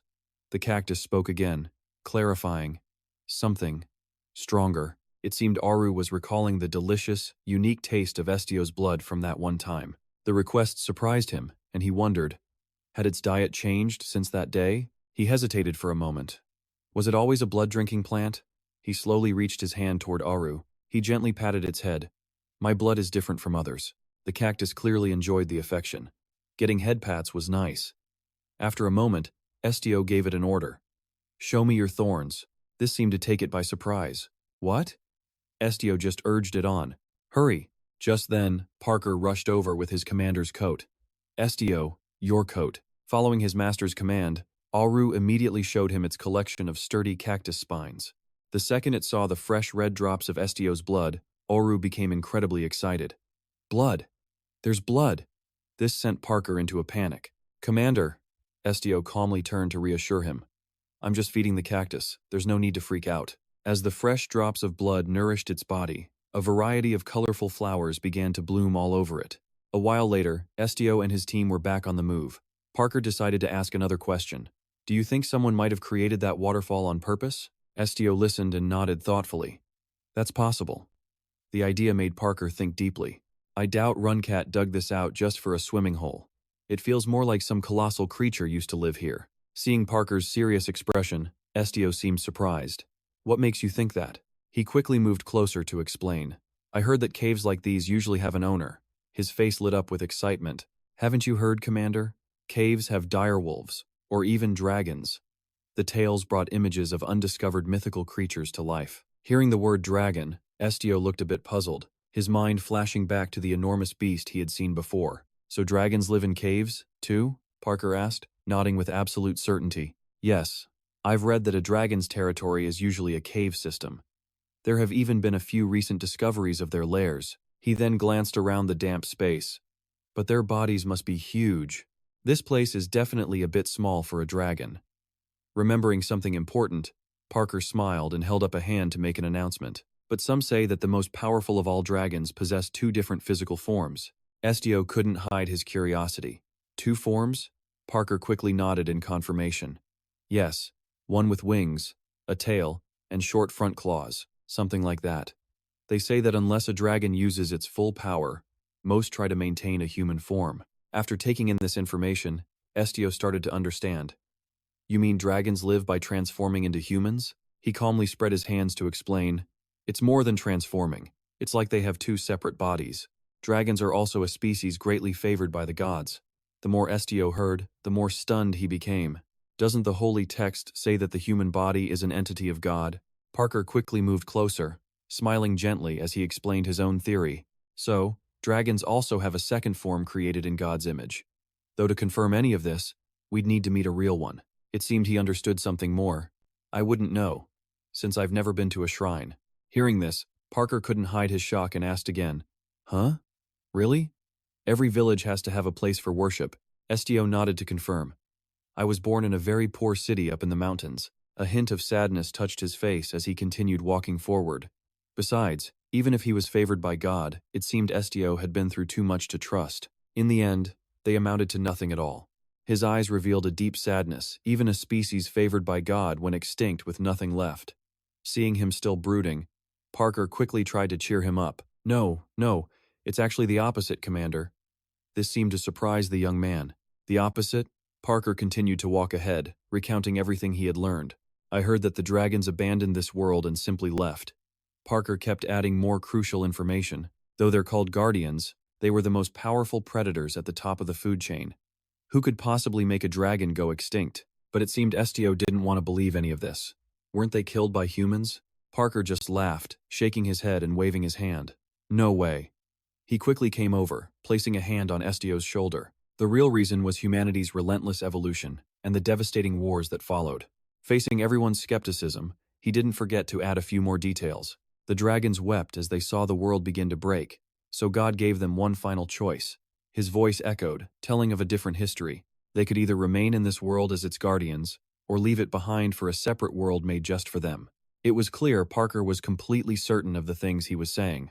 Hearing this, Estio finally understood that they had chosen to leave. And just like that, the group walked on, lost in their lively conversation. I'm not sure if it's the absolute truth, but that's how it's written in the holy texts. Parker smiled with interest, adding, but one thing's for sure, dragons are deeply favored by God, maybe even more so than humans. In the middle of their intense talk, Neju suddenly felt something was off. Estio, is something following us? Estio seemed surprised by the question. The sandworms again? Neju's attitude instantly shifted completely. So they weren't as friendly as they claimed? He quickly glanced toward the pitch-black cellar right in front of them. I think they want to kill us. At that exact moment, a massive, clawed foot finally appeared from the darkness. Vicious wolves stared down Estio's group as if they were mortal enemies. They looked ready to tear them limb from limb. The sheer ferocity of these creatures was enough to make Parker jump back in fear. They're cave wolves. This must be their home. Neju grew furious at their hostile actions. They don't look very friendly. They're probably just sensitive because they're hungry. But while still thinking, he sensed something was very wrong. He looked up in shock. This time, a giant wolf was aiming straight for him, an attack from above. Immediately after, the other ferocious wolves charged straight toward them, ready to strike. Unable to stand by any longer, Neju leaped high into the air. He used every ounce of his being to strike back at these wolves, returning all the friendliness they had just shown him. The moment Nezu lands, the wolves all collapse onto the ground around him. His eyes burn with pure rage. How dare these feral beasts try to get the jump on him? But there's a bigger problem. Estio's group is completely surrounded, and the wolves are all targeting Nezu's massive form. Sensing movement behind him, he whips his head around, eyes glowing a furious red. A single punch sends the vicious wolves flying. His hand is now completely drenched in their blood. After witnessing Nezu's overwhelming power, the remaining wolves actually seem to show him some respect. Watching the battle unfold, Estio gets a strange, contemplative look on his face. He quickly glances away, and after a brief moment of thought, he holds out his hands. Estio's expression turns completely calm. He's waiting to see what happens when he makes his move. And just as he expected, the ferocious wolves suddenly sit before him like a pack of well-behaved dogs. Nezu realizes immediately that Estio used his power. He sits down and watches his friend, his eyes sparkling. Estio pauses for a second. He doesn't want to kill them, but he knows wolves are pack animals. He squeezes his eyes shut. Then, he opens them. His voice rings out with absolute authority. "From now on, I am your master." Hearing his command, the once savage wolves seem hypnotized, understanding his words completely. All at once, they throw their heads back and howl, their cries echoing through the vast cave. At the same time, the alpha of the pack slowly lowers its posture in submission. The wolves part like the sea, creating a path for Estio. Seeing his chance, he turns and signals to his friends, "Let's go." And just like that, Estio and his companions walk straight through the deadly pack as if they weren't even there. While following him, Parker turns to have a little chat with Nezu. "Man, I just gave you a bath, you white monkey. Now you're all dirty again." Nezu looks down, surprised to see his fur caked in mud. "It's fine," Nezu replies with a friendly smile. "I'll just take another bath later." Seeing that Parker is pretty easygoing, he introduces himself. "My name is Nezu. That whitey thing is kinda weird. So just call me Nezu, okay?" Parker nods. "All right. Got it." But as they're chatting, they suddenly notice something ahead. A glimmer of light. Parker's voice fills with excitement. "The exit!" With that, Estio and his team finally make it out of the oppressive darkness of the tunnel. Looking at the beautiful scenery before them, Parker's eyes instantly light up. He stares in complete awe at the enormous palace ahead, admiring its powerful construction and incredible design. High up on the fortress walls, soldiers stand guard with intense vigilance. They even have heavy cannons ready, just in case of an attack. Parker, meanwhile, is still walking forward in a happy daze. Estio hangs back, silently observing everything around him. He seems a little surprised by it all, but as they step forward, the ground beneath their feet suddenly begins to tremble violently. Parker freezes up, barely able to speak. What is that? An earthquake?" Nezu, right beside him, shakes his head. "Not an earthquake." Noticing something strange, he points off to the side. "Look over there." In front of them, a troop of soldiers on horseback is riding straight toward their position. Everyone's attention is now on the banner the soldiers are carrying. As the large cavalry unit approaches, Parker is totally impressed. "Whoa, there are so many of them." The leader rides up and asks, "Are you the commander of the IGNIS Guild?" Estio steps forward and confirms, "Yes." Upon hearing his answer, the lead soldier quickly bows his head. "My lord is waiting for you." A short time later, they're brought to a large town located nearby. The moment they arrive, the townsfolk stop and stare in bewilderment. Are those nobles? They stop their work to gossip amongst themselves. "No, look at that one's clothes. He's a member of the IGNIS Guild." It looks like Estio and Parker are the main topic of conversation. One of them even has wings. They look pretty strong. New mercenaries? Are they here to fight? Hearing this, another person immediately speaks up. "Then we have to fight too." The others around him immediately nod in agreement. "That's right, we have to." The townspeople, now filled with fighting spirit, begin to chant loudly, "Let's fight! Let's fight!" This time, all the townspeople gathered together, declaring their support with a roar. "Sir, if you need our help, we're ready to fight. Let's protect this city." Their unified spirit left Estio absolutely speechless for a moment. He couldn't help but admire them. This truly was a wonderful land, but his reaction left the town representative a little confused. "Why do you think so?" It seems Estio deeply respected the people's love for their home, the passion in their hearts. A thought even formed in his mind, these strong hearts, all wanting to protect the place they lived together. Thinking back on his own life, Estio let out a weary sigh, shutting his eyes tightly.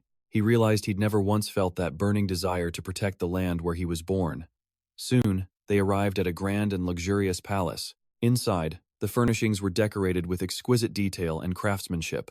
Famous paintings adorned the walls, adding to the sheer opulence of the place. Estio, along with Parker and his teammates, walked forward step by step. While he was still taking everything in, the voice of their guide rang out. "Excuse me." The man glanced nervously at Estio before making the announcement. "But the only one allowed inside is the guild commander." He clearly didn't like it, but these were the orders, and he had no choice but to inform the group. No one else is allowed entry unless personally invited by the Duke himself. Estio listened silently to the guide's words. That was the rule. After a brief moment of thought, he turned to his team.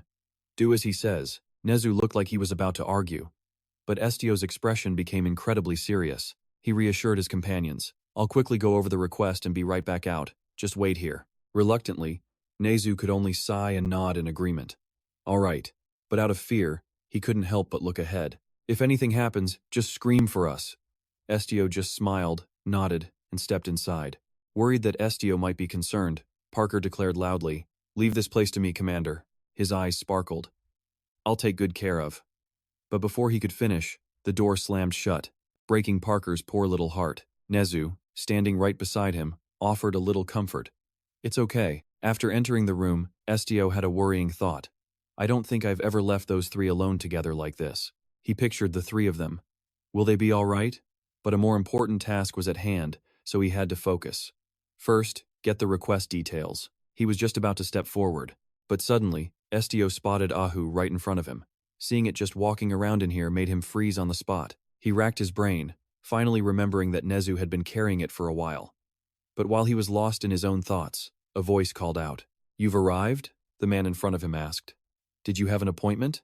Seeing Estio's blank expression, Mubian slowly stood up, setting aside his work. He smiled, took off his glasses, and offered a greeting. "You said you'd be happy to accept my welcome, didn't you?" His face was filled with eager anticipation. "Isn't that what you said?" But the moment he saw Ahu standing right there, Mubian completely froze. Seeing the little thing just standing there made him beyond confused. A cactus? And then it introduced itself. "My name is Ahu. I am a cactus." After witnessing this, Mubian was utterly shell-shocked. Noticing his strange reaction, Ahu started to look a little awkward. At this point, Mubian was speechless. And just like that, his bewildered scream echoed throughout the entire room. Ahu and Mubian both started screaming. Estio stood motionless, caught between the two shrieking parties. He closed his eyes in defeat, placing a hand on his head. The door burst open as three guards rushed in with swords drawn, yelling, "My lord! What's wrong?" Mubian stiffened, coughed a few times, and quickly glanced to the side. Ahu stood perfectly still, not making a sound. The lord crossed his arms, forced a smile, and gave an order. "It's nothing. Return to your posts." The guards just stared at each other, pure confusion on their faces. As the door closed, he let out a sigh of relief. Mubian raised a hand to his mouth, still smiling awkwardly. "I heard the commander was an odd fellow, but I never imagined he was a cactus." Ahu remained motionless on the floor. He crouched down in front of it, full of questions.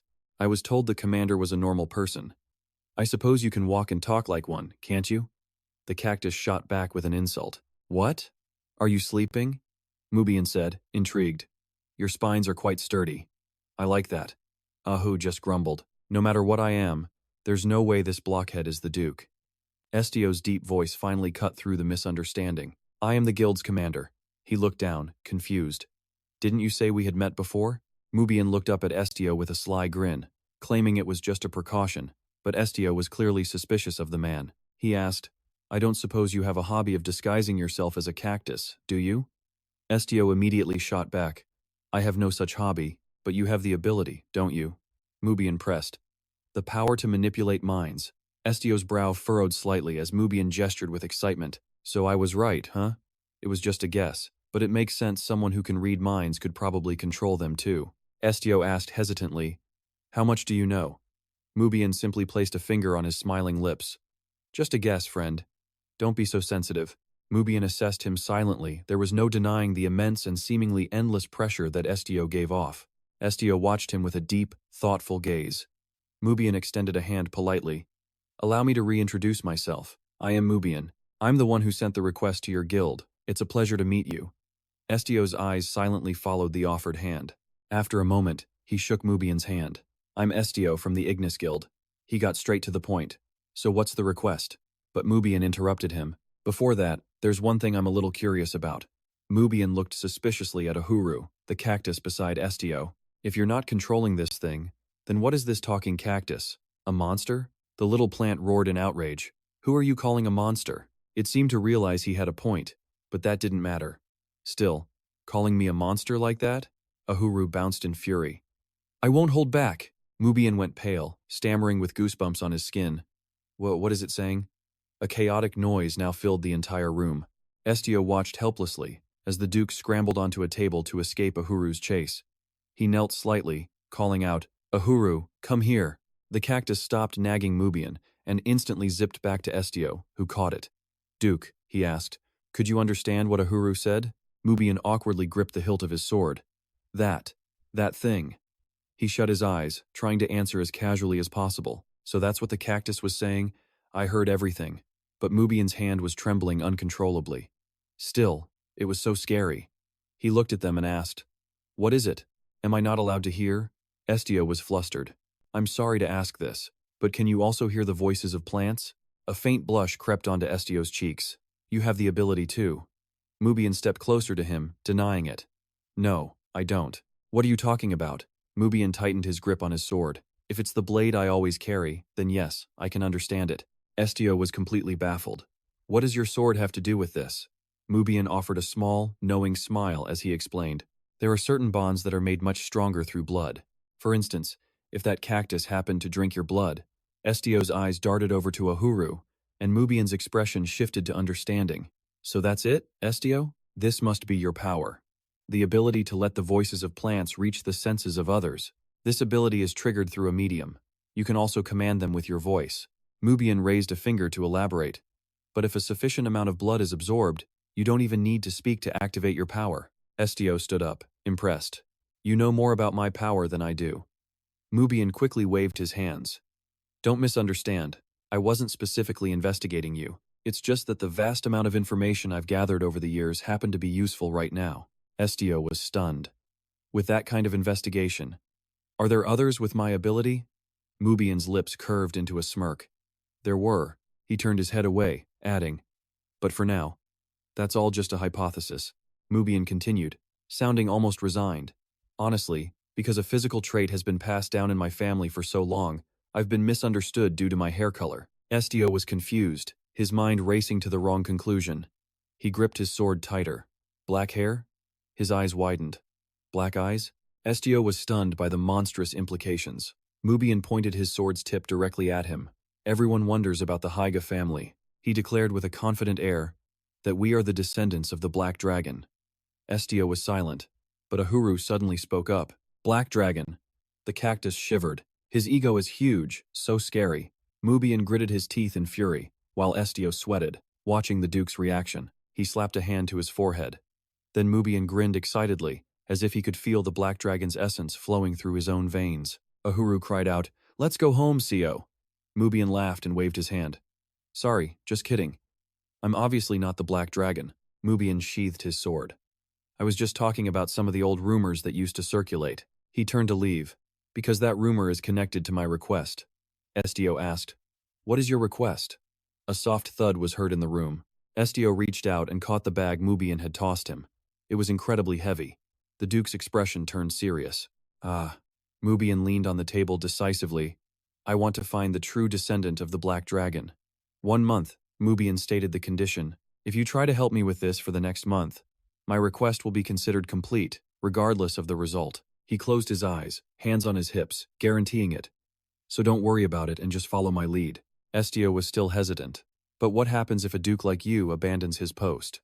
Mubian seemed to have already calculated this, and boasted proudly. I've already found a replacement, so 1 month will be fine. Estio asked anxiously. I should tell you, I'm not a close combat fighter. Are you bringing soldiers? Mubian scoffed, waving a hand dismissively. Why would I ever need something like that? He paced a few steps with his hands behind his back, his voice booming. If you're talking about swordsmen, I am the top swordsman in the Empire. Oru slumped over with a tired expression. Sounds exhausting. Mubian's eyes narrowed, his voice dropping to a cold threat. And if anyone wants to interfere in my business, they should be the ones fearing for their lives. I'm not like the clan heads of the past, and that includes the Emperor. Mubian's voice echoed as he stood before the door. It doesn't matter who they are. He grabbed the doorknob, about to leave. It was then Estio spoke up. Your Grace, can you confirm that your search for the Black Dragon, standing behind Mubian, he continued his question, is completely unrelated to your own personal feelings? A forced smile crossed Mubian's face. He's seen through me, he thought. This kid was a bigger obstacle than he had anticipated. Fine, I'll say it again. He placed a hand over his heart. This request doesn't come from the Duke of this nation, but from an individual. It comes from me, Mubian, and it has absolutely nothing to do with politics. Estio was stunned, then lowered his head and replied softly, I understand. Mubian then stated firmly, the Han family has no connection to the Black Dragon's bloodline. His eyes widened. But it's true that our blood is mixed with the Black Dragon's. Mubian then pulled the door open. Outside, Parker was playing with Neju and Suki. At the sound of Mubian's voice, he immediately looked up. One of my ancestors drank dragon's blood, and over time, they slowly gained its power. He leaned against the doorframe, questioning him. Surprising, isn't it? Kind of like your cactus, isn't it? Oru shot back. You little brat. Don't you dare drag me down to your level. Estio stepped closer to him. In that case, Your Grace, he suggested, please choose our first destination. Mubian glanced away for a second before turning back. So, where should we go? Estio was floored. Huh? Mubian's eyes narrowed just slightly. My destination for this month. He extended his hand, pointing it directly at Estio as he spoke, is to investigate you. The one with the Black Dragon's power, just like in my ancestors' records. Estio's jaw dropped. What? Butter and Neju looked on, completely confused. Mubian turned away, a smirk playing on his lips. Isn't it fascinating, he said, imagining a great black dragon. Among all the dragon types, the pure power of the Black Dragon belongs to the shadow attribute. It uses mental abilities that can completely dominate the flow of normal life. Butter, Neju, and Suki had no idea what was going on. Mubian rested his chin on his hand. As I see it, your power of domination is too similar to the Black Dragon's to be a mere coincidence. That's impossible, Estio said in disbelief. A wide grin spread across Mubian's face as he revealed his real purpose. You're right. I called you here because I always thought you had a connection to the dragons. Mubian's eyes crinkled into another smile as he offered his hand. So, how about we help each other out for the next month? The entire, massive castle was plunged into darkness. A worried voice called out, Where did he go? Mubian! The call echoed through the vast rooms. A moment later, Jiraiya appeared with a radiant smile. There you are, my lovely little star. Jiraiya spotted Mubian sitting on the lawn outside. Are you playing hide-and-seek because you can't sleep? She asked. He looked up, confused. She scooped him up into her arms, suggesting, How about I tell you a happy bedtime story? He replied, Okay. With a gentle smile still on her lips, Jiraiya continued, The blood of a dragon flows inside you. Mubian was puzzled. Dragon's blood? Her gaze fell upon him. It's a gift from the Black Dragon, the most precious and beautiful creature in this world. He immediately argued, You're lying. Grandpa told me the dragons disappeared a long time ago. Lord Han really said that? Jiraiya exclaimed, her voice echoing through the corridor.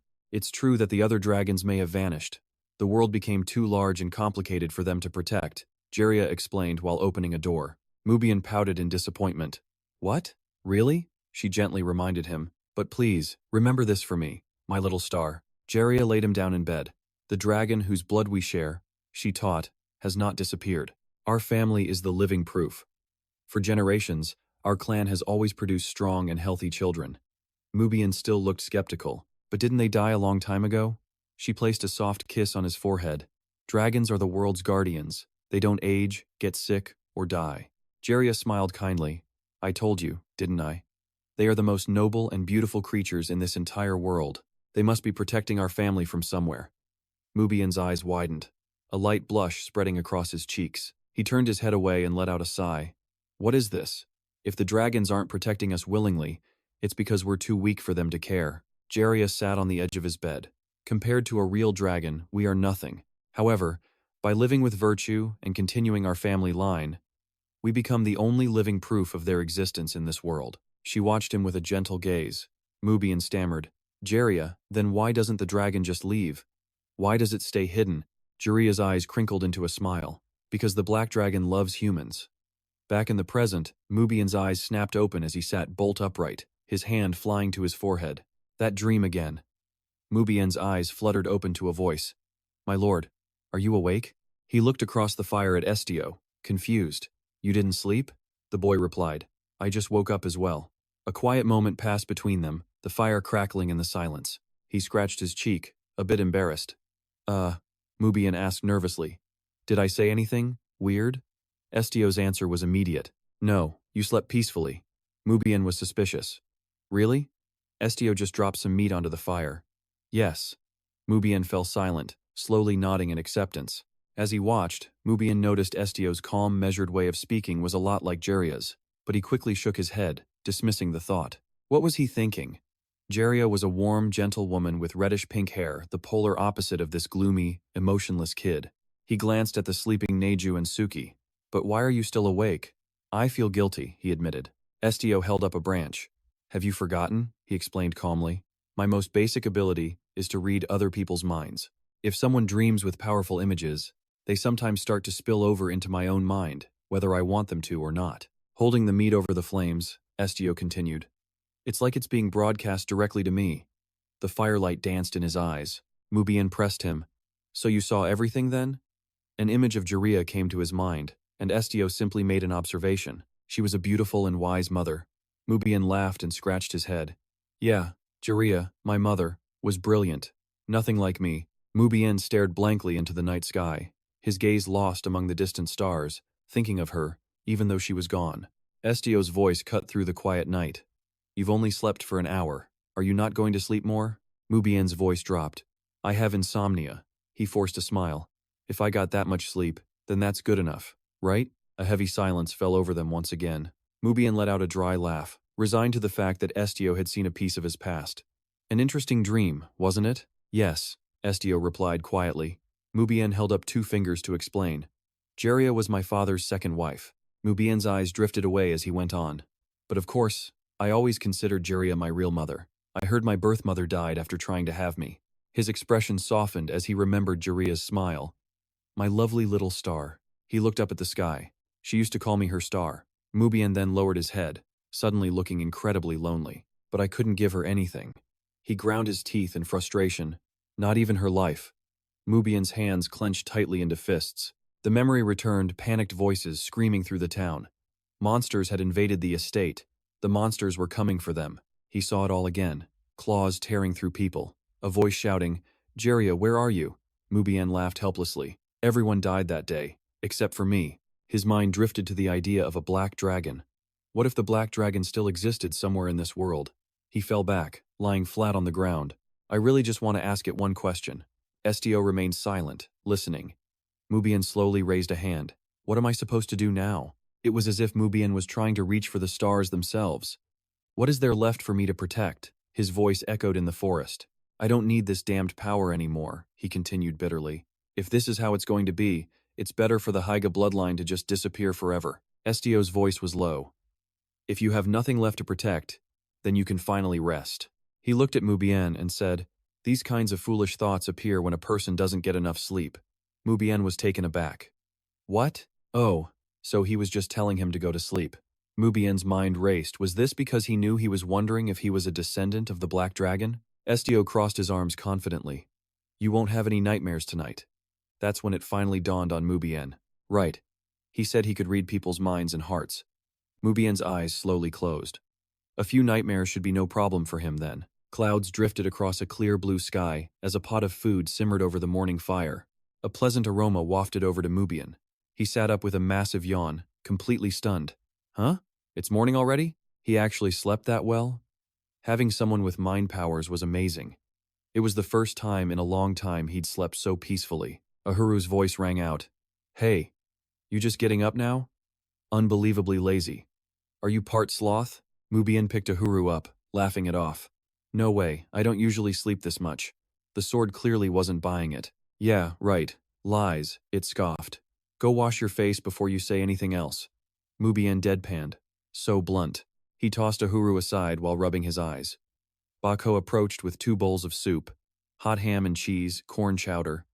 Mubian took both. Mubian's face fell as he stared into the bowl. You called this, what now? Bako sat down beside him and replied, It's a combined soup of cheese, milk, potatoes, and cauliflower. Mubian argued, Did you just make that name up? Question marks practically appeared over his head. Then why is it ham and cheese soup of the moon? Mubian grumbled. Isn't this just a mishmash of whatever you had? Not at all, my duke, Bako explained. Please do not ignore my 20 years of cooking experience like that. Mubian called him out. How old are you to have 20 years of cooking experience? A sparkle lit up Bako's eyes. I'm 21. I started cooking when I was 1. Bako kept going. I even cooked my own baby food. Mubian snapped back. Nonsense. Ahuru quickly chimed in with agreement. That makes no sense. Avians are related to birds. They're expert flyers by the time they turn one. Bako fires back that he's a pretty skilled bird himself, having mastered flight when he was young. And now, he's a trusted messenger for the command team.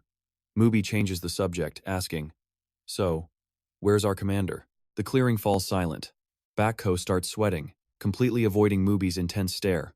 Who knows? He stammers that the commander just went to scout the area. Mubi doubles down. Where is our so-called reliable team member? Waving his hands nervously, Bako tries to reason. Shouldn't we give him some space? He's dealing with a pretty big shock. After all, the guy just learned he has the powers of a dragon. Mubi puts his bowl down, his interest piqued. When exactly did he disappear? Bako racks his brain. Around the time I was cleaning up breakfast, so it's been a while. He takes a bite of food, trying to sound casual. But he's the commander. Nothing bad could have happened, right? Bako just stares as Mubi shoots to his feet, planting his hands on his hips. I hate to be the one to say it, but this area is not safe. Mubi's eyes narrow with regret. He should have warned him to be more careful. What? Not safe? Bako asks, totally confused. Mubi lets out a sigh before listing off the endless threats lurking nearby. He pictures vicious bandits and heavily armed soldiers from the enemy kingdom, their spears gleaming in the shadows. 2 fortresses tower over the forest, a constant reminder that Haga is still a land gripped by war. The only reason we feel safe, Mubi continues, his voice low, is because I'm standing right here with my sword drawn. Just then, a sound rustles the leaves. A shadowy figure emerges from the trees. It's Estio. Mubi scans him, relieved that nothing seems wrong. Bako panics. Really? Okay, I'll go find him. I'll go, Mubi says, stepping forward. You wait here. And with that, he launches himself into the treetops. Bako can only stare in awe at the incredible leap. From his vantage point, Mubi bounds across the canopy. Then, he catches a scent on the wind. Blood. Spotting Estio on the ground below, he calls out and drops down. Mubi rushes over. Are you okay? Estio turns around in surprise just as a low, rumbling growl cuts through the air. Mubi's head snaps toward the sound. He's completely stunned to see a pack of wolves at Estio's side. Cave wolves? What are they doing out here? One of the wolves glares at him, its eyes filled with aggression. Mubi wonders, could they be under some kind of mind control? A dangerous glint flashes in the beast's eyes. But before Mubi can act, Estio's voice cuts in. Are you ready to leave? Mubi approaches him. No, we're still eating breakfast. Then I'll head back immediately, Estio replies, confusing Mubi even more. What are you doing out here anyway? Estio explains while stroking an injured wolf pup. I found them in the Renos underground caves. The mother wolf looks up, her gaze fixed on her cub resting safely in Estio's arms. He continues, explaining that while the wolves normally live deep underground, they suffered huge losses from humans after leaving the caves with his party. Mubi strokes his chin, looking away. That makes sense. To the people of Haga, wolves are just pests to be hunted down. Estio looks shocked. Hunted? Mubi explains. They're predators. Mubi imagines travelers cautiously making their way into the dark system of tunnels. The Renos cave system is Haga's only real connection to the outside world. So, eliminating any and all threats to keep travelers safe is just common sense. The piercing eyes of the cave wolves flash in his memory. If they weren't dealt with, the weak would simply be eaten. Mubi puts his hands on his hips. Either way, just leave them to fend for themselves. Suddenly, a strange scent hits him. Mubi stares at one of the pups, his eyes wide with shock. That one. Did you give it your blood? The pup's fur is matted with a dark red liquid. Estio doesn't deny it. Yes, he says. I wasn't sure it would work, but my blood has healed injured animals before. Mubi sighs. Look, I get that you want to help, but giving away your blood so freely like that is a terrible idea. He points directly at Estio. If you really are a descendant of dragons, your blood can resurrect lesser creatures and turn them into your personal guardians. Mubi clenches his fist, his tone turning serious. They become servants of the Black Dragon. Then he grins, hooking a thumb towards himself. Kind of like the Haga clan. He turns away, adding, Am I talking too much? Mubi offers his final piece of advice. Stop helping and let nature take its course. Estio takes a step forward. I agree with you, Your Grace, he says. However, we have the power to change their fate right now. Mubi stops cold. Change it? Estio poses a question. What if the wolves promise to never harm the people of Haiga? He looks Mubi square in the eyes. What could you offer them in return? Mubi is left speechless, remembering the old legends about the black dragon brokering peace. They were getting closer now, nearing their original destination. Mubian's lips curled into a smirk as he held out a hand. Just promising not to harm us isn't enough, he declared with absolute certainty. If they vow to become one of Haiga's guardian forces, we can guarantee their food and safety. His eyes narrowed. So, what will it be? The smell of food filled the forest as Parker ladled soup into bowls. You're back. Suddenly, he cried out in alarm. Parker stared at the pack of wolves with Estio and yelled, What's going on with them? He panicked, waving his arms around frantically. Those are wild wolves. Mubian just raised a hand, his brow furrowed. Estio, holding a pup, simply replied, They're my new companions. We've decided to travel together. Parker screamed, Commander, I don't have the supplies to feed wolves. Mubian shot back. Is that really why you're panicking? Parker just grew more agitated. Don't you know how important meals are? But while things were tense here, Nezu was just chilling, its eyes sparkling with curiosity. Just then, Estio lowered the pup so its mother could see it. Nezu crept closer and asked, Is that a wolf cub? Yes, Estio answered, but it's badly injured. He gently stroked the pup, adding, I think the wound will only get worse if we leave it to its mother. He then turned to Parker. It was shot in the hind leg with an arrow. Parker, can you take a look at its condition? Parker agreed without hesitation. Yes, sir. He quickly moved over. If it doesn't require major surgery, I can help. 2 blankets were folded neatly, and 2 vials of different colored medicine were set out. Parker examined the unconscious pup. Let's see. He studied the injury closely, then looked up in confusion. There's no wound. Estio looked down, stunned. What? Parker explained. If a cub was shot, the arrow would pierce its skin. This is just a tiny scratch. Parker continued his assessment of the small wolf cub. Its temperature is normal. It seems like it just recovered its strength. He looked up at Estio, asking, Commander, are you sure it was hit by an arrow? He froze for a moment. Then Estio quietly replied, No. Standing up straight, he said, I must have been mistaken. Estio quickly hid the arrow he was holding beneath his cloak. I must have confused it with another wolf. Mubian watched from behind, arms crossed and deep in thought. Estio glanced at him, raising a finger to his lips, a clear signal to keep his secret. Mubian immediately realized so. He doesn't want his comrades to know about his special ability. But why? He wondered. The fire had long since died out as the pack of wolves cuddled together. Someone called out to the sleeping cat, Suki. It cracked open one eye. We're getting ready to leave, Estio called out. Suki noticed the wolves below, completely bewildered. What are these things? Suki looked down instinctively before leaping down from its perch with incredible speed. They're our comrades now, and they'll be with us until the mission is done. Suki immediately sat right on top of its new companion's head. Understanding its thoughts, Estio replied, Yes, they will also become new, legal citizens of the Haiga territory. Suki began cleaning itself, completely unbothered by everything. Do whatever you want. So, have you thought of our next destination? Mubian held up 3 fingers with a slight wave.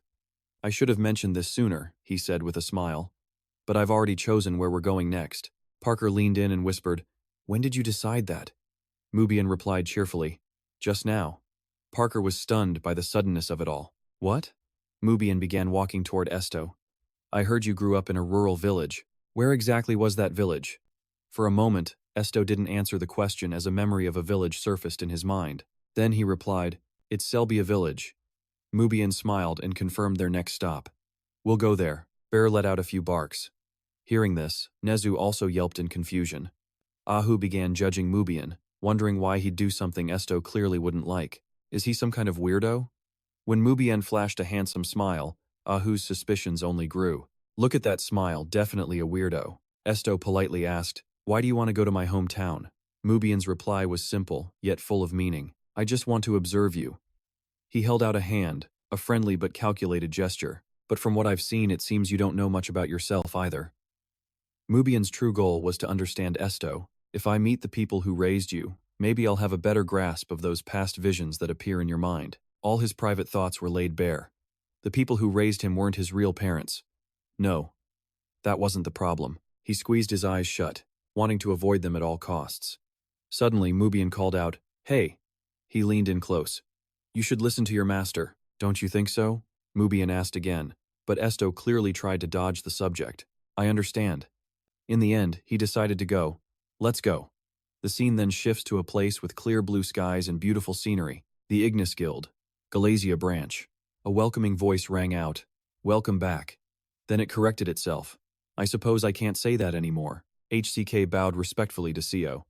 "Have you been well, Guild Commander?" He raised a hand in acknowledgement. "Manager of the Black Branch." Estio gets a little awkward, asking him to please treat him the same as before. It just feels more comfortable that way. HCK simply looks up, his attitude unchanged, but from a rank perspective, "I'm your subordinate now." Estio has no choice but to plead. "Please." HCK clears his throat, a little embarrassed. "If you say so." Then he chuckles and changes the subject. "How have you been lately?" This sudden shift leaves Estio stunned for a moment, but he quickly gets back in rhythm. "I'm fine." He gives Estio a few pats on the back, warmly leading him inside. "Now that you're the guild commander, that new uniform looks great on you. Please, come in." The men who followed Estio just stand in the corner, completely frozen in place. I knew he was destined for great things. I told you my eye for talent is top-notch. Beside him, Backer just glances over. "Why are you bragging about it?" HCK thumps Estio's back a few more times, completely proud of himself. "My judgment is second to none. I really should be getting a raise for this. If not, I should at least get all those multi-flavored candies he gets from Delphia every month, or maybe every week, right?" Suddenly, a pale hand covers HCK's mouth. It's Rosalie, carrying a file. She greets him warmly. "Estio, it's so good to see you again. I heard you were heading to a village in the Riverside region." She looks surprised. "But that's a very long way from here." Thinking about the distance, Rosalie can't help but sigh. You have to cross so many mountains, and the roads are really rough. If you try to walk there, it will take ages and be an absolute nightmare. He props his chin on his hand, smiling cheerfully. "I'll lend you a horse-drawn carriage so you can travel comfortably." Seeing HCK's over-the-top enthusiasm, Rosalie confirms, "We will prepare a carriage for you." Estio offers his thanks politely. "Yes, thank you." HCK lets out a hearty laugh. "Everyone, please come in and rest. You must all be tired. Go ahead and rest in your rooms." Soon, the sky melts into a golden orange as the last light of day streams through the window. Estio sits alone in the room. He quietly looks around, seeing that everything is the same, just as he left it. Suddenly, a noise comes from the door. Estio gets up and looks over curiously. Who is it? The door keeps rattling. The knocking outside is relentless. A thought flashes through his mind. Who on earth would come to see him? Then, with a soft click, the door swings open by itself, as if pushed by an invisible force. He takes a deep breath and slowly steps outside, his eyes widening in surprise. Estio calls her name, Rosalie. She asks worriedly, "Am I interrupting your rest?" He walks over and denies it. "No, it's fine." Rosalie then steps closer. "Do you know how to ride a horse?" Estio answers her honestly. "No, I've never learned." A look of regret crosses Rosalie's face. "Is that so? What a shame. It turns out there are no carriages available right now. They're all being used for other requests." She mentally counts the animals in the stable. "We have a few horses, but if you can't ride," Estio doesn't seem too concerned. "It's okay." He explains that since the request deadline is far off, he can just travel on foot. Rosalie hesitates for a moment. As they're talking, two people are peeking from behind a corner. "At least let me send plenty of knights with you," but Estio still refuses. "That won't be necessary." Rosalie looks confused. "What?" From behind the door, Mubian has heard everything. Of course, I have no fighting ability myself, but since my client proclaimed himself the best swordsman in the capital, I thought I could trust him and travel safely. He suddenly flinches. "Self-proclaimed? It's settled." Rosalie claps her hands cheerfully. "That's wonderful. If you need help, just let me know." A hand is raised, stopping the conversation. "Excuse me." Backer boldly steps out after shamelessly eavesdropping. "If you two are done talking, there's something I need to bring up. We're almost out of cooking ingredients." He holds out a pot with black scorch marks all over it. "See? The pot's all dirty and burnt. This thing is disgusting." He gives an embarrassed little laugh, making a small request. "So I figured this would be a good opportunity to get a new one. Can the guild provide it?" Rosalie happily agrees to such a simple matter. "Of course, I'll let you know when you can pick it up at the office." Backer then asks for a few other things as well. Is it okay to buy other supplies too? She nods her head. Yes. Mubian decides to tag along with them, not forgetting to tell Estio, I'm going to the weapon shop too. Nzu calls out to them, have a good trip. Estio does the same. Yes, please be careful. The man who usually just grumbles offers a rare compliment. You did well. Mubian stiffens slightly, clearly not expecting this. I'm going by myself? Estio quickly expresses his stance. I don't know anything about weapon shops, he asks with a confused look. Didn't you say you used to operate in this area? Estio denies it, his eyes glancing towards Mubian. I wasn't a close combat fighter. I was part of a special unit. His hand clenches his arm slightly. So I've never had to use a weapon. Mubian's curiosity about Estio just keeps growing. So you really don't know how to use a weapon? I thought you grew up in the countryside. Did you never hunt animals or track them to their lairs? He says only one thing in reply. I didn't want to kill them. Then Mubian asks another question. Have you ever killed a person? Estio looks down at the ground without answering. The memory of that bloody scene flashes in his mind. Blood dripping from the scissor blades. Estio's face darkened at the reply, and a thought clicked in Mubi's head. This guy knew exactly what he was doing. The subject made him pensive. For a guy who claimed he'd never even killed a chicken, he seemed ready to kill a man if necessary. He shifted his stance slightly, trying his best to offer some useful words of encouragement. I know you have immense power, but people are more fragile than you think. It's better to at least have a weapon. He gave a smile to reassure Estio, which was also part of the client's request. Hearing this, Estio just sighed and agreed to follow Mubi. Neju, you and Ahu wait here with Parker. But Neju peeked down from the top bunk. I want to go too. Don't you want me there? I'll be right back. Just get some rest. Neju looked a bit disappointed but still wished him a safe trip. Ahu suddenly spoke up, but he directed his question to Suki, who was walking past. Why are you taking the tiger with you? Estio answered instead. Suki would follow me no matter what. The tiger lifted its head with a proud stride. You know me well. Suki was full of pride. Who would dare to stop me? And with that, Estio and Mubi arrived at the weapon shop, pushing the door open. Mubi called out politely, Excuse me? But there was nobody at the counter. A moment later, a voice finally echoed. Who is it? Customers, he answered quickly. The shop owner appeared, grumbling to himself about forgetting to lock the door while he was cleaning. The owner leaned on the table and announced, I'm not selling anything today, so please leave. Mubi was completely stunned. Not selling anything? The shopkeeper raised his voice. That's right. Because Viscount Fabian already cleared this place out. The weapon racks were totally empty. Even though I'm short on stock, he placed another order and demanded I make more weapons. He crossed his arms in frustration. I heard he's gathering soldiers but ran out of equipment. Getting more weapons from other shops will be tough. Estio seemed confused by this. Viscount Fabian is gathering troops? The owner gave him a weird look and asked, Aren't you from the IGNIS Guild? The shop owner dropped some information. Shouldn't you know more about that than I do? His family's young lady is gravely ill. Estio's expression remained perfectly calm. Sick? The owner was a little surprised. You seriously don't know? The shopkeeper leaned in, whispering to both of them. The rumor is, the young lady has a heart condition. People were saying that she panics at the very sight of blood and suffers from terrible nightmares every single night.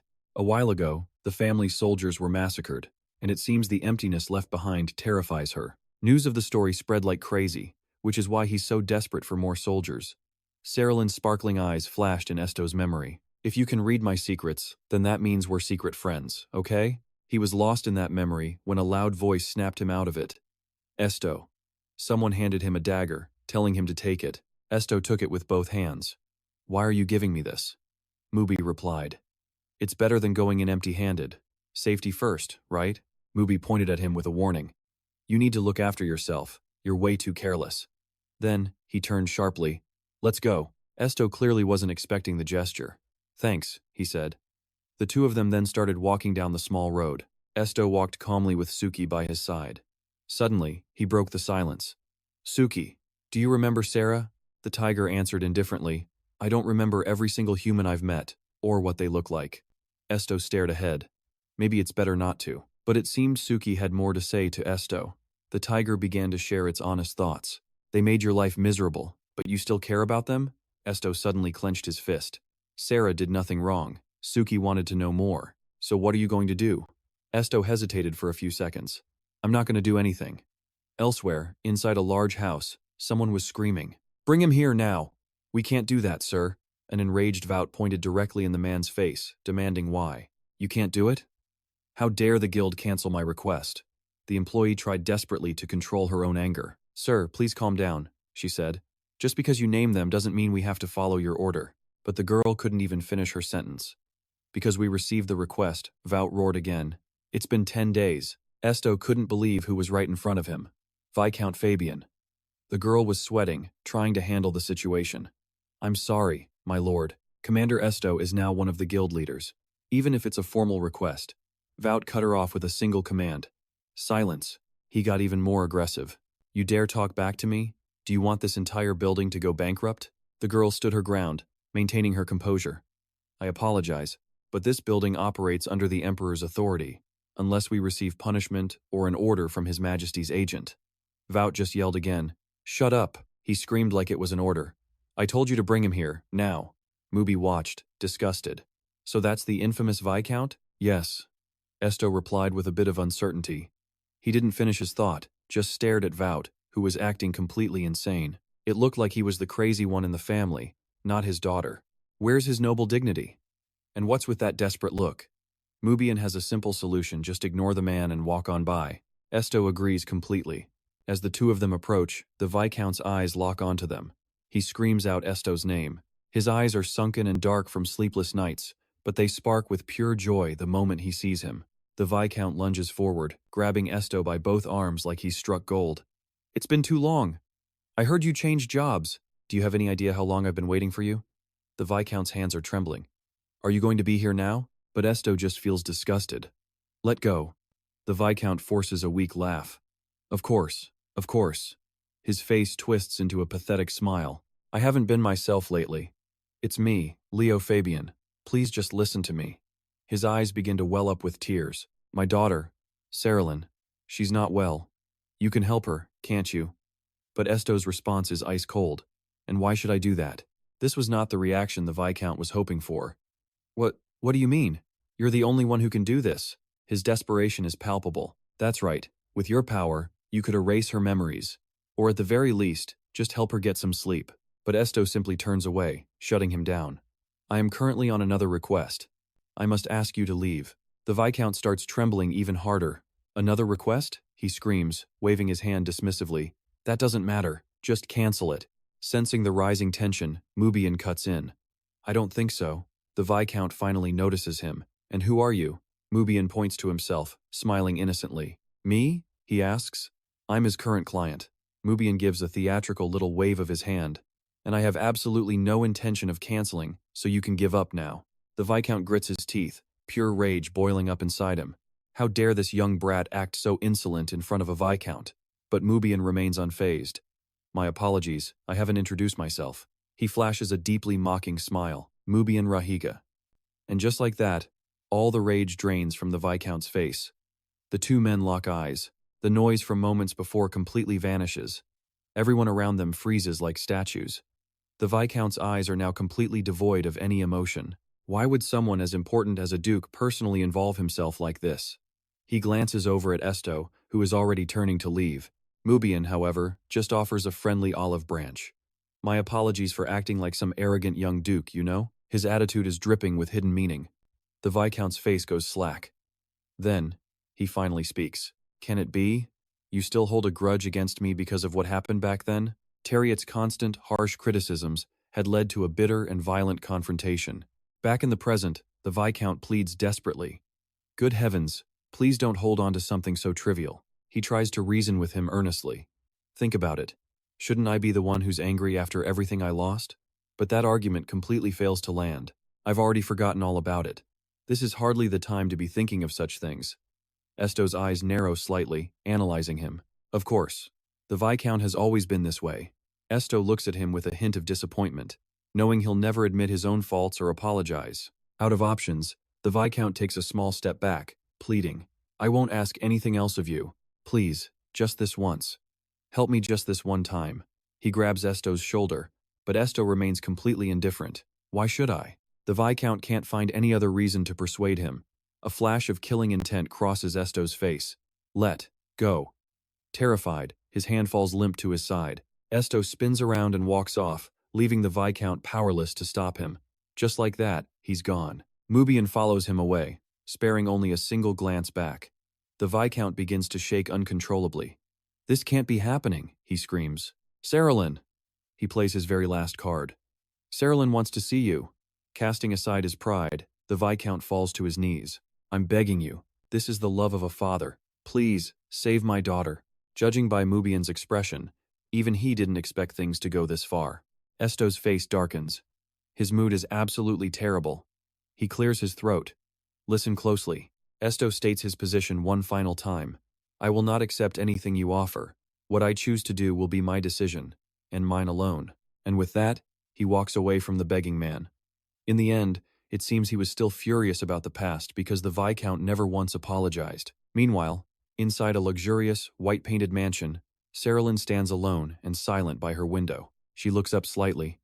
Her once mischievous eyes are now completely lifeless, burdened by heavy, dark circles. Her dog, Hiru, clings to her dress, barking non-stop. A gentle breeze drifts by when suddenly a rustling sound comes from outside. Suki the cat appears, letting out a soft meow. She wonders softly, "A black cat?" It's as if she knows exactly why Suki is here. The cat's mismatched blue and yellow eyes stare right at Saralyn. "You're so much like him," she murmurs, confiding in the cat by her window. "At first, I thought he was just a total simpleton. He was so thin and always so quiet. It's clear Saralyn really wants to see Estio. He never seemed happy about being able to read people's minds. If it were me, I think I'd love it. I could talk to Hiru all day long, and even with the adorable Neju by his side, his face was always so empty." Saralyn tried to recall what his face looked like, but she knew he'd left a deep impression. His eyes were beautiful. She closed her own, feeling the soft sunlight on her face. Her heart calmed thinking of those blue eyes, but then she remembered how he used them while killing out there. Saralyn was completely lost. She didn't know what to think. She couldn't think at all. Her emotions were an absolute mess. Terrified by her father and brother's actions, but at the same time, relieved. She remembered the horror of that day. Though all the others died, Estio hadn't harmed her father or brother. Saralyn sniffled, suddenly afraid of her own thoughts. Then a comforting voice spoke up. "It's not your fault." The person she'd longed to see appeared. "Don't blame yourself for this." Suki leaped next to Estio. Saralyn called out his name, surprised. "Estio." He just smiled gently. "It's been a while, Lady Saralyn," and Estio reached out his hand to her. For a moment, Saralyn froze, then let out a small laugh, her cheeks turning pink. Saralyn gently placed her hand on his. "You can just call me Sarama." She then asked, "Are you here because of my father?" Estio quickly denied it. "This has nothing to do with the Viscount." He reminded her. "Isn't that what you said last time, my lady?" Saralyn's voice was like a question. "Yes." Estio hesitated slightly. "We're friends." She was thrilled to hear him say it. "That's right, secret friends. You remembered?" Estio then explained himself. "As your friend, I have no intention of harming you or your family." Then he dropped a bombshell that left her stunned. "So, I'm going to erase your memories." Saralyn couldn't believe what she was hearing. "What?" Estio patted her head to calm her. "You don't need to be afraid." He spoke gently. "Saralyn, this is necessary for you." And with that, Saralyn slapped his hand away. "What are you talking about?" Before Estio could finish, he asked a fatal question. "Do you just plan on dying?" His words left her absolutely speechless. Estio continued, emphasizing how it would help her. "If you forget everything about me, you can smile happily with your family." Saralyn began to tremble with rage. Her head hung low as her fists clenched. "What do you mean? It's what I need." Saralyn grabbed Estio's shirt, shouting, "Is it better not to know? Should I just ignore the things I don't like? Just look away, pretend, and forget it all?" She was filled with disappointment. "Is this what being an adult is?" Estio said softly. "That's not what I meant." But Saralyn couldn't take it anymore. "Then what do you mean? You idiot." Tears started to well up in the corners of her eyes. "I'm afraid of forgetting all these messy feelings. Afraid I'll hurt people without even knowing I did.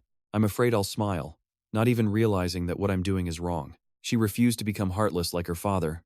Saralyn called to Hiru and picked it up. "Hiru, come here."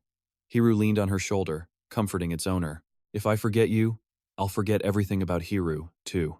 Tears streamed down Saralyn's face. "I never want that to happen." Estio hesitated, then asked Saralyn what she wanted. "What do you want to do?" She slowly said the words, "To keep being your friend." Saralyn tried to smile through the pain. "That's enough. I'll handle the rest." Estio's voice was full of concern. Is that really okay? She nodded. Yes, it is. Saralyn's spirits lifted under the bright moonlight. After all, I am Saralyn Jafabian. Her voice turned serious, a clear warning. So don't even think about erasing my memories. Estio answered like it was a promise. I understand. He then turned to leave. Well then, goodbye. As Estio and Suki prepared to fly out the window, it seemed Saralyn had one more thing to say. She doubted her own strength. Can I really do it? Estio gave her a little bit of hope. Yes, if it's you, I'm sure you can. Then, without another thought, he jumped. Saralyn rushed to the window to look. She called his name, worried. But then an incredible sight met her eyes. Feathers floated gently through the window.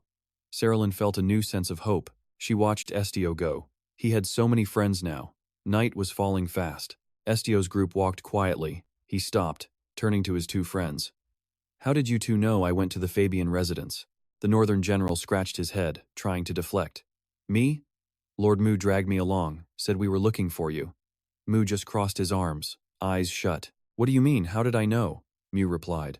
A flash of the afternoon appeared, when he'd coldly told the Viscount, what I do is my own decision. He walked up the stairs, step by step. The rooms were empty, and everything was wrapped in silence. Mu followed Estio silently. Estio's voice made him jump. Lord Mu? Estio turned back to him. You should go rest first. Then he zipped down the stairs, leaving Mu stunned. Estio moved incredibly fast. Wait. Mubian sighed, helpless. Good grief. He shoved his hands in his pockets, remarking, he still acts like a child. With a snap of his fingers, Mubian smirked. With a clue like that, how could I not know? He cheerfully slung an arm around Estio's shoulder. I just didn't realize that young lady was so into you. Estio simply replied, she's not. After a moment, Mubian finally backed off. All right, I'll stop talking. High above them, Seo Nezu waved down. Welcome back, she chirped.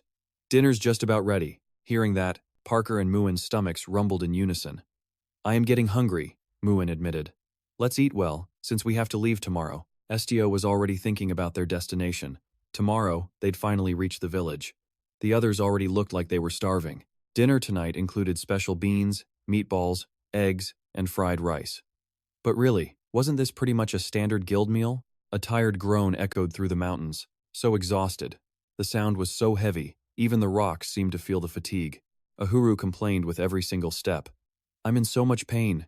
A concerned Nezu looked at the wilting Ahuru. Are you really that tired? She asked, opening her arms to help. Let me give you a piggyback ride. Overjoyed, Ahuru practically leaped into Nezu's arms, and the group continued on their way. Parker pulled out a handkerchief, wiping sweat from his face. This road is brutal. Even a carriage would be shaking apart on this. Mubian absolutely agreed. You're telling me. We've walked so far. Are we seriously still a long way from the village? Still a bit further, Estio answered, continuing his climb. This village is extremely isolated. Being this deep in the forest, you can understand why. He quietly looked up at his surroundings. Estio was lost in his own thoughts, realizing that he, too, once lived in a very distant place. Burr and Muin were thinking the same thing. A place like this would never even get robbed. Who would they even rob if there are no people? Parker asked suddenly. Commander, how long has it been since you went back home? Estio just kept walking ahead of them. I just left the village at the beginning of this year. Burr continued with his questions. So you left after your coming-of-age ceremony? That question clearly struck a nerve, and Estio's expression darkened. A horrible memory flashed through his mind. Get out, you bastard. The insults, fueled by prejudice, came flooding back. He's definitely the cursed child. Every single word was a weight piled on top of Estio. He froze, lost in that dark memory, until another voice snapped him out of it. You must have felt a huge sense of responsibility, leaving to work right after becoming an adult? He turned to see Burr, who gave him a reassuring nod. Yes. He offered a smile, trying to be positive. Leaving the place where you grew up is a really hard thing to do. No matter if it's to chase a dream or something else. Estio couldn't say a word. After a few seconds, he finally denied it. That's not it. He turned away, a shadow hanging over him. It wasn't because of so-called responsibility. He slowly clenched his fist. I left. Only because I wanted to live. Parker and Mubian just shrugged at each other, totally confused. Mubian walked a little closer. But you said your family is still in Selbia village, right? I suppose, Estio replied. Mubian held up his fingers, counting them off. Both parents are well, and you're the youngest with an older brother and sister. I did a little digging. Mubien imagined a warm family reunion that Estio had never even considered. They must be so happy to see you come home, right? But his question was met with Estio's heavy silence. Bear watched him with concern. That's weird. Why doesn't Estio seem happy? Even after becoming a guild commander, he began trying to piece this psychological puzzle together. He hardly ever talks about his family, and his expression always gets grim when they're mentioned. But why? How could any family not like a son with such incredible abilities? Suddenly, Burr spotted something in the distance, a thick column of red smoke, and he yelled out in shock, "Fire!" Mubien stared in disbelief. Parker immediately launched into the air. "I'll go check it out right now." Mubien shielded his eyes to see better. "What is that smoke? A forest fire?" Estio replied, "No." His voice was chillingly calm. "That's where the village is." Mubien whipped his head around, pure panic on his face. "What? The village is on fire?" Estio just shrugged. "Who knows?" And he didn't say another word. This is getting more and more confusing. How could he be so calm? Even Nezu was starting to look anxious. What are we supposed to do? Could the villagers be hurt? The black smoke was now billowing up violently. A fire this big, in a village so cut off from the world, this could be a disaster. Mubien stood there, assessing the situation. Since we don't have anyone who can control water, we're in a really bad spot. Suddenly, Nezu's eyes lit up. Someone who can control water? He nodded in grim agreement, continuing his analysis. A mage could use water from the surrounding area, and an elemental mage could even create rain. Parker landed with a thud from his wings. He'd returned to deliver his report. "I've just checked on it." Nezu rushed to ask, "How is it? Is the fire huge?" Parker shook his head. "No, that's..." His next words stunned them all. "It's not the mountain that's on fire right now." Estio stopped him short. "Wait." He spun around to confirm the information. "What do you mean, right now?" Parker began to describe what he'd seen. The villagers built a platform and a shrine, and then they set it ablaze. Ahuru was getting frustrated. "So exhausting. Why is it so hard for you to just say it?" Parker was sweating profusely. As Estio listened with piercing patience, Parker's voice, still trembling from what he'd seen on that burning stage, delivered the earth-shattering news. "There's someone tied up on it." Estio froze solid after hearing those words. On the burning platform, someone was tied up. His eyes were filled with pure horror. Beside him, Burr's hand clenched into a tight fist. Was he saying the villagers were actually burning someone alive? Parker stammered. "It looked that way, and the person tied up there. They seemed to be conscious." An impossibly heavy silence fell over the four of them. Estio just gritted his teeth, trying to convince himself it wasn't true. It couldn't be. He must have seen it wrong. But even with that thought, he was already sprinting deep into the forest. Estio whipped past massive, sprawling trees, his pace growing more and more frantic. He kept telling himself the villagers wouldn't possibly go that far. No matter how twisted they were, they would never commit such a monstrous crime. But the worried shouts of his friends echoed from behind him. Estio dreaded the worst. What if they really were that evil? A memory of his younger, dirt-covered self flashed in his mind. The first one tied up there, that was supposed to have been me. He saw it then, a column of smoke rising from the village. Estio stopped so suddenly he crashed right into Burr. He gasped for air, his eyes locked on the crowd. Just as Parker said, the villagers were all just standing there, calmly watching someone burn alive. The sight sent a fresh wave of absolute horror through Estio. The girl on the pyre cried out desperately, "Please, save me." He recognized her instantly. It was Bella, sobbing and begging them for help. "I didn't do it, please. You have to believe me." She called out their names one by one, but they all avoided her gaze. Dino. Louis. She frantically looked for another face. "Uncle Rhett!" But a woman beside him screamed, "How dare you call my husband's name? You witch!" The intense heat from below was making her panic even more. "Please, save me." In that moment, Bella's childhood memories flooded back. Mom, Dad. Her mother didn't even give her a single glance. "Playing with you is too much work." Her father just pushed her away. "Stop bothering us and go play outside." Tears streamed down her face.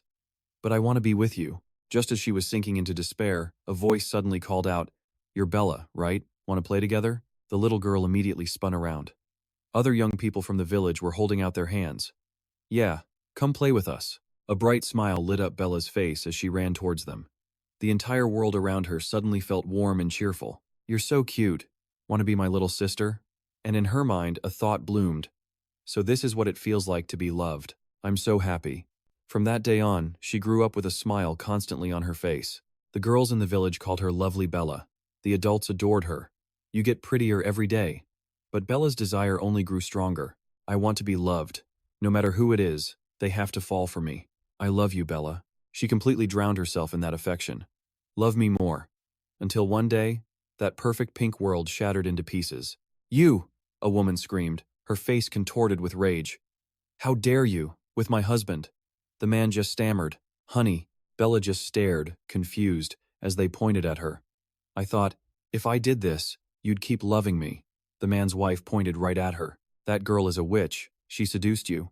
Back in the present, Bella was still trying to appeal to that same man. You said you loved me. You said you loved me. In return, she only got hateful jeers from the villagers. Die. Burn the witch. The flames began to creep closer, pressing against her skin. So hot. Bella could only shut her eyes tight. I don't want to die like this. Someone save me. Suddenly, a pair of sleek, black cat ears popped into view. A cat sat atop the pyre post and let out a soft meow. The sound made her look up. Bella's eyes widened in shock. A cat, but its presence only made the crowd more afraid. A black cat. At a time like this, it's a sign of the devil. She's definitely a witch. Suki just calmly let out another meow, staring right at her. A sudden wave of injustice washed over Bella, and she began to whimper. Something in its wide eyes caught her attention. Its face. It looks just like him. Yes. This is all his fault. The cat's face was like a reflection of Estio's. If he had never left, this wouldn't be happening to me. But just then, something shot through the air. The sharp object sliced clean through the ropes binding Bella. She was suddenly free, completely stunned and amazed. The people below gasped in shock. What? What was that? Estio appeared, sword in hand, and the villagers screamed in fury. What do you think you're doing? Bella's eyes were wide, unable to believe what she was seeing. A powerful gust of wind whipped his coat around him as Estio swooped in, lifting her from the burning pyre. Estio. But even as he performed this incredible rescue, his expression was as cold as ice. The village chief staggered backward, terrified. Estio. But it was the emblem on his clothes that truly caught the chief's eye. A very elaborate and very important insignia. The two of them landed on the clear ground, away from the flames. Estio immediately demanded, "What is going on here?" The village chief gritted his teeth in pure rage. That girl. He slammed his staff on the ground, trying to regain his authority. She is a sinner. She committed a grievous error, angering the gods, and now she must pay the price. Estio continued to press. What exactly did Bella do, model? Another man speaks for the village chief, shouting that she seduced a man and then killed him. Rosette, Estio's sister, gives them a disgusted look. Look at you. What pathetic state did you crawl back in? But so what? She keeps piling it on. The girl you just saved is a murderer. At this, Bella quickly protests. That's not true. Rosette doesn't stop there. She's a witch who lures men in this village, kills them, and then eats their livers. The crowd gets riled up, whispering that she loves eating fresh organs straight from the corpse. Soon, others join the chant. We have to kill her.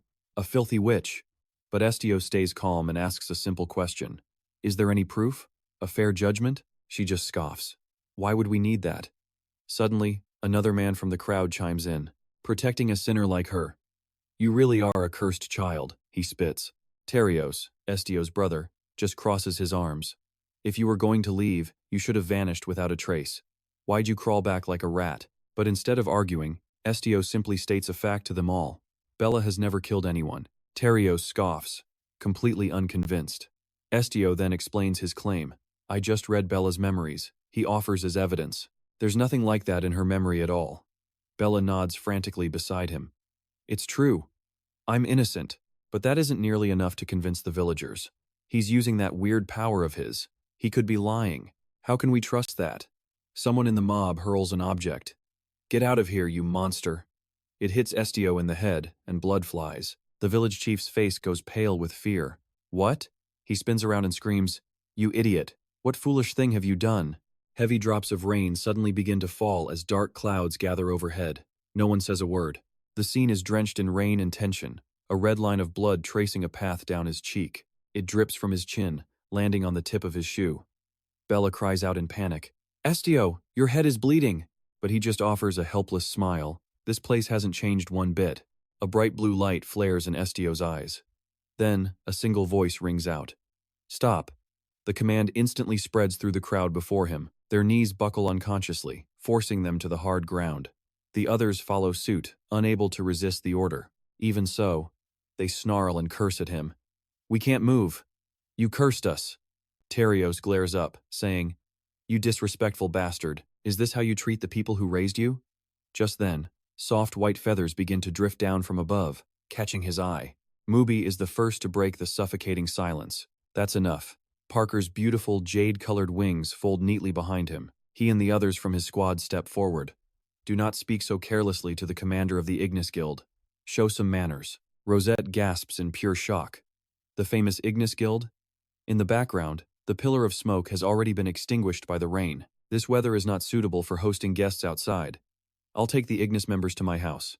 The rest of you, go home. The village chief cautiously makes the offer.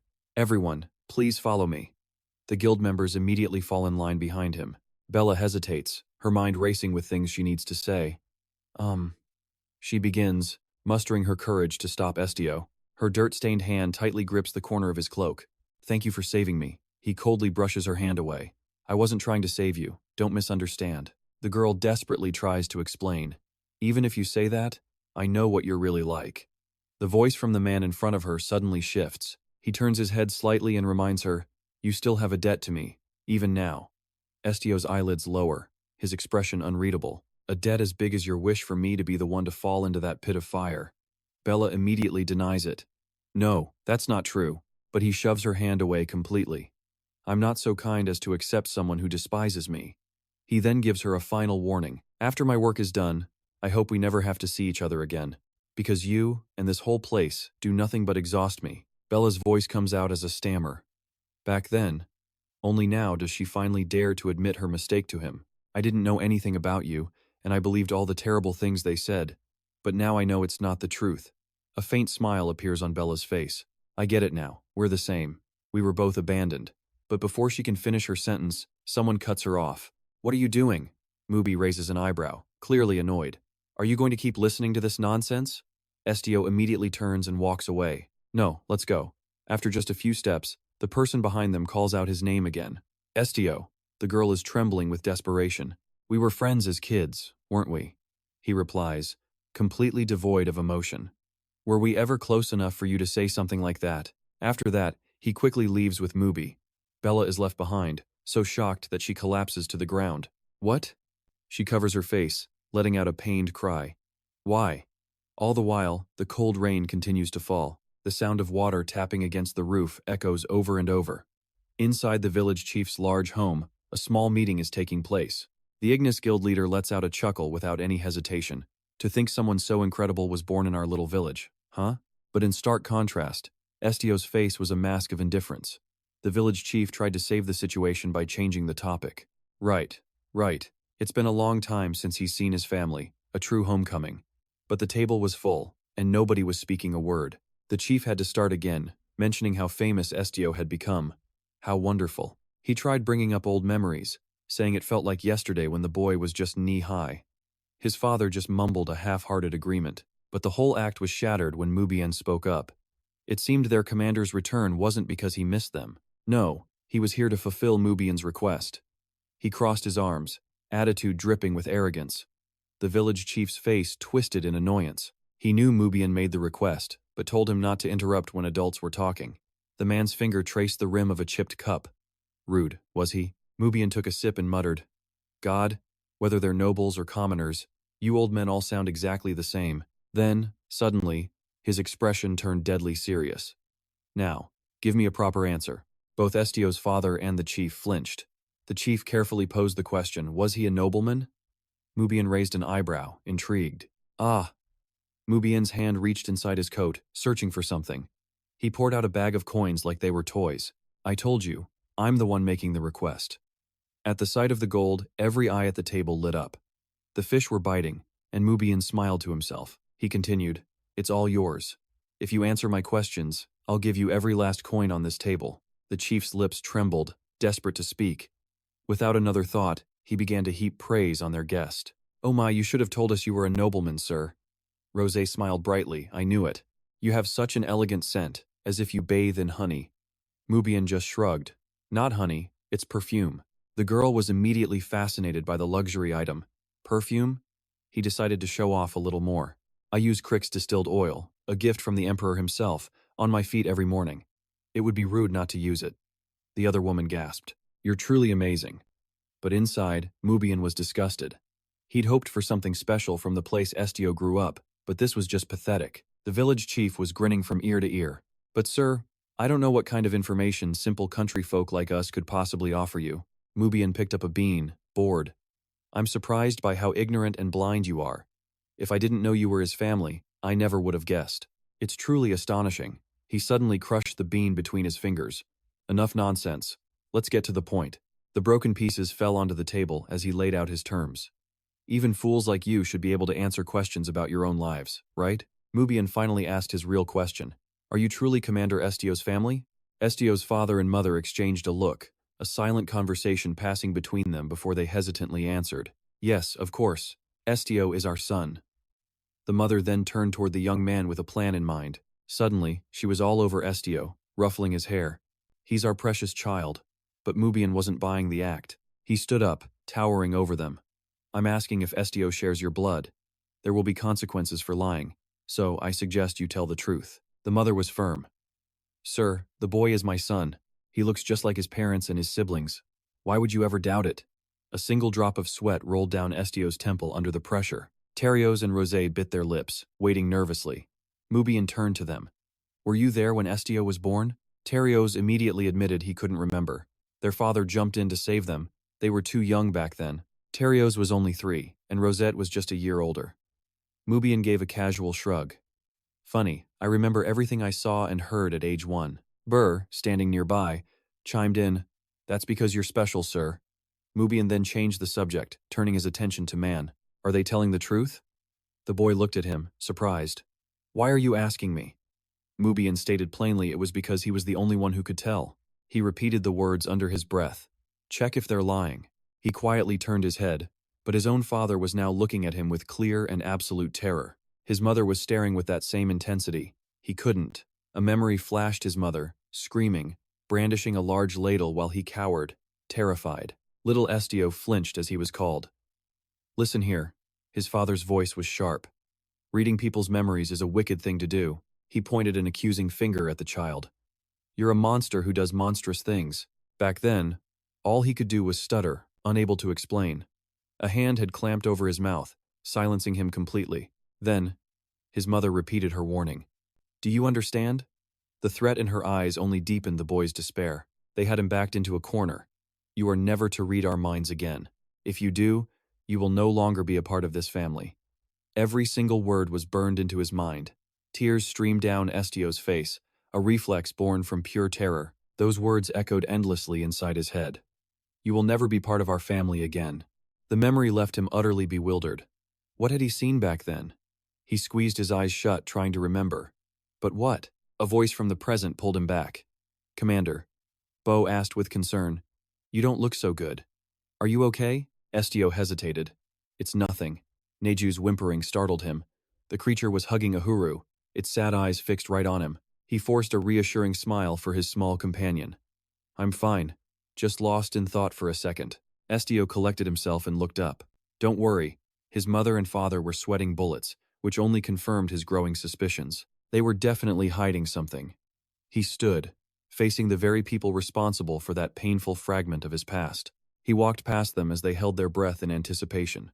Estio's hands gently came to rest on their shoulders. Still, Estio remained polite with his request. As per the client's directive, may I see your memories for confirmation? Suddenly, his mother grew agitated and shoved his hand away. No. Her objection was fierce and absolute. We told you, Estio. Doing things like this is exactly why you became a monster. You have no idea what we went through. Mubi interrupted by smashing the wooden table to pieces. A startled Rose quickly hid herself behind Terios for safety. He growled, Enough of this monster nonsense. You'd better shut your mouths.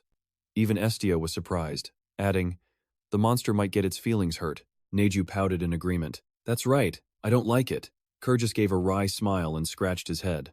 Actually, I'm not exactly human like you folks either. I'm one of the avian bird people. While Estio chuckled, Uhuru climbed onto the table. A small sound echoed as it stood up. And then, the cactus spoke. What's going on? Let me join in. Both Estio's father and Rosette's eyes went wide. She shrieked in absolute terror. A monster. The shock sent her falling backward, throwing everyone into a panic. Rosette! Rosette! Uhuru was just confused. Wait, am I really that scary? The little cactus tried to reason with her. I know you're faking it. Wake up, lady. Then it began pointing everyone out. Good grief, you've got a talking furry monkey over here. And Estio, he's got the blood of a black dragon. There's even a talking chicken, so why am I the only one that's scary? Being called a chicken, Bo's feathers ruffled instantly. Uhuru let out a loud, indignant wail. It leaped straight into Estio's arms, the little plant sobbing into his chest. Tears streamed from Uhuru's eyes like a waterfall. Eve, everyone looks down on me. Estio just smiled gently. They don't look down on you, they're just scared. Being able to scare this many people is quite a skill. Reassured, Uhuru slowly cheered up. If you put it that way, I guess I am pretty amazing. Then, his expression hardened. Returning to the matter at hand, Estio addressed the two at the table. If you want the client's reward, you are going to cooperate with me. Terios immediately exploded. Who the hell do you think you're threatening? He got so agitated he grabbed Estio's collar. You damn bastard! Terios shoved his face right into Estio's. You've been nothing but a burden from the very start. And the vicious words started pouring out. We had to live in utter disgrace because of you. Why should we be stoned and cursed just for being your family? Estio remained silent as his brother continued to rage. I locked you in the attic so I wouldn't have to see you, you little brat. A triumphant smirk spread across his face. You know something? That attic was never meant for living in. Terios revealed with a cruel twist. Did you know in winter it gets as cold as an icebox? No one could possibly survive in there. His father suddenly cut in. Terios, that's enough. Mubi, who had been watching silently, now paid closer attention. But Terios only pushed harder. We didn't feed you for a whole month, and you still lived like a cockroach. He ignored his father's attempts to stop him. I told you to stop. Finally, the words just tumbled out. If you survived after we pushed you to the gates of hell, then what are you, if not a monster? Both his mother and father wore looks of disbelief. Estio's eyes grew cold as he uttered a single phrase. So that's how it was. Terios kept spitting out the hidden truth. I hated that you were the outcast, different from everyone else. It was disgusting. You living among us, imitating our mother's eye color. Estio's eyebrows raised in curiosity at that. Imitating her eye color? His fabric-wrapped hands gently took hold of Terios's wrist. He stated his own thoughts bluntly. For a very long time. I have hated you too, brother. The words sent Terios into a rage, his teeth grinding together. You! Enraged, Terios swung his fist. You bastard. A painful thud echoed as flesh met flesh. But it wasn't Estio who took the blow. It was his father. Terios stared, completely stunned. Father. Only then did the man speak. He is your brother, Terios. I don't expect you two to get along. He warned him sternly. But you cannot disown him. The words didn't sink in. So what? Terios stubbornly yelled back. You hate him too. You've always been afraid of him. His father immediately admitted it. Yes, I am afraid. His entire body wouldn't stop trembling. He insists he never hated the boy. Estio, watching him, is confused. If it wasn't hatred, then what could it possibly have been? He gently places a hand on the old man. A brilliant light flashes from his power as he asks, why did you do all of this? The world around them instantly warps as Estio dives deep into the man's memories. His face is pure shock. And he wasn't the only one affected, everyone in the room was dragged along. In a blinding flash, they were all gone, transported in an instant. The room they'd just occupied was now eerily, unnaturally silent and empty. They opened their eyes to a dark, gloomy sky overhead. A low, constant rumbling echoed from deep within the thick, menacing cloud cover. Before them is Estio's father, gasping for breath with every step. He's clutching a crude axe, struggling his way up an impossibly steep hill. Out of nowhere, a vicious black crow dives at him aggressively. Startled, he loses his footing on the slope and goes tumbling right back down. The bird just flies away, leaving him utterly alone in the dense forest. Estio's father forces himself to get up. Damn it. He looks around in a panic. He's taken a wrong turn. He's completely lost. And then, a strange light flashes from somewhere deep in the woods. It's coming from a place not far off, and the strange glow completely mesmerizes him. Without a second thought, his legs carry him rushing towards it. As he runs, he shouts desperately toward the light. Excuse me. Over there. Can you help me? He pleads. Please, just wait for me. Just stay with me until sunrise, please. The entire scene ahead of him is washed out by a pure white light. Estio's father shields his eyes from the glare. But when he can finally see clearly, he gasps in absolute shock. Oh my God. There, in the middle of a huge crater, a massive chunk of gold is shining with a brilliant light. He just keeps whispering it. My God. Without thinking twice, he slides straight down into the deep pit, the tips of his very own shoes reflecting that rich, honey-colored golden light. He walks toward the massive ingot, half in disbelief.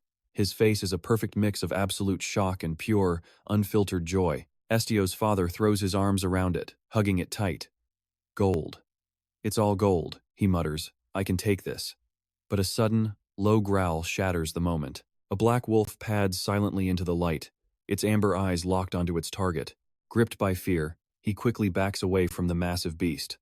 The wolf just snarls in return, baring its vicious, sharp teeth.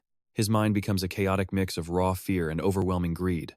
That beautiful golden light is so alluring, but right next to it, a fresh smear of blood at the wolf's feet. He suddenly thinks of his wife and children, waiting at home. He tightens his grip on his axe handle.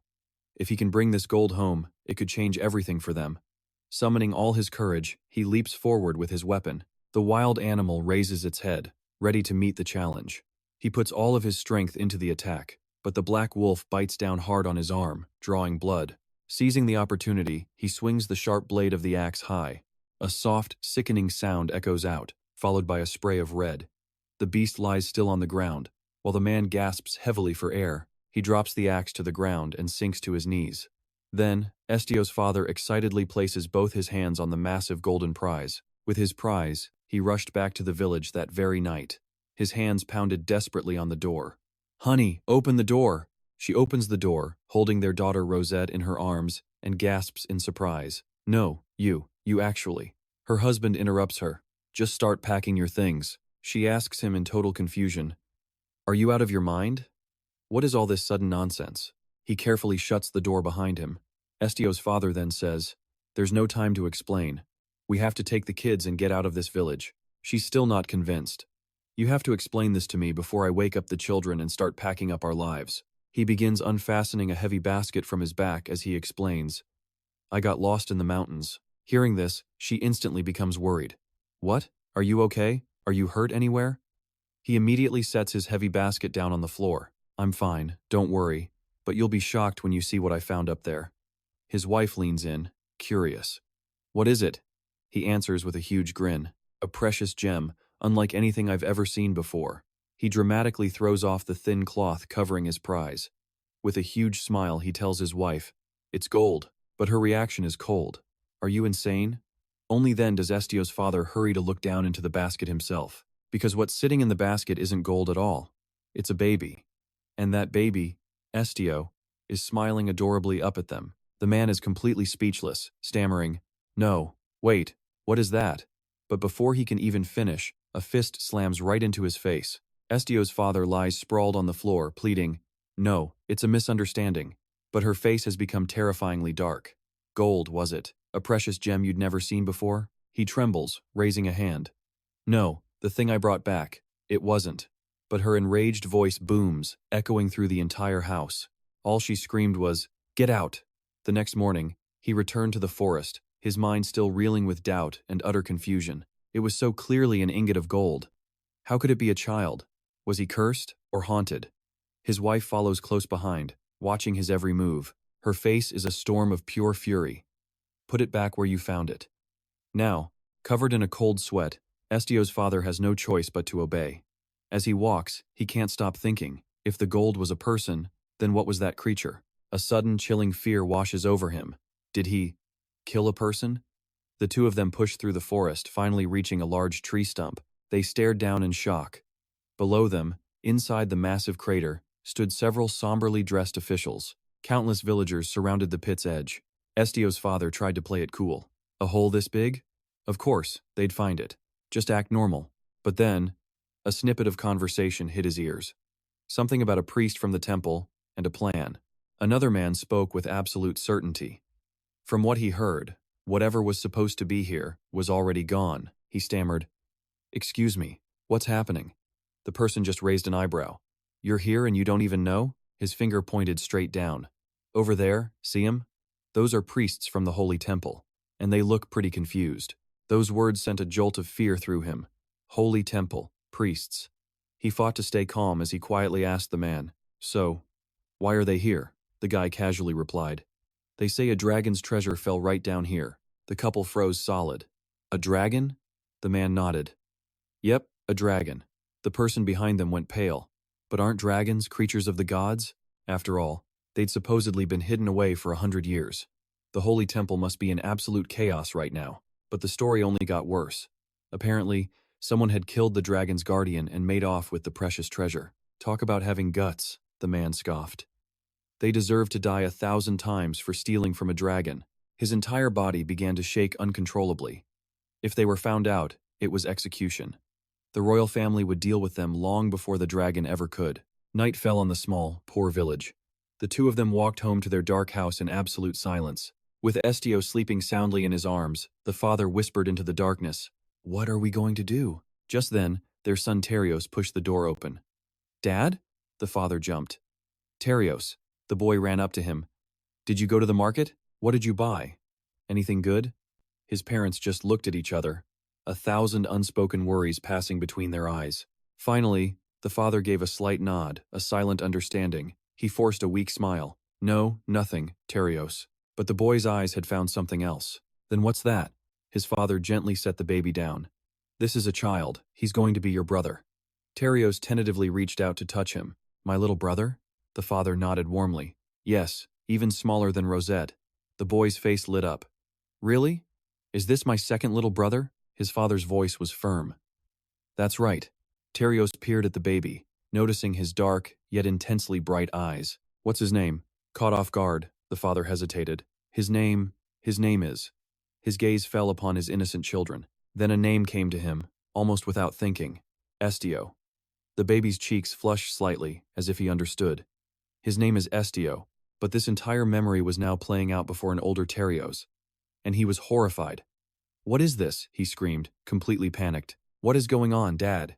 His mother's lips were sealed tight. Even his father just stood there, silent. "Mom! Dad! What is that? That bastard!" Finally, Estio's father managed to speak, but he turned to the young man. I'm sorry, Estio." His hands clenched into trembling fists. "I am so sorry." Then his knees hit the floor hard. "Please, forgive me. I really didn't know." The father couldn't even bring himself to look up at him. "No, I still don't truly know what you are." Estio said nothing, his gaze simply shifting away to somewhere else. The father kept trying to explain, "I couldn't let my family get killed, but that doesn't mean I ever blamed or hated you." His eyes, glistening with tears, were locked on Estio. "As your father, I just wanted to protect everyone." Only his desperate voice filled the quiet room, because the more you showed your true self outside, the more danger everyone would be in. After hearing it all, Estio's expression remained cold and distant. Then he lowered his head, a flicker of surprise on his face. But his father pressed on. "I decided to protect you, too. I truly wanted to raise you as my own son, giving you a name and watching you grow." In that instant, Estio's eyes, once a clear amber yellow, suddenly flashed to a deep, piercing blue. "You are not normal. You were just imitating people." The older he got, the stranger he became. Human language, human emotions, even the slow pace of human growth, the father knew it had all just been an act. His aging slowed to a crawl while living in the attic. But no matter what, he always woke up and walked out like nothing was wrong. "I was so scared." Filled with regret, his father choked out the words, "Please forgive me. I was wrong." He bowed his head to the floor, completely broken. "Please, forgive me. I was wrong." Even Estio was confused. An apology in exchange for his family's lives. He wished he couldn't read the man's intentions so clearly. He raised his own arm, clenched his fist tight, and then unleashed all of his pent-up fury into the wall. The glass cracked under the immense force of the blow. The memory itself seemed to shatter, pieces falling and crashing to the ground. Some people stood there calmly, while others were consumed by absolute fear. Food lay scattered everywhere, a total mess. An elder stared, his soul practically leaving his body at the revelation. A dragon. A dragon. Estio's face darkened ominously. With a simple pivot of his foot, Estio shifts his stance. And Terios instantly knows what that means. Are you going to kill us?" He stammers out a pathetic plea. "I'm still your brother. Please, spare me. I'm sorry, it's all my fault." Just let me live. The mother just covers her face in resignation. Estio wonders, is it really this easy? He steps forward, right in front of Terios, making the man flinch. He pictures his own eyes turning pitch black, the eyes of a killer. But seeing how weak they are, he ultimately can't go through with it and just walks away. Mubin and Parker watch his every single move. Stepping outside, he finally notices it had started raining. Suki follows quietly at his side. The group just ignores the downpour, leaving together in the storm. Even after leaving the house, Mubin is still clearly concerned for Estio. He watches the back of their leader with a heavy heart. The young man leads everyone to the very same mountain from that day. He climbs the slope his father once climbed, the path ahead dark and shrouded by the dense trees. But Estio presses onward, walking down a path thick with overgrown weeds. The entire group stops in front of a brilliant blue lake. The pit became a pond, Estio thinks to himself. His own reflection stares back at him from the rippling surface as the rain continues its assault. For a second, he remembers the wolf who once protected him. Estio stares into the water, lost in these questions. What was your name? Suddenly, Mubin drops to one knee behind him, his staff planted firmly in the ground. Estio slowly asks, "You knew everything?" The older man immediately admits it. "I figured it out myself." Mubin looks up, pleading, "But if I told you I had no idea they'd gone that far, would you believe me?" When no answer comes, he asks again, "Do you resent me for it?" Estio remains unnervingly calm. "Should I resent you?" Mubin immediately rejects the idea. "There's no need for that." The boy then turns his head slightly. "Your request was fair, and I accepted." In the middle of the desolate rain, he finally asks his own question, "Because that request was entrusted to me. Am I wrong?" Mubin answers without hesitation, "I agree, and I will protect that vow." This was completely unexpected, and Estio's surprise is plain to see.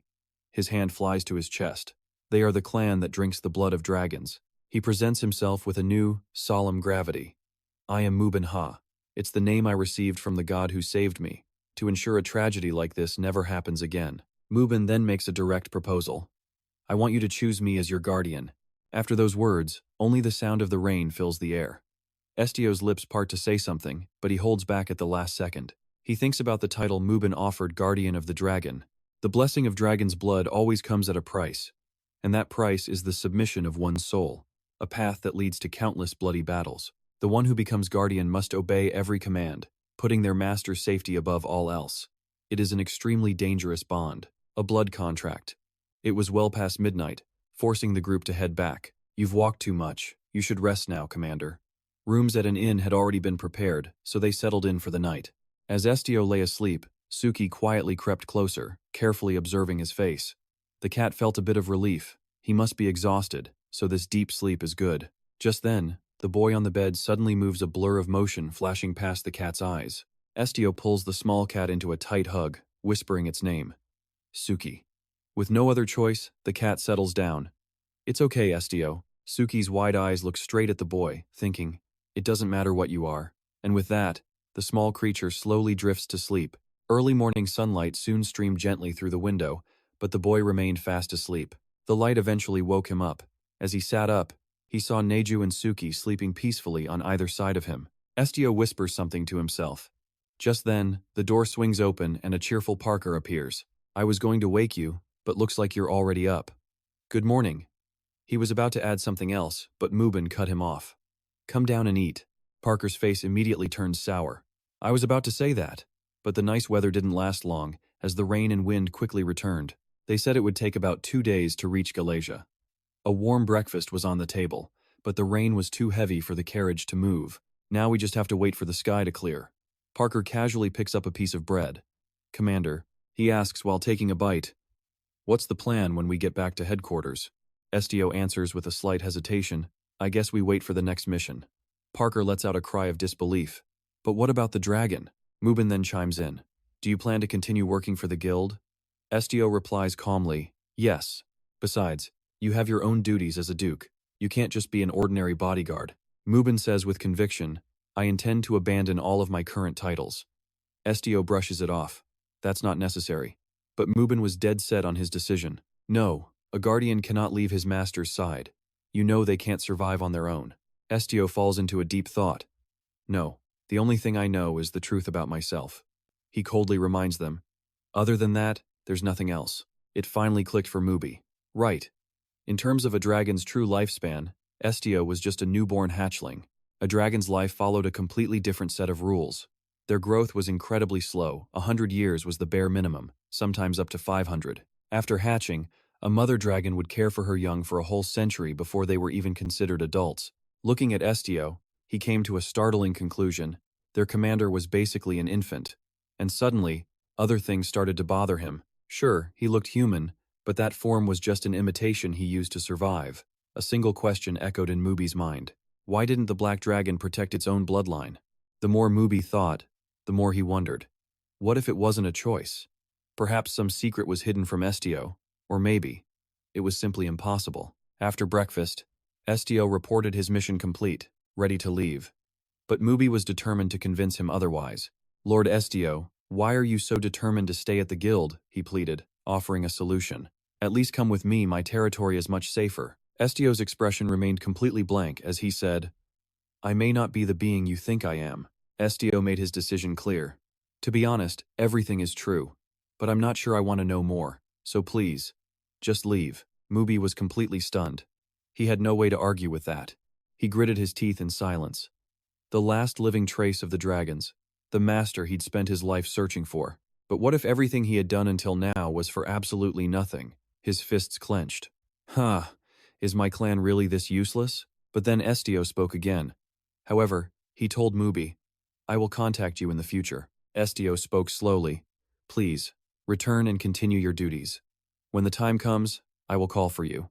Mubi just stared, completely shocked. To put Mubi at ease, he made a serious promise. I swear. But back at headquarters, the first thing Estio received was an order. Get some rest.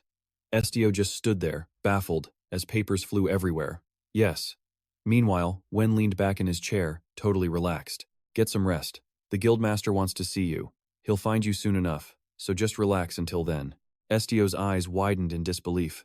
Wen quickly got up from his chair, holding up a piece of fabric. This is very precious to me. But I'm giving it to you, he explained, with a clear hint of jealousy in his voice. You have no idea about the joy of just rolling around in a blanket, do you? Wen shrugged, offering some advice. Try reading in a warm room. With that blanket, you can open a window for a nice breeze. Eat snacks, lie down, sleep, and when you wake up, have some chocolate. Estio quietly took the blanket as Wen enthusiastically asked. So? Want to borrow some other things from my room? Estio's palm tightened slightly. It's fine. And so, he went back to his room with Neju and Auru. Well, get some rest. Don't push yourself too hard. The guildmaster will see you later. As they walked, Neju called out, and Estio replied in a normal voice. Yeah. But Neju pressed on, his voice full of concern. Are you really okay? Estio showed no emotion. He understood their hidden meaning, even if they were the ones who made him suffer. Auru suddenly exploded. But why? He roared, cursing those other people. I can't stand it. I'll go back and stuff their mouths with thorns. Estio immediately turned, snapping. Auru, then looked away, not wanting to get any more involved. Even if they change, we won't. And since he'd left, that village had already returned to its usual rhythm. Nothing needed to change. Outside, a new day had dawned. He awoke from a deep sleep, just staring up at the ceiling. Estio suddenly felt completely lost. He had never known how to play. What was he even supposed to do? He swung his legs off the bed and opened the window, letting the cool breeze drift in. Estio gazed out into the distance, his eyes taking in the view of majestic nature interwoven with the town's buildings. Later, Estio sat quietly beneath a tree, enjoying the calm. Then he noticed Parker, fresh off a carriage, waving at him. Captain. Parker leaned toward Lena and said, Hold on, I'm going to say hello. Lena saw the perfect opportunity for an introduction. The captain? The one you're always following around? Should I come say hi too? Hearing that, Parker instantly changed his mind. If we both go, it might be too loud. He's probably enjoying some private time. The thought made Parker hesitate a short distance away. It's so hard to tell. I can't read a single emotion on his face. Parker quickly stopped her, much to her surprise. I'll be fine on my own. He approached Estio with a simple question. Captain, have you eaten yet? Estio looked up. Is it noon already? Parker just scratched his head and admitted. Actually, it's a little past that. I'm just waiting for a friend. They're busy with something. He then smiled at Estio. So I'm taking a little break, just like you. Estio looked straight at him. Is that so? Parker then cheerfully invited him to join the others. Neju, Oru, and the cat. Hearing this, Neju got excited. Me too, but for some reason, Estio suddenly felt unusually sensitive. Parker asks if sitting together is uncomfortable, but gets an immediate denial. Not at all. He then tries to explain, assuring him those shameless guys won't cause any trouble. But then Lena cuts in. An acquaintance. Parker turns to look at him, completely confused. You two know each other? He gives a vague reply, maybe. But the tense way Lena is staring suggests that's definitely not the case. He opens his eyes wide, staring at Estio, who stares right back without so much as a blink. And then suddenly, Lena bursts out laughing with a welcome. Ah yes, Estio, you're too unique to forget. You were traveling with Sio. Lena offers him a warm, comfortable smile. Estio says her name, clearly overjoyed. So you really do remember me. Lena extends a hand as if to reintroduce herself. I thought you died to that white fluff ball, but it's good to see you're still alive. Then, getting back on topic, she starts telling the old story. I searched the whole mountain, but it vanished without a trace. Everyone just assumed you'd ended up inside its stomach. Lena's voice is full of disbelief. I can't believe we're meeting again like this. Just then, Nezu peeks out from behind. The sight hits Lena like a bolt of lightning. Something clicks. He goes pale, whips out a weapon and screams, White fur! Parker, just as terrified, tries to stop him. Lena, calm down. Nezu is the captain's partner. Nezu puts on its cutest face, eyes sparkling to de-escalate. A partner? That wild ball of white fur? After a second look, Lena can't even bring himself to attack it. That's when it hits him, a shocking realization about Estio. So that's how he tamed the beast, by reading its mind. The name Estio was suddenly etched into his mind, far more impressive than he'd first thought. Then Lena's eyes land on the badge on his chest, and he slowly puts his weapon away. Oh my god, you've become a guildmaster. Parker smacks him, nagging. Lena, you need to show some respect. I don't care if you're the main force of the combat division, you still have to be polite. The rank difference between you two is massive, but Lena still isn't getting it. Rank. Parker stresses again. Disrespect is a serious offense, lightest punishment is demotion, worst is exile. Got it? Just then, Estio stands and tells Parker, go on and eat with your friend. Parker is taken aback. Aren't you coming with us? Estio's tone is flat and bored. I'll eat later. This whole situation is uncomfortable for me. Estio then says it bluntly. And the way you talked to Nezu, that made me uncomfortable too. His words leave Lena and Parker completely frozen. He walks right past them like a breeze. Goodbye. Lena's mood has officially soured. He calls out, hey, then corrects himself respectfully. Guildmaster. Estio just glances over his shoulder. Is there something else you need to say? Lena bows a full 90 degrees. I am sorry. The gesture leaves Estio completely stunned as he bows low in front of everyone, showing his genuine remorse. My words weren't out of any discomfort on my part, he explains. It was just pure, absolute shock. I won't call it white fur again, and I never imagined an acquaintance would become a guildmaster. From now on, I will address you as such. Then Lena gives him a quick wink. So please, don't get the wrong idea. As an apology, let me treat you to this meal. The offer makes Estio feel a little awkward, but in the end, all three of them go out to eat. And hey, if they're going, they might as well hit the best restaurant. One of them enthusiastically recommends a place, and this is the absolute best restaurant in the entire city of Revit. Lena waves over a waiter. Let me do the ordering. I guarantee everyone's food will be the best possible. Estio looks on, not entirely convinced. Really? Lena replies with total confidence. Of course. Estio then looks over at Ahu, who has been strangely quiet today. What is Ahu thinking about? A thought flashes through his mind. Is it hurt somewhere? Then a voice calls out to him. Hey, a woman named Jen, her face half hidden, asks, how old is that cactus? Estio answers calmly, I don't know. I've never asked it.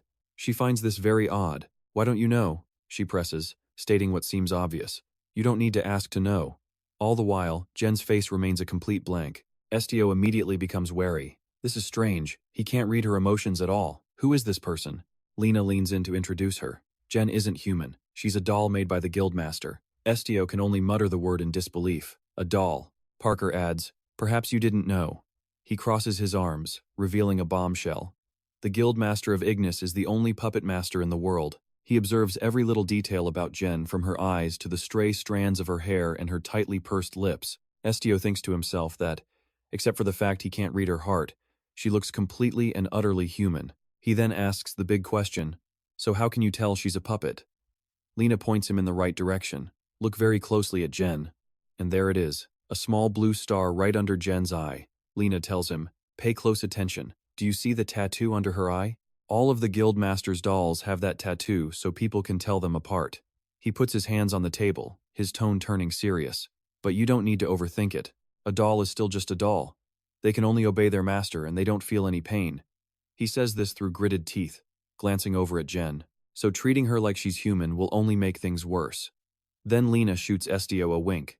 "Trust me, I'm experienced with this stuff." Just then, their food arrives. "Here you go." Suddenly, the mood at the table goes sour. A living doll and a feast of delicious food laid out before them. "Look at this, Estio." "All right, everyone, just relax and eat."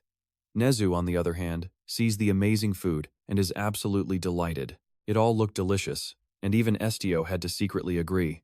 Everyone else was digging in, happily filling their bellies. But while Parker was enthusiastically chewing away, he noticed something odd. Estio hadn't even touched his food. "Guildmaster, you're not eating?" Parker asked, a flash of worry on his face. "Wait, can you not eat raw food? We should have asked before ordering." Lena immediately tried to correct the mistake. "I'll get you something cooked," but Estio just quietly shook his head. "It's not that," he said, falling silent once more. He let out a frustrated sigh. "No, it's just not to my taste." His gaze drifted back over the table full of food. The dishes were beautifully arranged on the plates, a true feast for the eyes. But to Estio, it was all just deeply tragic. Just moments ago, these creatures had been cut apart while still alive. Estio could feel it all, their pain, their terror, the agony that still clung to them. He narrowed his eyes in disgust. In this meal, all he could sense was pure hatred. He kept these thoughts to himself, of course, instead offering a polite excuse. "I'm not that hungry anyway, so it's fine." The second they got outside, Parker let Lena have it. "Damn it, Lena, this is all your fault. The vice captain specifically told us to take good care of him." Lena scratched his head, genuinely sorry. I know. But you think I would have ordered it if I knew any better?" Parker groaned in despair while Lena looked completely helpless. "What now?" Estio quietly bent down to ask a question. "Nezu, can you walk?" Nezu replied with a soft yes. Just then, Parker came up with a pretty good idea. "Guildmaster, why don't we take this chance to tour the city? The ancient architecture here is really something to behold. You were just recently assigned to the main headquarters, right? And you've pretty much been stuck inside this whole time." Lena was also concerned about Estio's mood. He'd seemed so down in the dumps ever since that last big assignment. Still wanting to make up for his mistake, Lena scratched his head. "Don't worry, I'm the local expert." He shot Estio a wink, which just left the man stunned. He quickly dashed over, casually throwing an arm around Estio's shoulders. "All right then, Guildmaster. You don't have anything scheduled today, right?" Lena pointed down the road. "Let's go then," Estio asked with honest curiosity. "Go where?" And that's when Lena launched into his story about the city. "So, our guild has had this tradition since it was first founded. Or, maybe it was just a story Lena made up. It's all about welcoming new members." "Oh yeah," Parker chimed in excitedly. "I had to go through it too. Usually, we have the new recruits patrol the headquarters to get the lay of the land. Then, they get called in to describe the city. You know, questions like, what's the biggest statue in the square? Or, where is the oldest candy shop?" Lena spun the tale, trying to pique Estio's interest. "If you can't answer, they make you run laps until you're completely soaked in sweat." He then let out a huge laugh, showing off his canines. "But you're no rookie, plus you've got my help." Estio's face remained weary. "Is that so?" he replied flatly. "Well then, I'm in your hands." That was all the encouragement Lena needed. He pointed to himself proudly. "Just trust me and follow my lead. Rivito is the most prosperous and safe city you'll ever see. I guarantee you'll have a fantastic trip." Estio just nodded. "All right." After that, a flood of curious questions came from the two of them. Estio simply followed along, listening to all their banter and explanations. From behind, Nezu watched Estio with a gentle smile. The guildmaster really is a generous person. On a street bustling with people, Lena spoke up. "This right here is the most famous road in the city. The cool part," he continued, "is how the sunlight shines directly down on it. Let's get a carriage and we can talk more." Estio, still glancing around nervously, declined. "No need, walking like this is fine." Lena couldn't help but notice his anxious behavior. "Guildmaster, you keep looking all around. Are you searching for something?" At those words, Estio immediately turned to him.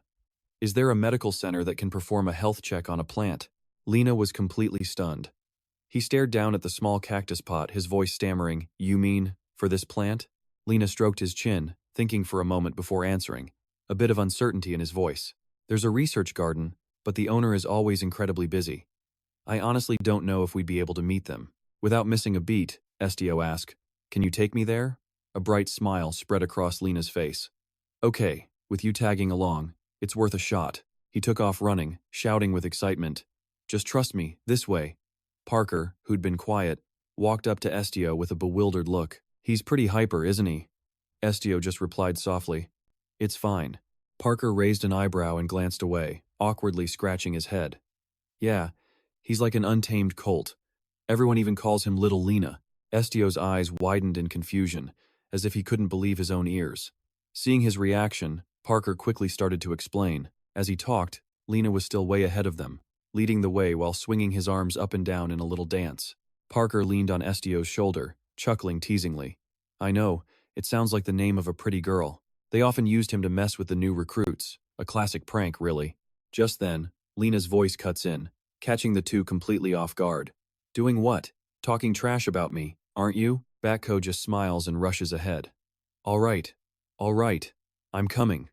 Esto glances down at Uhuru, a thought crossing his mind. It's too quiet. There, nestled behind a row of wide canopied trees, a white, wood-framed house slowly comes into view. As he stepped inside the house, Burr felt a bit confused. "They just left the door open?" Lena quickly answered. "The research garden is funded by the association, so maybe you could call it a city park?" They continued inside, walking between two rows of lush green plants. Their leader added in a steady voice, "So anyone can come visit the flowers and trees." Parker looked around, his eyes wide with a mix of curiosity and wonder. "This is my first time at the research garden too." An image of an ancient, sprawling tree appears in Parker's mind. He adds, "Unlike animals, trees don't move or make noise." He suddenly turns with a question. "Come to think of it, guild leader, can trees talk?" Estio's answer was blunt.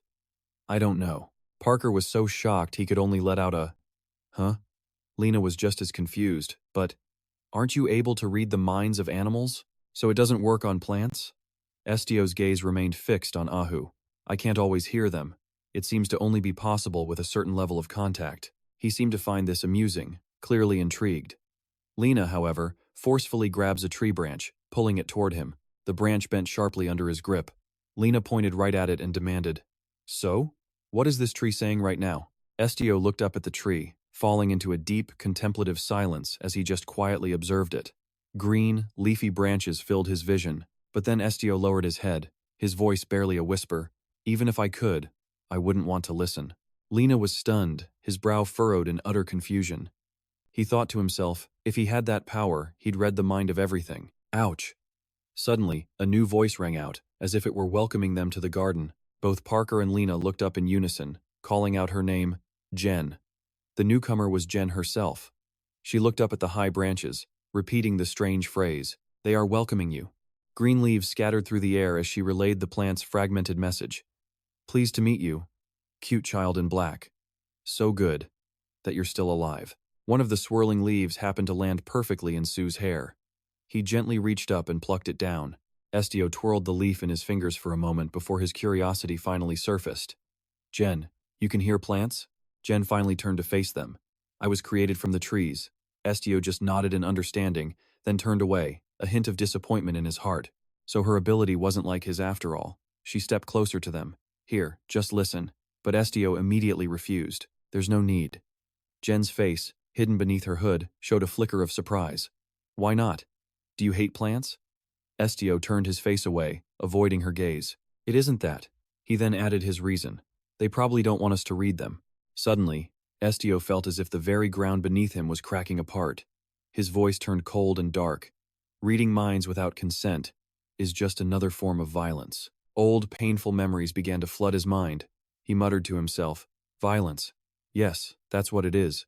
Jen continued to step closer. "The trees can't speak if you don't listen to them."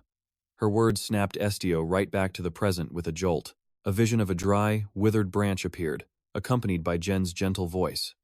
"Even if they want to speak, even if they want to share, even in the moment they wither and die, they can't express it. That is what it means to be a plant." She smiled brightly, pulling back the hood of her cloak. "Do you have any idea what a blessing you are to us?" Estio stared down at the ground. completely speechless for a moment. But then a loud shout suddenly tore through the air, interrupting them all. It was Green, holding a garden rake and looking extremely annoyed. "What are you all doing in my garden?" Parker immediately bowed deeply, quickly blurting out, "We're so sorry." Lena touched a tree without asking for permission. Lena looked stunned to hear his name. "What? Why are you throwing me under the bus?" Green immediately shut him down. "Not the tree!" he yelled, stomping forward. He pointed a trembling finger at Neju, who was standing teary-eyed on a patch of flowers. "You are stepping on the flowers." Neju instantly lifted his foot, but it was too late. A poor plant was already crushed beneath it. He started trembling, stammering, Sorry." He shifted his weight just slightly, and a soft, snapping sound echoed out. Another small plant was crushed by Neju, who went pale with horror. Green was so shocked his jaw dropped. He clenched his fist so hard the rake in his hand snapped clean in two. He cried out, grabbing his head in complete despair. "No!" As gentle light streamed through the skylight, a timid voice finally spoke up. "We're truly very sorry, Mr. Bryn." Lena walked over as Briner sadly wiped away his tears. "Lena, is that you? Still working as a mercenary because nobody else will hire you?" He exploded in anger, yelling, "What's that supposed to mean, old man? I happen to be famous." Green just scoffed in disbelief. With a forced smile, Lena explains that as the combat division's captain, she's already buried under a mountain of requests. "Old man, that kind of talk is pretty disrespectful to a captain, you know." Briner doesn't seem to buy it, frowning as he looks for the captain. His gaze falls on Estio and Nezu, his voice hesitant. "Could it be you?" His eyes lock onto Estio. "You're the recently appointed captain, aren't you?" Instantly, Briner's entire demeanor changes. He smiles warmly, approaching to shake the boy's hand, and introduces himself as Briner. "I don't do much, but I am the caretaker of this research garden." Estio's reply is short and to the point. "I'm Estio." Briner's handshake tightens little by little. And then, a voice suddenly echoes inside Estio's mind. He's reading Briner's thoughts. The man is thinking to himself, mind-reading abilities? A huge smile spreads across Briner's face as he internally celebrates. "This is great. I want to know what those little sprouts are thinking." Estio pauses after hearing this, looking a bit confused. A magnifying glass is brought close to Ahu as Green clears his throat. Immediately, Parker and Estio both turn to stare intently at him. Briner asks nervously, "Mister, how is Ahu?" Green just furrows his brow and stammers, "This is a little difficult." Briner is taken aback by his response. Green carefully observes Ahu, then speaks up. "This cactus is Ahu. It's been very well cared for." He seems baffled, his expression turning grim. No lack of water or nutrients. On the surface, there's absolutely nothing wrong with it. Briner finds this strange. Then why isn't it doing well? Green just strokes his chin, lost in thought. "I don't know," he finally admits, "but it doesn't look very healthy." He quickly turns to Estio. "Captain, may I lift it to check the roots?" Suddenly, a tiny voice, like a whisper, pipes up. "Roots." Green raises an eyebrow, completely baffled as to where that came from. Ahu seems to twitch on the table, stunning Briner. Then it continues to curse. "Whose roots? You mean mine? Are you serious? You pervert." The man screams in terror, stumbling backwards a few feet. His face goes pale as he just stammers. "Pervert? Don't call me that." One of them comments, "Are humans always this surprised by the obvious?" Another person mutters in awe, "I think. The cactus is talking." Ahu is clearly getting annoyed. "What are you staring at? First time seeing a talking cactus?" The top of its head turns red with anger as Estio quickly tries to calm it down. "Ahu, that's enough." It immediately obeys. "Okay." Estio reaches out and pats Ahu on the head. He explains, "You didn't seem normal, so I asked him to check on you." Ahu asks, "Is he a doctor?" Just then, Briner clears his throat, slowly approaching. Estio introduces him. "A plant doctor. This is Briner." Ahu's entire attitude shifts. It's excited, but still a little skeptical. "A real plant doctor?" Estio just nods. "Yes." Hearing that, Ahu thinks for a moment before making a decision. It decisively tips itself over, exposing the bottom of its pot. A cluster of thick, sturdy roots pokes out from below. "Here, look. Do you know how cruel it is to pull a plant out of the soil?" Green carefully lifts the pot to get a better look. He gently touches one of the roots to check its condition. Very healthy. Once he's done, Ahu pops right back up. "See? I'm just a little sleepy, that's all. Otherwise, I'm fine." Green is intrigued. "Sleepy?" He folds his arms on the table, staring intently at Ahu. "Hey there, little friend, just in case. How old are you?" Ahu suddenly looks shy, folding its arms in as if covering its cheeks. 200. Parker bursts out laughing. No way, this cactus is 200 years old? Ahu is shocked. You don't believe me? It flashes back to the size of the others in its tribe compared to these humans. Ahu was just a tiny speck among them. It clarifies. To be precise, I'm older than that. It's just been 200 years since I became self-aware. And I'm the smallest one in my tribe. Green's eyes light up, his cheeks flushing red as he's overcome with emotion. Good heavens. He shoots up from his seat, completely ecstatic. Captain, this little one is a rare species, long thought to be extinct. The giant cactus. Estio just looks confused. What?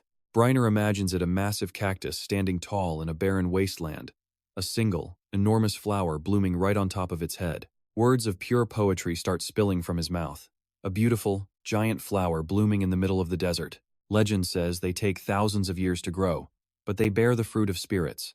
Ahu quickly cuts him off. We're not extinct. My mother and relatives are still alive back home. Briner can only respond, could it be? Green can't take his eyes off Ahu, smiling warmly. From what I know, the sleepiness Ahu is feeling is part of a slumber cycle during its growth phase. He adds, this is my first time seeing a giant cactus, so I can't be 100% sure. Estio asks curiously, how long do these slumber cycles usually last? The scene then shifts to another corner of the room, showing 4 healthy potted plants. Briner's voice explains, I'll need to do more research to know the details. All I know is that giant cacti grow for thousands of years and have several long slumber cycles. Estio suddenly turns to the cactus. Ahu, this is a research garden for the association. I'll have them care for you until your slumber cycle ends. Get some rest. Oru gloomily gave a short reply. I don't want to. Estio leaned in closer. If you're uncomfortable here, I can ask Mubi. Mubi is very strong. Oru then asked with a hint of sadness. Do I make you uncomfortable? Estio froze for a second, his mouth stiff, unsure how to respond. He reached out and stroked Oru's head. No, it's not that. But Oru cut him off with a firm declaration. Estio, I don't want to sleep. I'm never going to sleep again. With that, Oru curled up in the palm of Estio's hand, nuzzling gently, its branch lightly touching his skin as if to hold on. It kept its next words to itself. Because I'm worried about you. A moment later, everyone started heading for the door. Bree spoke up. Because it can still talk, and even move. I'm still not sure if this is okay. He warned that refusing to sleep could lead to health problems, advising them to be careful. Estio understood, quickly replying, Got it. Green looked at the quiet cactus in Estio's hand. Plants might seem simple, but once you understand them, you learn how complex and fragile they really are, just like animals. An image appeared of a house filled with potted plants of all different species, shapes, and sizes, arranged in various ways. Green's voice continued to narrate his thoughts. Habitat, size, gender, age, even the shape of their leaves, all these things make them unique. He and Estio both glanced down at Auru. He smiled, saying this little friend's ability to talk was a huge advantage. Green then lifted a black bag he was holding. I've packed some nutrient-rich soil for you. It should be helpful. Burr took the bag, bowing quickly to express his thanks. Suddenly, Green reached into his coat pocket. He had one more thing. He pulled out a tightly sealed glass bottle containing a small scroll. This is an instruction from the guildmaster, sent for you. Estio was stunned to see the bottle. He knew I would be here. Green let out a laugh, scratching his temple. Not at all. I was just notified right before you arrived. Estio took the bottle, staring silently at the glass in his hands, as the sound of the wind and rustling leaves echoed around them. He thought to himself, so, I'm being watched. Seeing his silence, Green quickly waved his hands, trying to explain. Please, don't misunderstand. The guildmaster isn't intentionally doing this to you. She just always cares about everyone. Estio's focus sharpened on a single word, repeating it with confusion. Always? Green imagined an image of puppets tangled in strings, with a single, massive hand above them, pulling all the strings and controlling everything. He added, she is a puppeteer. The number of puppets seen in public is probably 1,000, but the real number. Parker leaned in to whisper, actually, it could be even more. He clarified, they break down quickly, so she's constantly making more of them. Estio took out the paper and silently read its contents. IGNIS Guild, Guildmaster, Security Level, Presidential, Location, Rivendell City, Central Market. Time limit, 30 minutes. The mission, find Guildmaster. A 1 in the Central Market of Rivendell within the time limit. The reward will be given after she is found. The instructions will self-destruct when the time is up. Find her, quickly. Guildmaster A1. The number 30 printed on the paper quickly changed to 29, a signal that 1 minute had already passed.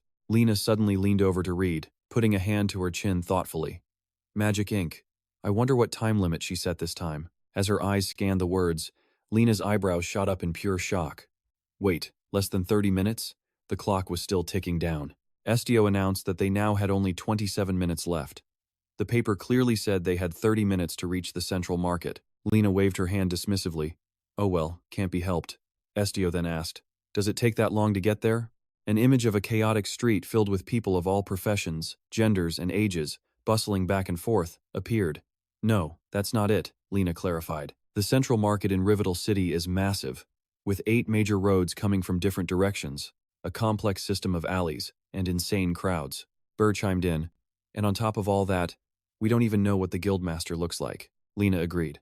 Right, the Guildmaster usually communicates through her puppets. Burr added, I think only the Vice-Master has ever met her in person. Before he could finish, Estio suddenly dashed past Parker at breakneck speed. A panicked bear yelled after him, Captain! But Estio kept running. I'm heading to the central market. Then his feet skidded to a halt. Estio turned back to face them. He looked at Green and said, the plants in your garden are grateful to you, and they love you. Green was completely taken aback. He stammered, Really? Is that true? Estio was talking about the brilliant yellow flowers blooming in the sun, and the Jingao tree behind him. He listed them one by one, even mentioning the flower that Neju had stepped on. Estio said sincerely, just as you want to listen to them, they want to speak to you. Green gently placed a hand on his chest, feeling incredibly moved. With that said, Estio turned his back and left again. Goodbye. The 4 of them set off down the busy, crowded street. Estio was in the lead, followed by Neju, then Parker, Lena, and Jen. The sound of heavy footsteps echoed. Estio's face darkened as cold sweat trickled down his cheek. His hand clenched tightly around the instruction scroll. The pressure on Estio was immense. Whispers. The constant noise of thoughts crowded into Estio's head, leaving him completely overwhelmed. To find the guild leader in this sea of people, he'd have to read every single mind. Estio exhaled heavily when suddenly, a thought cut through the static, shocking him. The stream of thoughts from the crowd buzzed in his ears. Man, it's scorching hot. It's so crowded, no one would notice if I just swiped this. He heard everything from a vendor's desperate sales pitch to a brutal review of some street food. Hey, it doesn't cost anything to look, come on. Ugh, this grilled skewer is awful. Estio squeezed his eyes shut, forcing all of his focus into the search. No, just a little more. Suddenly, from deep within an alley, a single thought echoed. He strained to read each word. On. A name flashed in his mind, and Estio physically jolted. KA1. Estio's eyes flew open in surprise, and at the same time, a trickle of blood ran from his nose, making Nezu panic. A nosebleed. He wiped it away and tried to reassure her. It's nothing. But Nezu burst into tears. You're bleeding. How can you be okay? Estio didn't answer. He just stared into the distance, his expression grim and focused. He thought with absolute certainty. Found you. Immediately, Estio took off running. His teammates, left in the dust, shouted his name. Soon, rows of vegetable stalls appeared before him. Estio's pace began to slow before he finally came to a complete stop. He stood before a stall selling various plants when a voice called out from inside. Hello. A blonde girl emerged. She smiled, placing a small cardboard box on the table. Are you looking to buy some fruit? She asked. Or, is it for you? The guild leader's doll, Estio thought to himself. He presented a note, getting straight to business. I'm here to find guild leader Kai, Awan. The girl didn't respond, her smile just growing wider. Estio felt a flash of confusion, wondering, isn't she here? But he was so certain he'd just felt her. Then, a faint metallic click echoed clearly, right next to his ear. His eyes shot open in shock. A cute pink clip had been fastened to his hair. He gaped, catching a glimpse of 2 small hands quickly pulling away. Kai's voice rang out immediately. This is your reward for finding me. Please, accept it. There she was, sitting on a wooden plank on the counter with her knees pulled up, greeting him face to face. It's a pleasure. Guild leader Kai smiled, placing a hand over her heart. I am Kai, leader of the IGNIS Guild. Estio was stunned. The guild? Before he could finish, another loud voice cut through their conversation, shouting, Master! Jen ran towards them, beaming with pure excitement. Shouting again, Master! She was so happy her cheeks were flushed, a bright pink. Both Parker and Lena were in absolute shock, their mouths hanging wide open. He stammered, She's actually smiling. Jen rushed forward, throwing her arms around Kai in a tight hug. This finally gave Estio an opening to introduce himself. My name is Estio. When I was wandering after leaving my home, the guild helped me immensely. I know it's late, but I wanted to thank you. Kai simply stroked Jen's hair. The two girls were still sharing an emotional embrace. Kai smiled over at Estio and replied, Good. The IGNIS Guild owes you a great deal as well. Estio was confused, but I'm a member of the guild. At this, guild leader Kai's eyes widened in surprise before she smiled once again. My apologies. A captain is a vital member of IGNIS. Thank you for enlightening me. Kai lightly hopped off the plank onto the ground. In an instant, she was standing before Estio, her small frame looking way up at him. Do you have any questions? I have prepared everything, waiting only for you. Are you wondering why I appointed you to this position? As if hearing his thoughts, Kai suddenly clapped her hands. Excellent question. That's the very reason I came to see you. She then proposed to Estio. It's not good for outsiders to hear this.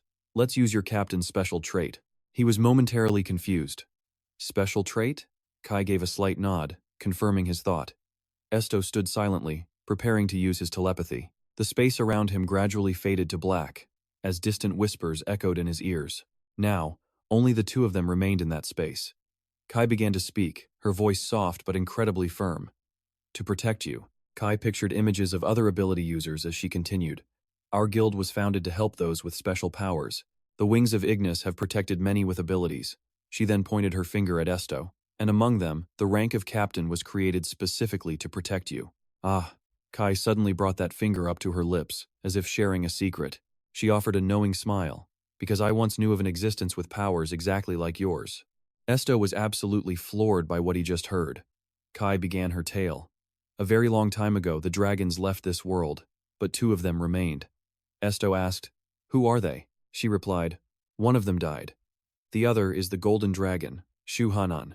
You could call him the last dragon. Kai smiled faintly, her eyes still locked on Estio as she finished her story. That is, until we found out about you. Estio was suddenly horrified. Does that mean that person?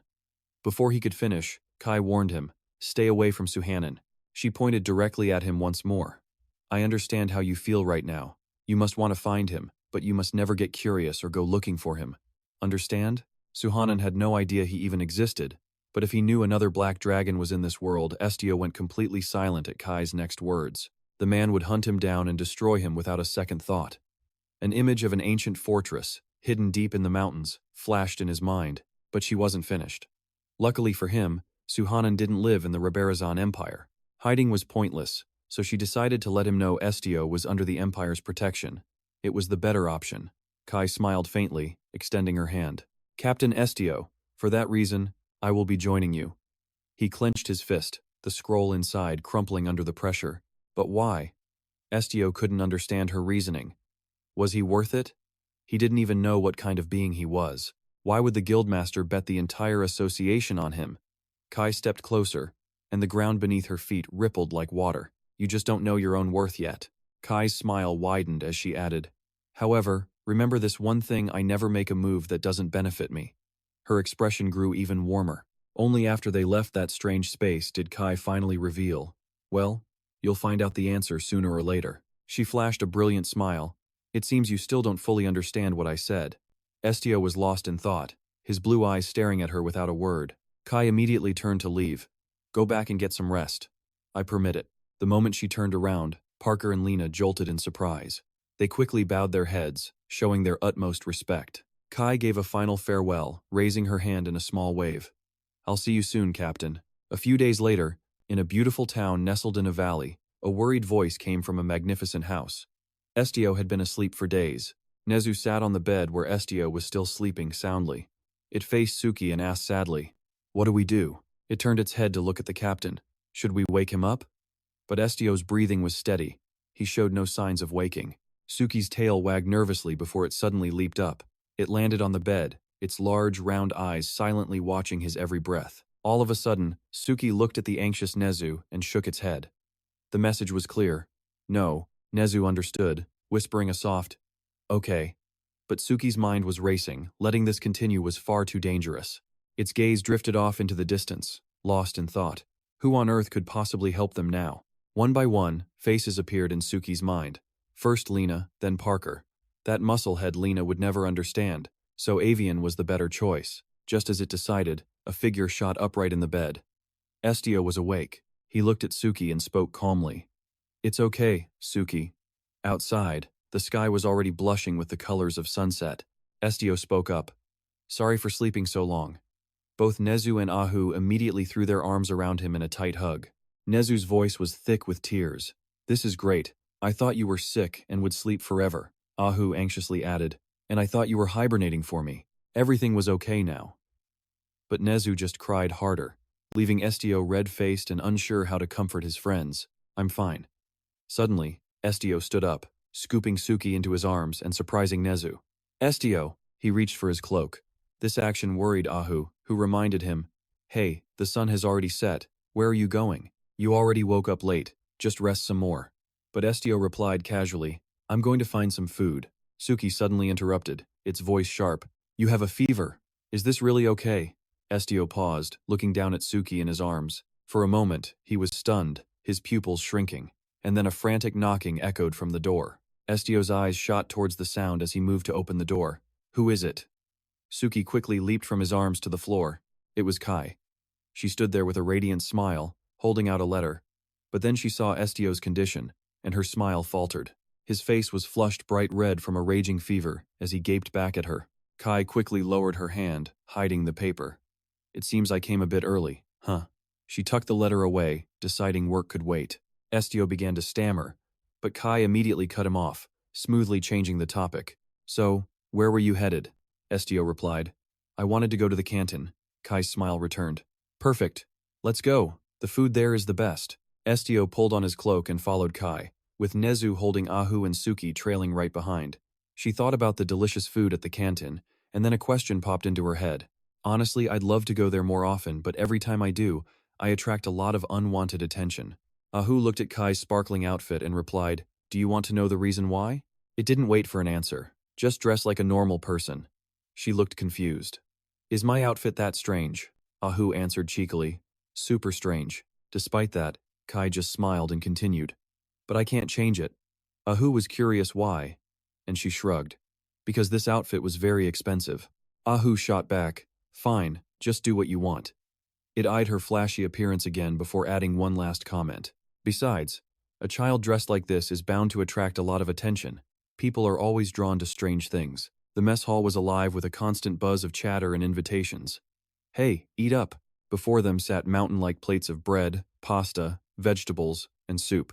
Estio said with concern, "I can't possibly eat this much." She smiled, resting her chin on her hand. "I just said to eat a lot. I'm not forcing you to eat all of this." Kai looked over to Suki. "Black cat, you too." Suki was clearly annoyed, its face scrunching into a frown. Estio glanced down at the food, thinking she really does know a lot. As his spoon touched the soup, his mind was consumed by the golden dragon, Suhanan. He lifted a spoonful, thinking to himself that a name like that couldn't just be about color. Estio suddenly looked up, calling out, "Guildmaster Kai." Startled, she looked at him. "Just call me Kai. I'd rather not reveal my identity." Estio understood, and asked, "Got it. Kai, how do you know about dragons?" Kai suddenly burst out laughing. "I was wondering what you were brooding over. Curious now, are you?" Estio replied softly, "Yes." While flipping a grilled fish with her chopsticks, Kai added, "It seems like some personal problems are weighing you down, huh?" She poked the fish with her chopsticks, then held one in each hand, easily snapping the fish in two. It split open in an instant. The bones were expertly and completely removed. Kai offered the deboned fish to Suki. She continued, "It's just information I've picked up over a long life." The cat stared at the plate for a moment, then swatted it away with a displeased hiss. Nezu, eating a pastry nearby, chimed in, "Suki doesn't like fish." Suki had already climbed up onto Nezu's shoulder. Kai replied, "I thought all cats liked fish, am I wrong?" Nezu calmly explained, "That's just a stereotype." Kai understood. "I see." She then used it as an example. "See? Even I have things I don't know." Kai stabbed a fork into a loaf of bread. "Living a long time just means you experience more. So, what I know about you could also be wrong." Suddenly, her grip tightened as she furiously stabbed the fork down. Kai's expression darkened. becoming incredibly dangerous. But I am absolutely certain that the golden dragon Zuhanan is an enemy. She lifted the fork with the bread still on it. One more thing. Kai gave Estio a forced smile. Starting tomorrow, I plan on joining the support team. He looked slightly surprised. You mean Parker's team? Kai put her fork down. Yes, to support you. Not as the guild master, but as Kai. Estio just gave a short reply without another word. Understood. With business concluded, Kai prepared to leave. She put her hand on the doorknob and said farewell. Enjoy yourselves. See you tomorrow. Nezu smiled over at Estio. Shall we finish eating? He quickly declined. No. You go ahead. I'm going for a walk. A while later, dusk had fallen. The sky was painted in the signature gold and red of twilight. Estio, Nezu, Ahuru, and Suki were strolling through a wide courtyard. The place was like a zoo, with all sorts of animals living together in peace. Monkeys played with rabbits while bears and horses drank from the same lake. A duck was even swimming slowly nearby. Seeing this, Estio found it strange how creatures could develop so differently. Suddenly, a small voice spoke from below. Hello. He instinctively glanced down, shocked to find the voice was coming from a small, adorable raccoon.